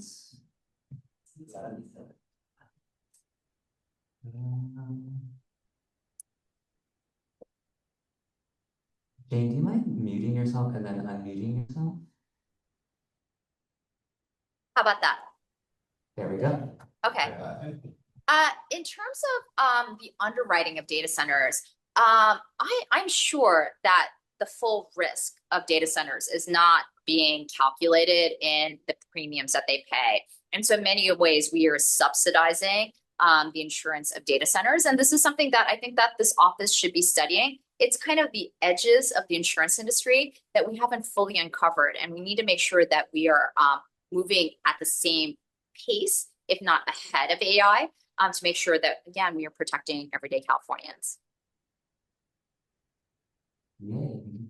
Question. I think we have another question in the room. Do we have anyone on staff on Zoom?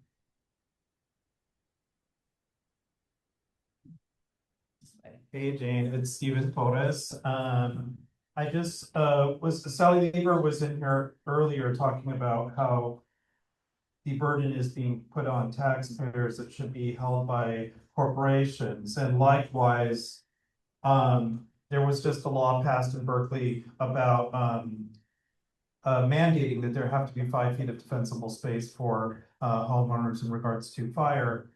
Now, on its face, it's easy to understand, of course, but what it doesn't talk about is how when you take away trees and things like that, that it causes people's homes to heat up, which causes our grid to overload, which causes an excess of power, which can cause PG&E, et cetera, et cetera, et cetera, like a blowout on a transformer, which can cause a fire. So all of these things, you know, are connected. How can you use this office to ensure that the burden of insurance is not being held completely by the customer instead of the corporations themselves? And in the same vein, hold companies like Waymo accountable, who are now going to be a corporation that you're going to have to file a claim against if you have an accident with. Okay, I believe there are two parts to this question. So your first question about, I think you're asking about proactive measures that conflict with one another around defensible space, right? One that might actually help you with wildfires, but then cause other disadvantages long run.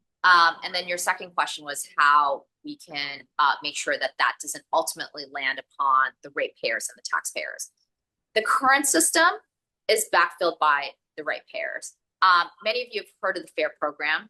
The FAIR program is the insurer of last resort, and it has become the fund which takes care of almost a third of Californians who live now in wildfire zones.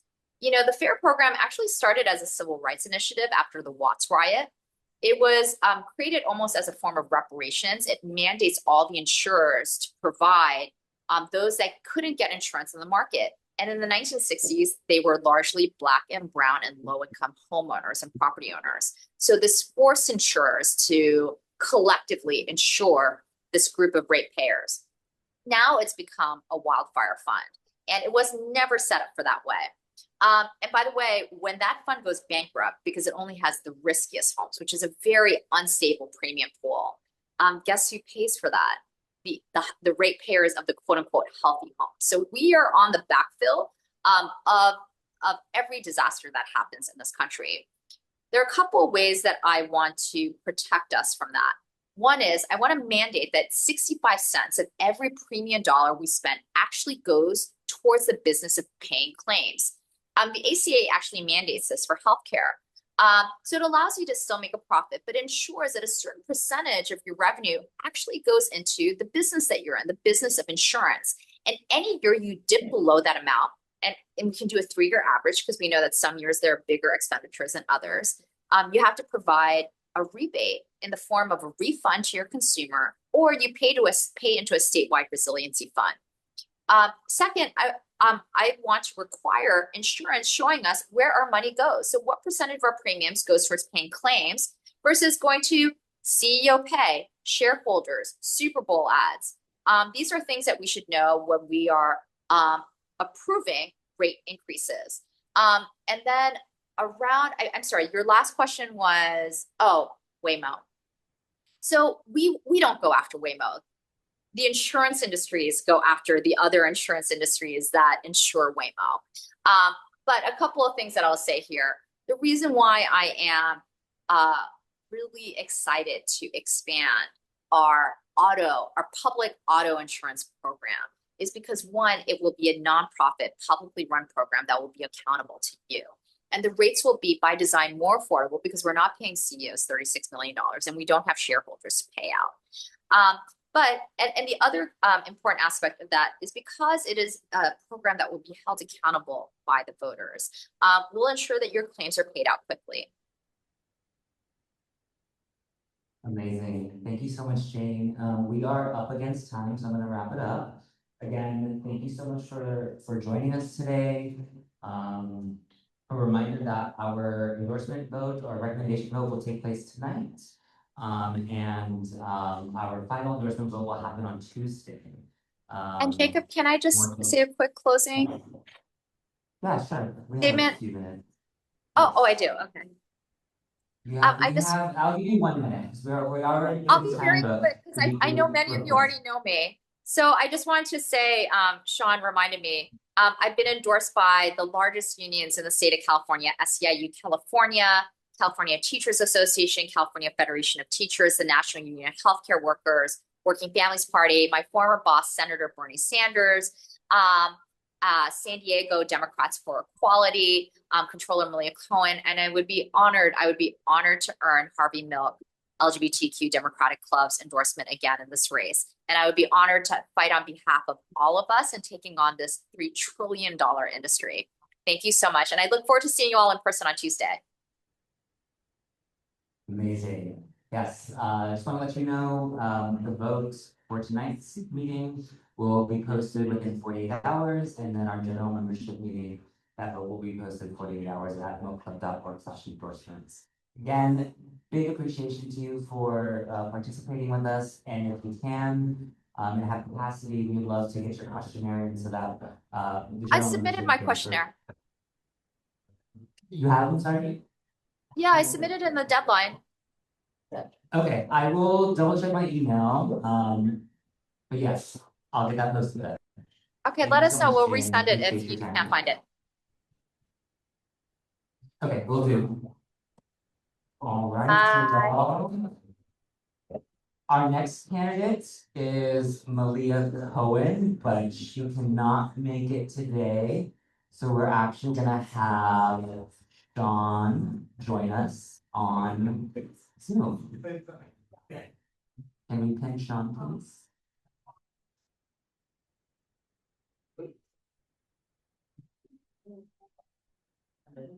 Hi, Sean. You know me. My name's Jacob. Obviously, PAC chair of the Milk Club. So nice to meet you, Jacob. For joining us. Just want to be general reminder that this interview is being recorded and it's going to be posted later on for folks to watch. I don't believe Mailia submitted a questionnaire, so I will, and if she did, I will double check, but I don't believe so. This time slot is for 15 minutes. We're a little bit over time, so I think we'll be okay though. Just try to keep responses to a minimum of 2 minutes. So if you can, please introduce yourself and the campaign that you're a proxy for, and why that candidate is seeking election to the office that they're seeking. If that makes sense. Awesome. Thank you, Jacob. Can you all hear me okay? Yes. Okay, awesome. So I'm Sean Dugar. I am the VP of Events and Fundraising for Milk Club, and a longtime supporter of Mailia Cohen, our state controller. Mailia is running currently unopposed for re-election as our state controller. I've seen Mailia over the last several decades put in the work representing everyday Californians, and I think that's a voice that we continue to need in statewide elected office. As state controller, she is the counterpart, if you will, to the state treasurer. So the state treasurer is the one who brings the money into the state, and the state controller is the one who pays the bills. And so what Mailia has done is to make this office more transparent so that we know better how California is spending its dollars. But there's more work to be done, and that's what she wants to do over the next term, is to create a database, a public-facing database where we can see who California is paying, what the money is going towards, what services have been provided, really building a database in which kind of like the campaign finance system is, in which you can search it and just see where the money is in the state of California. You know, it's the world's fourth largest economy. It's important that we have, as everyday Californians, knowledge of where our tax dollars are being spent, how they're being spent. And, you know, the ability to lobby our legislators if we don't like where our money is going. And so in order to make that happen, we have to know where it is. And so that is what Mailia looks to do in the next term, amongst many other things. I will also make a plug that Mailia would make herself If you all take a moment, not this moment because you're paying attention, but take a moment soon to go to look up unclaimed property in the state of California.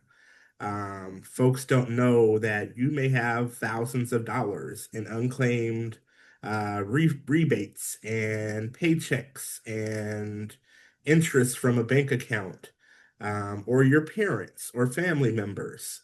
I can attest. My father found $5,000 in accounts from the 70s on the unclaimed properties website. So highly encourage you all to look that up. And that is an initiative that is run by the Controller's Office. Before I open it up, I wanted to ask Sean, I kind of experienced, you kind of were talking a little bit about it right now, but can you talk about maybe some of the accomplishments Mailia has achieved in her first term, and something, yeah, we'll start there, maybe like one to three of them. So it's been a lot of infrastructure building in the office. It has been bringing it up to date, trying to move away from paper files and into computerized systems. In addition to that, Mailia, as state controller, serves on 70 boards and commissions, including the State Tax Franchise Board, which she is the chair of. And so a lot of her work, although it is, yes, related to the controller's office, it has to do with more broad issues around state finances. So she has been hard at work these last 4 years, kind of bringing the office up to date.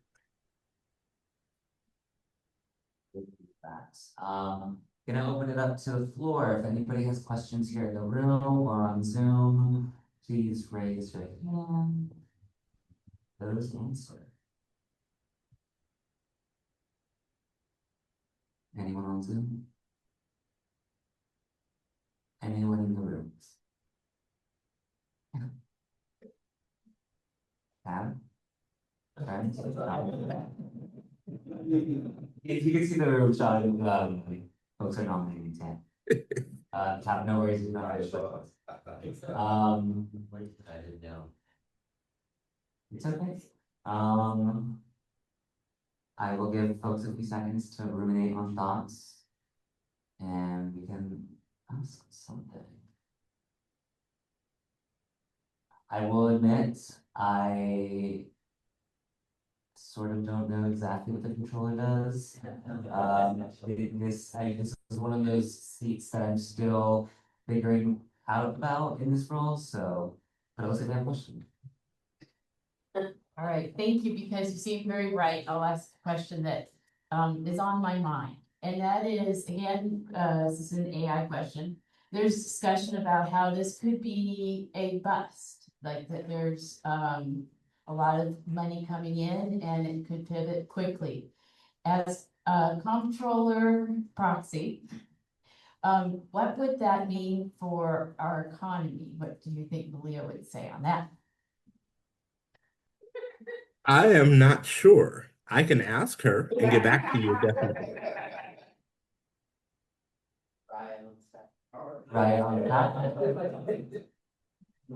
John, I love what the LA city controller does.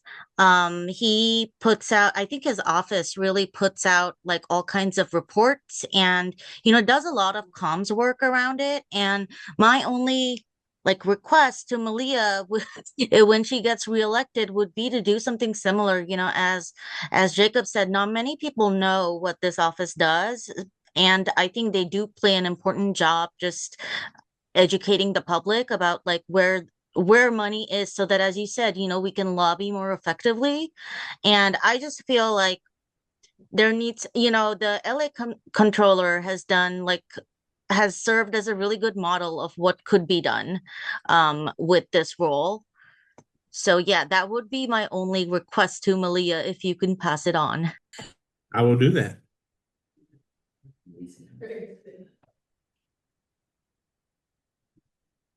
Do we have any other questions, people?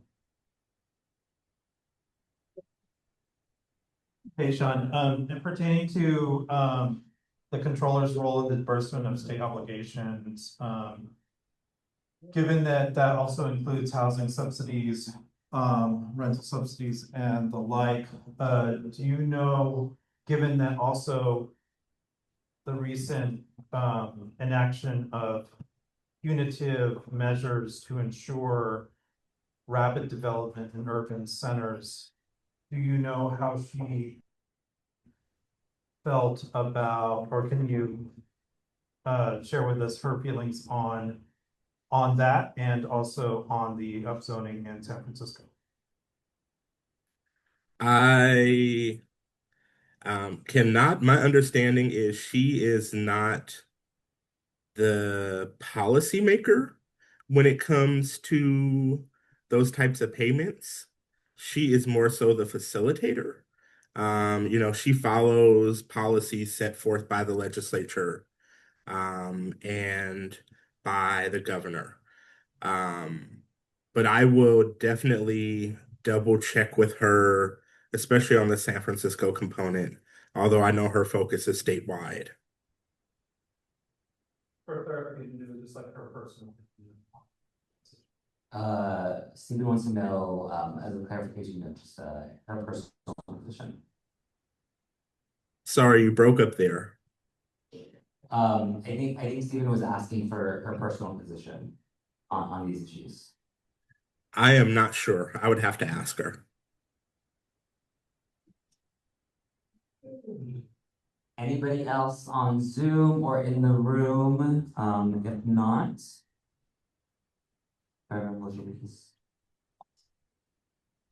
okay.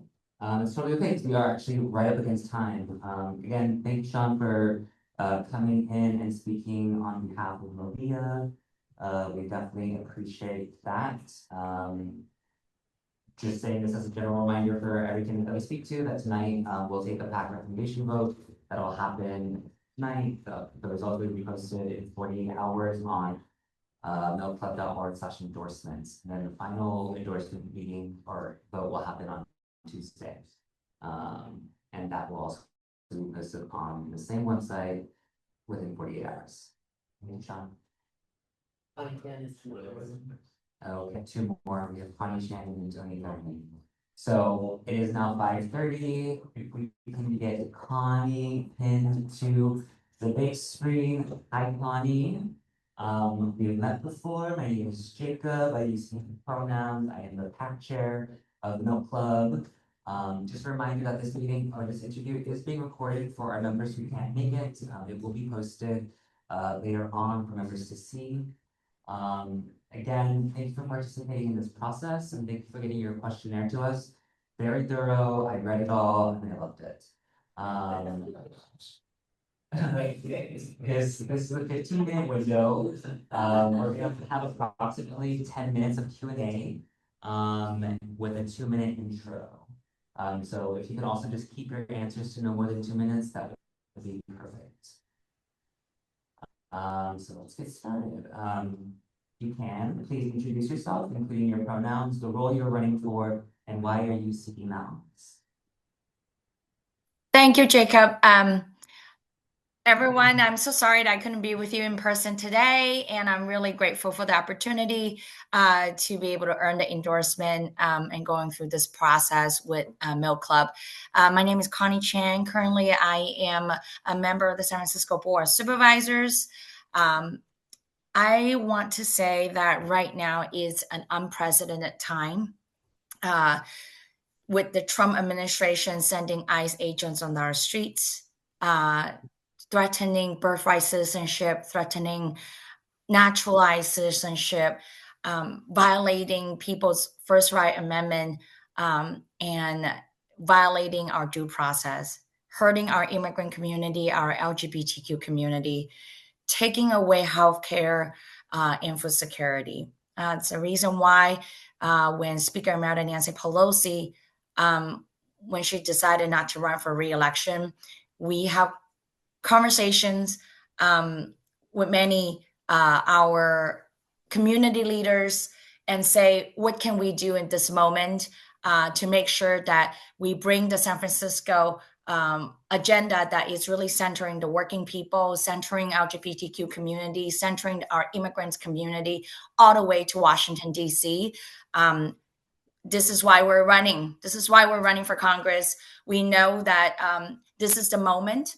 We have to stand united in solidarity and with all of you here. And I hope to earn this endorsement so that together we can bring this agenda to Washington, D.C. and showing them really what San Francisco value is about, what a sanctuary city can do for people, and then especially the most vulnerable, not only in San Francisco, but also across the nation. And so thank you so much for this opportunity. I'm really proud to be a candidate for Congress at a moment like this. Thank you, Supervisor Kellman. Before I open it to the club and members, I was reading your questionnaire and there was a small portion that you wrote about student debt cancellation. I will admit that that was the first campaign that I started working on and why I got involved in organizing. One of the things that we talked a lot about when it came to student debt cancellation is that we should not only cancel student debt, but make colleges tuition free. I'm wondering if you were to be in Congress, would you advocate for making all colleges in the United States tuition free? And what's your position on free college education? Thank you. Absolutely. I mean, I think what we want to do first, and I would say this is actually part of the Congressional Progressive Caucus agenda as well, to make the free community college all across the nation. I'm so proud, with former Supervisor Jane Kim, and with many allies, along with our AFT 2121, our educator with City College of San Francisco, we push for free city. And it's just so amazing what we have in San Francisco. And that is for someone like my late mother, who was an immigrant, came here, didn't speak a word of English and didn't know computer, but able to take classes at City College, or someone that is a high school student and being able to seek higher education, or lifelong learner, or people that want to have a change to a different job or a better job with Free City, that we all have a better opportunity. And that is a very same model we ought to push nationwide. And I'm very excited about that. And I think that not only with free community college nationwide, we have free higher education, but then we also have less student debt. And that is an opportunity I think we all seek. I'm so excited about that. In fact, it's one of the top priorities of our agenda day one when we're in Congress. So thank you. I'm now gonna open it up to members in the room and on Zoom. If you have questions, please raise your hand. Y'all better not get too tired of me now. It's been a long day. I'll go to Wendy and we'll go to Hi, Connie. Hi, Wendy. Hi.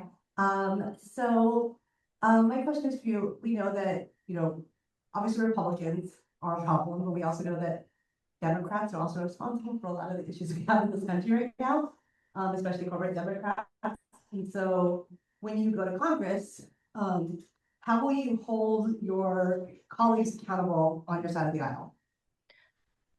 On the other side of the aisle, or besides, besides also corporate Democrats? Yes. Yeah. Well, Wendy, actually, I think all of you know what we have been doing in San Francisco. In San Francisco, we have been holding the corporate Democrats accountable. We've been, in fact, running against corporate Democrats, and we won twice, and continue to be holding them accountable, be it on DCCC, be it on the board of supervisors as a member of the board. We will continue to hold the corporate Democrats accountable by calling them out, by ensuring that they know we're here to push the progressive agenda, that we're here to say that, being a Democrat, when we say that we're working for the working people, it means that we do not take corporate PAC money, we do not take APAC money, and we do not align ourselves with billionaires. And that is, and making sure that we actually push to tax billionaires, not just in California or in San Francisco, but really across the United States.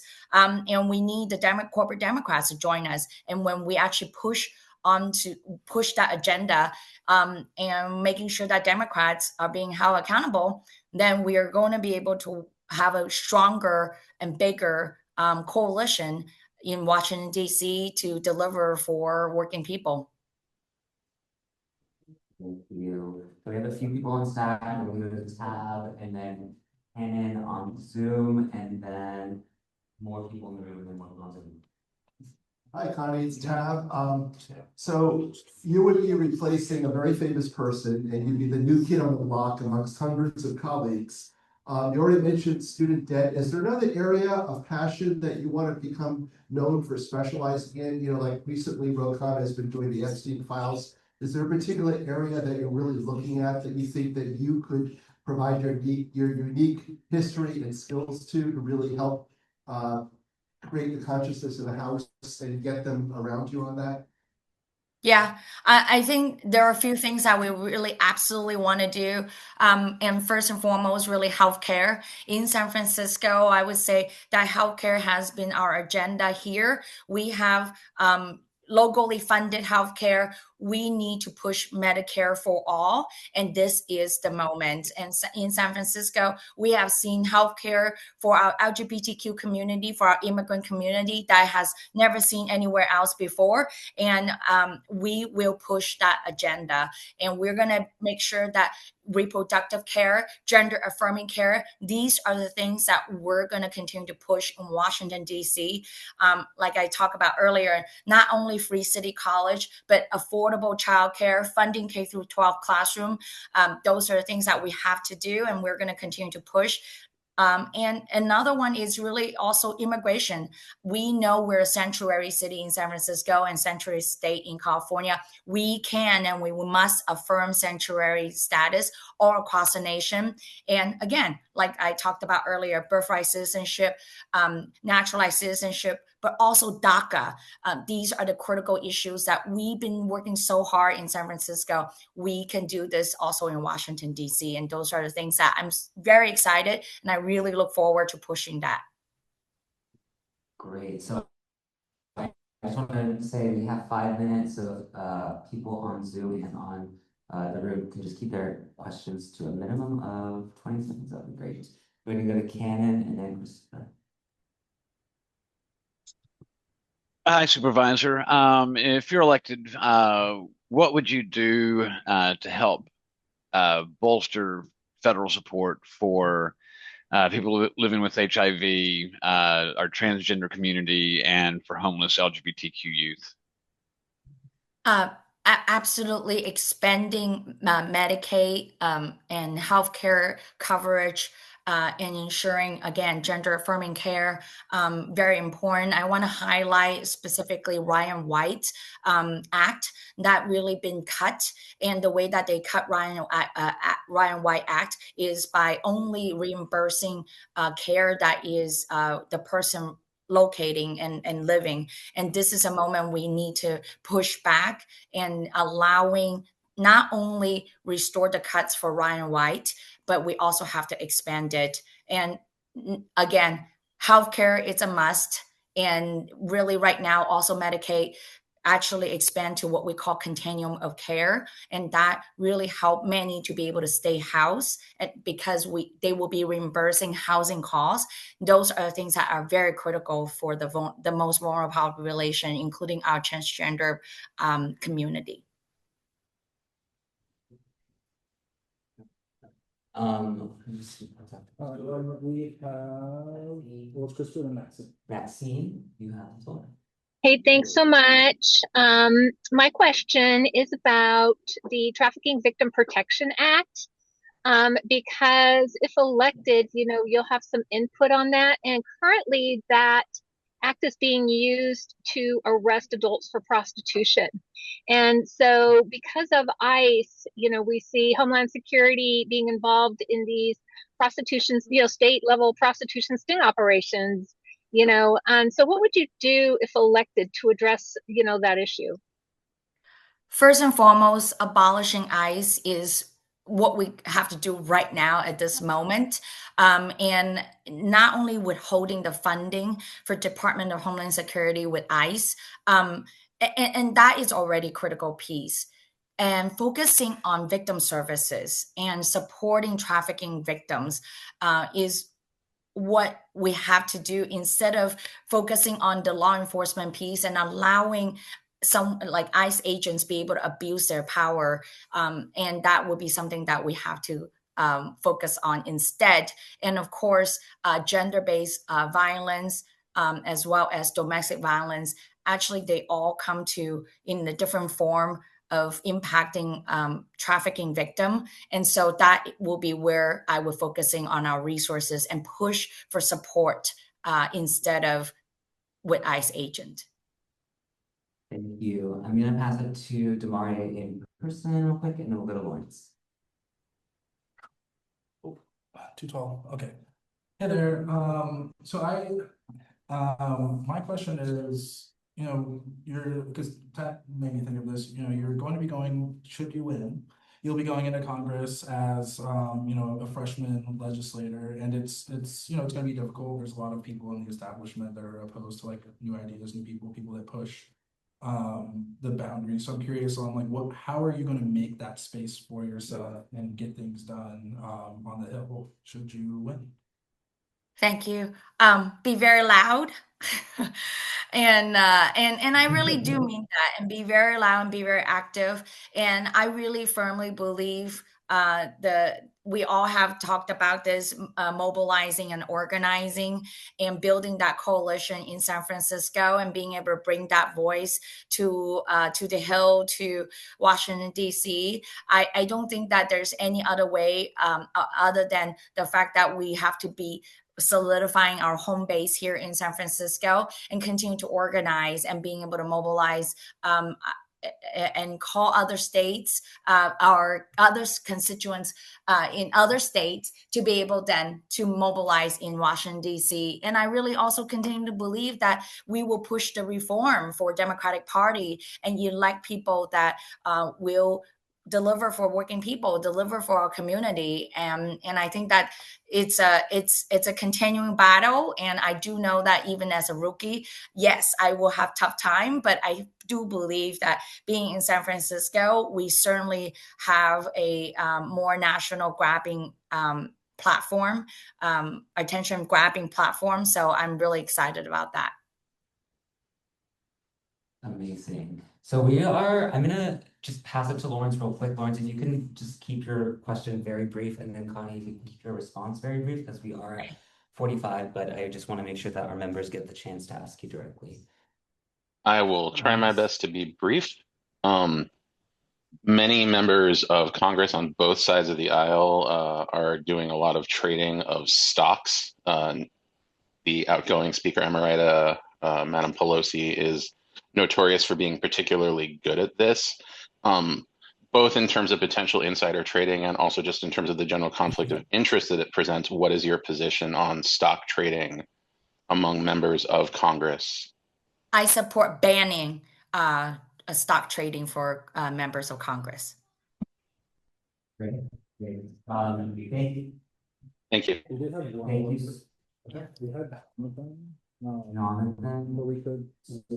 Yes, we are all at a time. I'm really sorry. We do have one other candidate waiting for us. So I'm going to wrap this up. If you want to, the folks that didn't answer their questions, just give them to us and we'll send them to the campaign and hope for their response.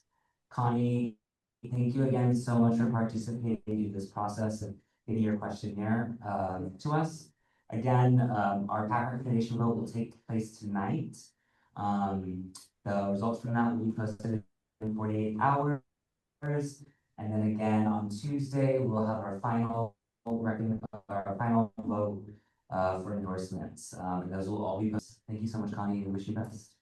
Thank you. Just want to make sure that I have my email. I put it in the chat. Please email us and love to answer any questions you may have, and so that I can just earn your support. I really appreciate it. Thank you so much. Of course, thank you. Okay, y'all. Do we have Tony on Zoom? Good evening. Yes, hi. Hello, everyone. Yes. We are gonna pin you. Give us 1 second. We'll make you big on our screen so our folks in the room can see you. Hello, Tony. My name is Jacob. I Hi. am the PAC chair for the Harvey Democratic Club. I use he/him pronouns. Just a reminder that this interview is being recorded and it's going to be posted to our website so that our members that are not here can have a chance to hear what you have to say. I got your questionnaire. Thank you for submitting. Just really appreciate you all taking the time to fill that out. I know it's not a very short process. This time slot we have is about 15 minutes. We're a little bit behind on time, so I'll make sure that you get enough time to answer responses. But if you can't your responses to about introduce yourself, background and the role that you're running for and why you're running for it. Yes, thank you. My name is Tony Thurmond, and I'm running for governor. I'm the current state superintendent of public instruction, and hearing that I'm your final candidate and stand between however you're going to end your evening, I'll keep my remarks brief. In your questionnaire, at some point there was a question about why I would want to have an endorsement like the Harvey Milk Democratic Club, and I thought about all that Harvey Milk has represented for the LGBTQ plus community and for others who have experienced mistreatment and being disadvantaged. Some of you may know that I went to the Temecula Valley School District because there were students who reached out to me because they felt that they were being persecuted because the district did not want the students to learn about the contributions of Harvey Milk as a former veteran, as someone who served on the board of supervisors. I met with students who felt persecuted by their own board and offered them support, and then went to back to Sacramento and created legislation that says we cannot have any bans of curriculum that addresses the needs of LGBTQ plus people or people of color in our schools. Some of you know I went to the Chino Valley School Board meeting to support students who reach out to say they were being facing the possibility of being forcibly outed.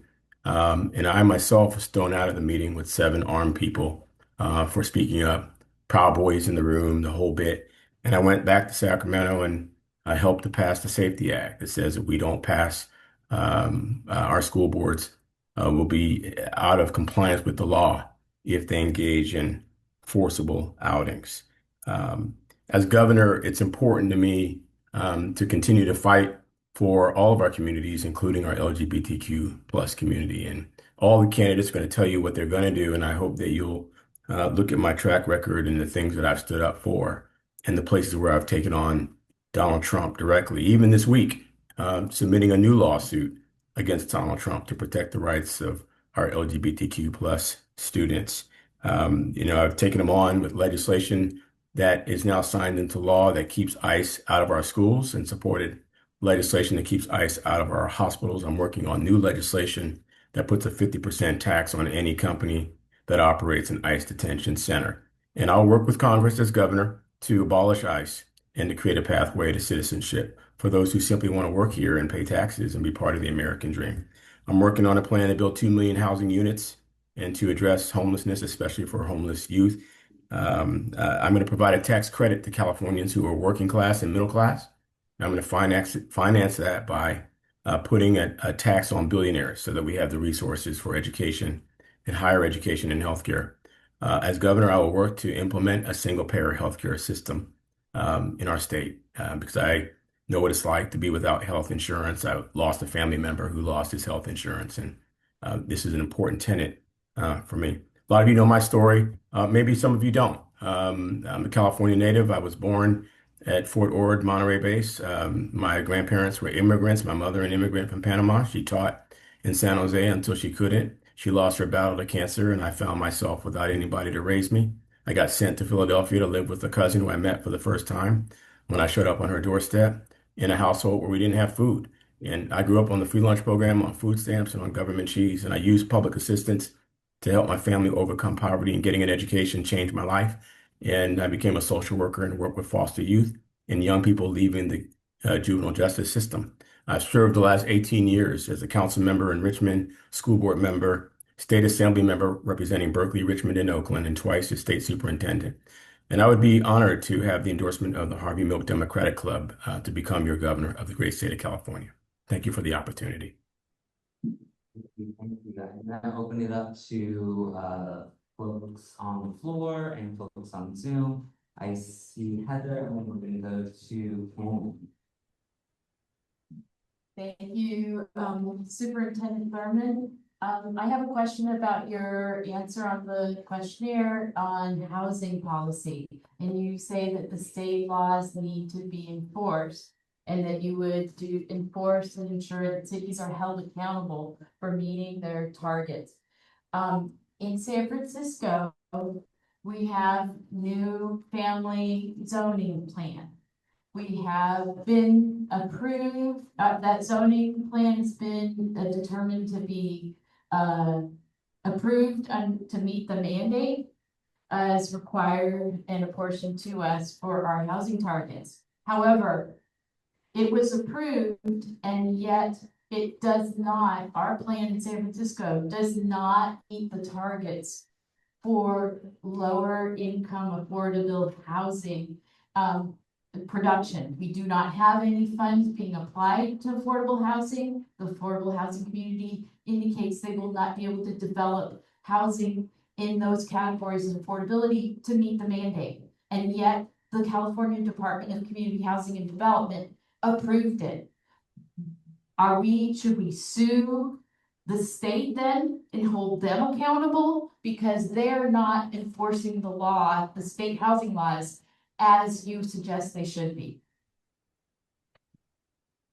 I'm not familiar specifically with this plan, but I know that many communities and jurisdictions are failing to provide the requisite amount of housing for the population, or people create barriers to creating housing because it's like people are like, hey, I got mine. I don't want to let anybody else into these communities. And I just think that we do have to work through that, and we have to have real enforcement.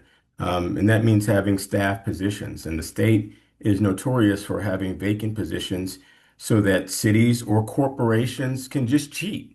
And we have to fill these positions, and there have to be fees and fines when any entity, whether it be a city or a county or both, or a corporation, is out of compliance with the law. I do think, I'm not someone who believes in supporting unfunded mandates. As a council member in Richmond, at a time when we still had redevelopment, we built thousands of units of affordable housing, and the loss of redevelopment has devastated cities all across our state. And as governor, I will work to bring back some form of redevelopment agency back to our state to give our cities and counties resources to work on housing development. In terms of the lack of funding that you referenced, I'm supporting legislation that would put a ballot measure on this election ballot, and if passed, would generate $10 billion for building affordable housing. And I'm not waiting to become governor to work on housing. I'm working with all of the school districts in our state to support districts with building housing on the surplus property that exists in every county in the state. There's 75,000 acres of land that's ready for development right now. It doesn't require any permitting from the city, and it would amount to 2.3 million units of housing to be built by the year 2030. Thank you. We're going to go to Cannon, and then we'll go to Whitney. Hi there. I'm Cannon. I moved here back in 2024 from Texas, in large part because I wanted to move out of a state where the government was actively working to oppress the LGBTQ community. And I wanted to move to a state where the state was actually working to uplift our community. What efforts would you take to help protect the LGBTQ community and other marginalized communities as we stare in the face of increasing authoritarianism that's seeking to oppress all marginalized communities. And you mentioned in your questionnaire that California must be a firewall for democracy. Would you take that as far as calling for secession, if need be?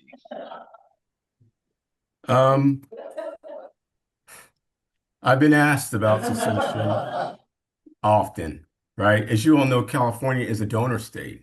We give more to the federal government than we get back. And I haven't called for secession, but I have been examining how we could withhold dollars if we need to.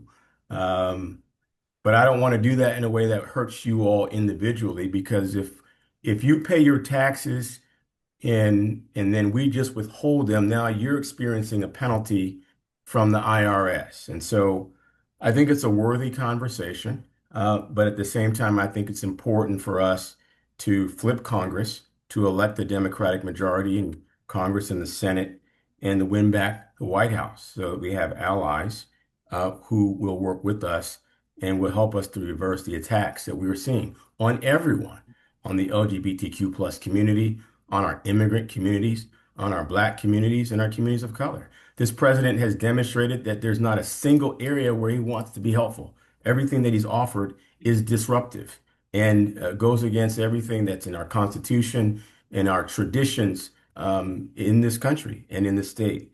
And, I wouldn't live anywhere else, to be honest with you, than California. It's not perfect, but we continue to stand and be a line of defense against authoritarianism.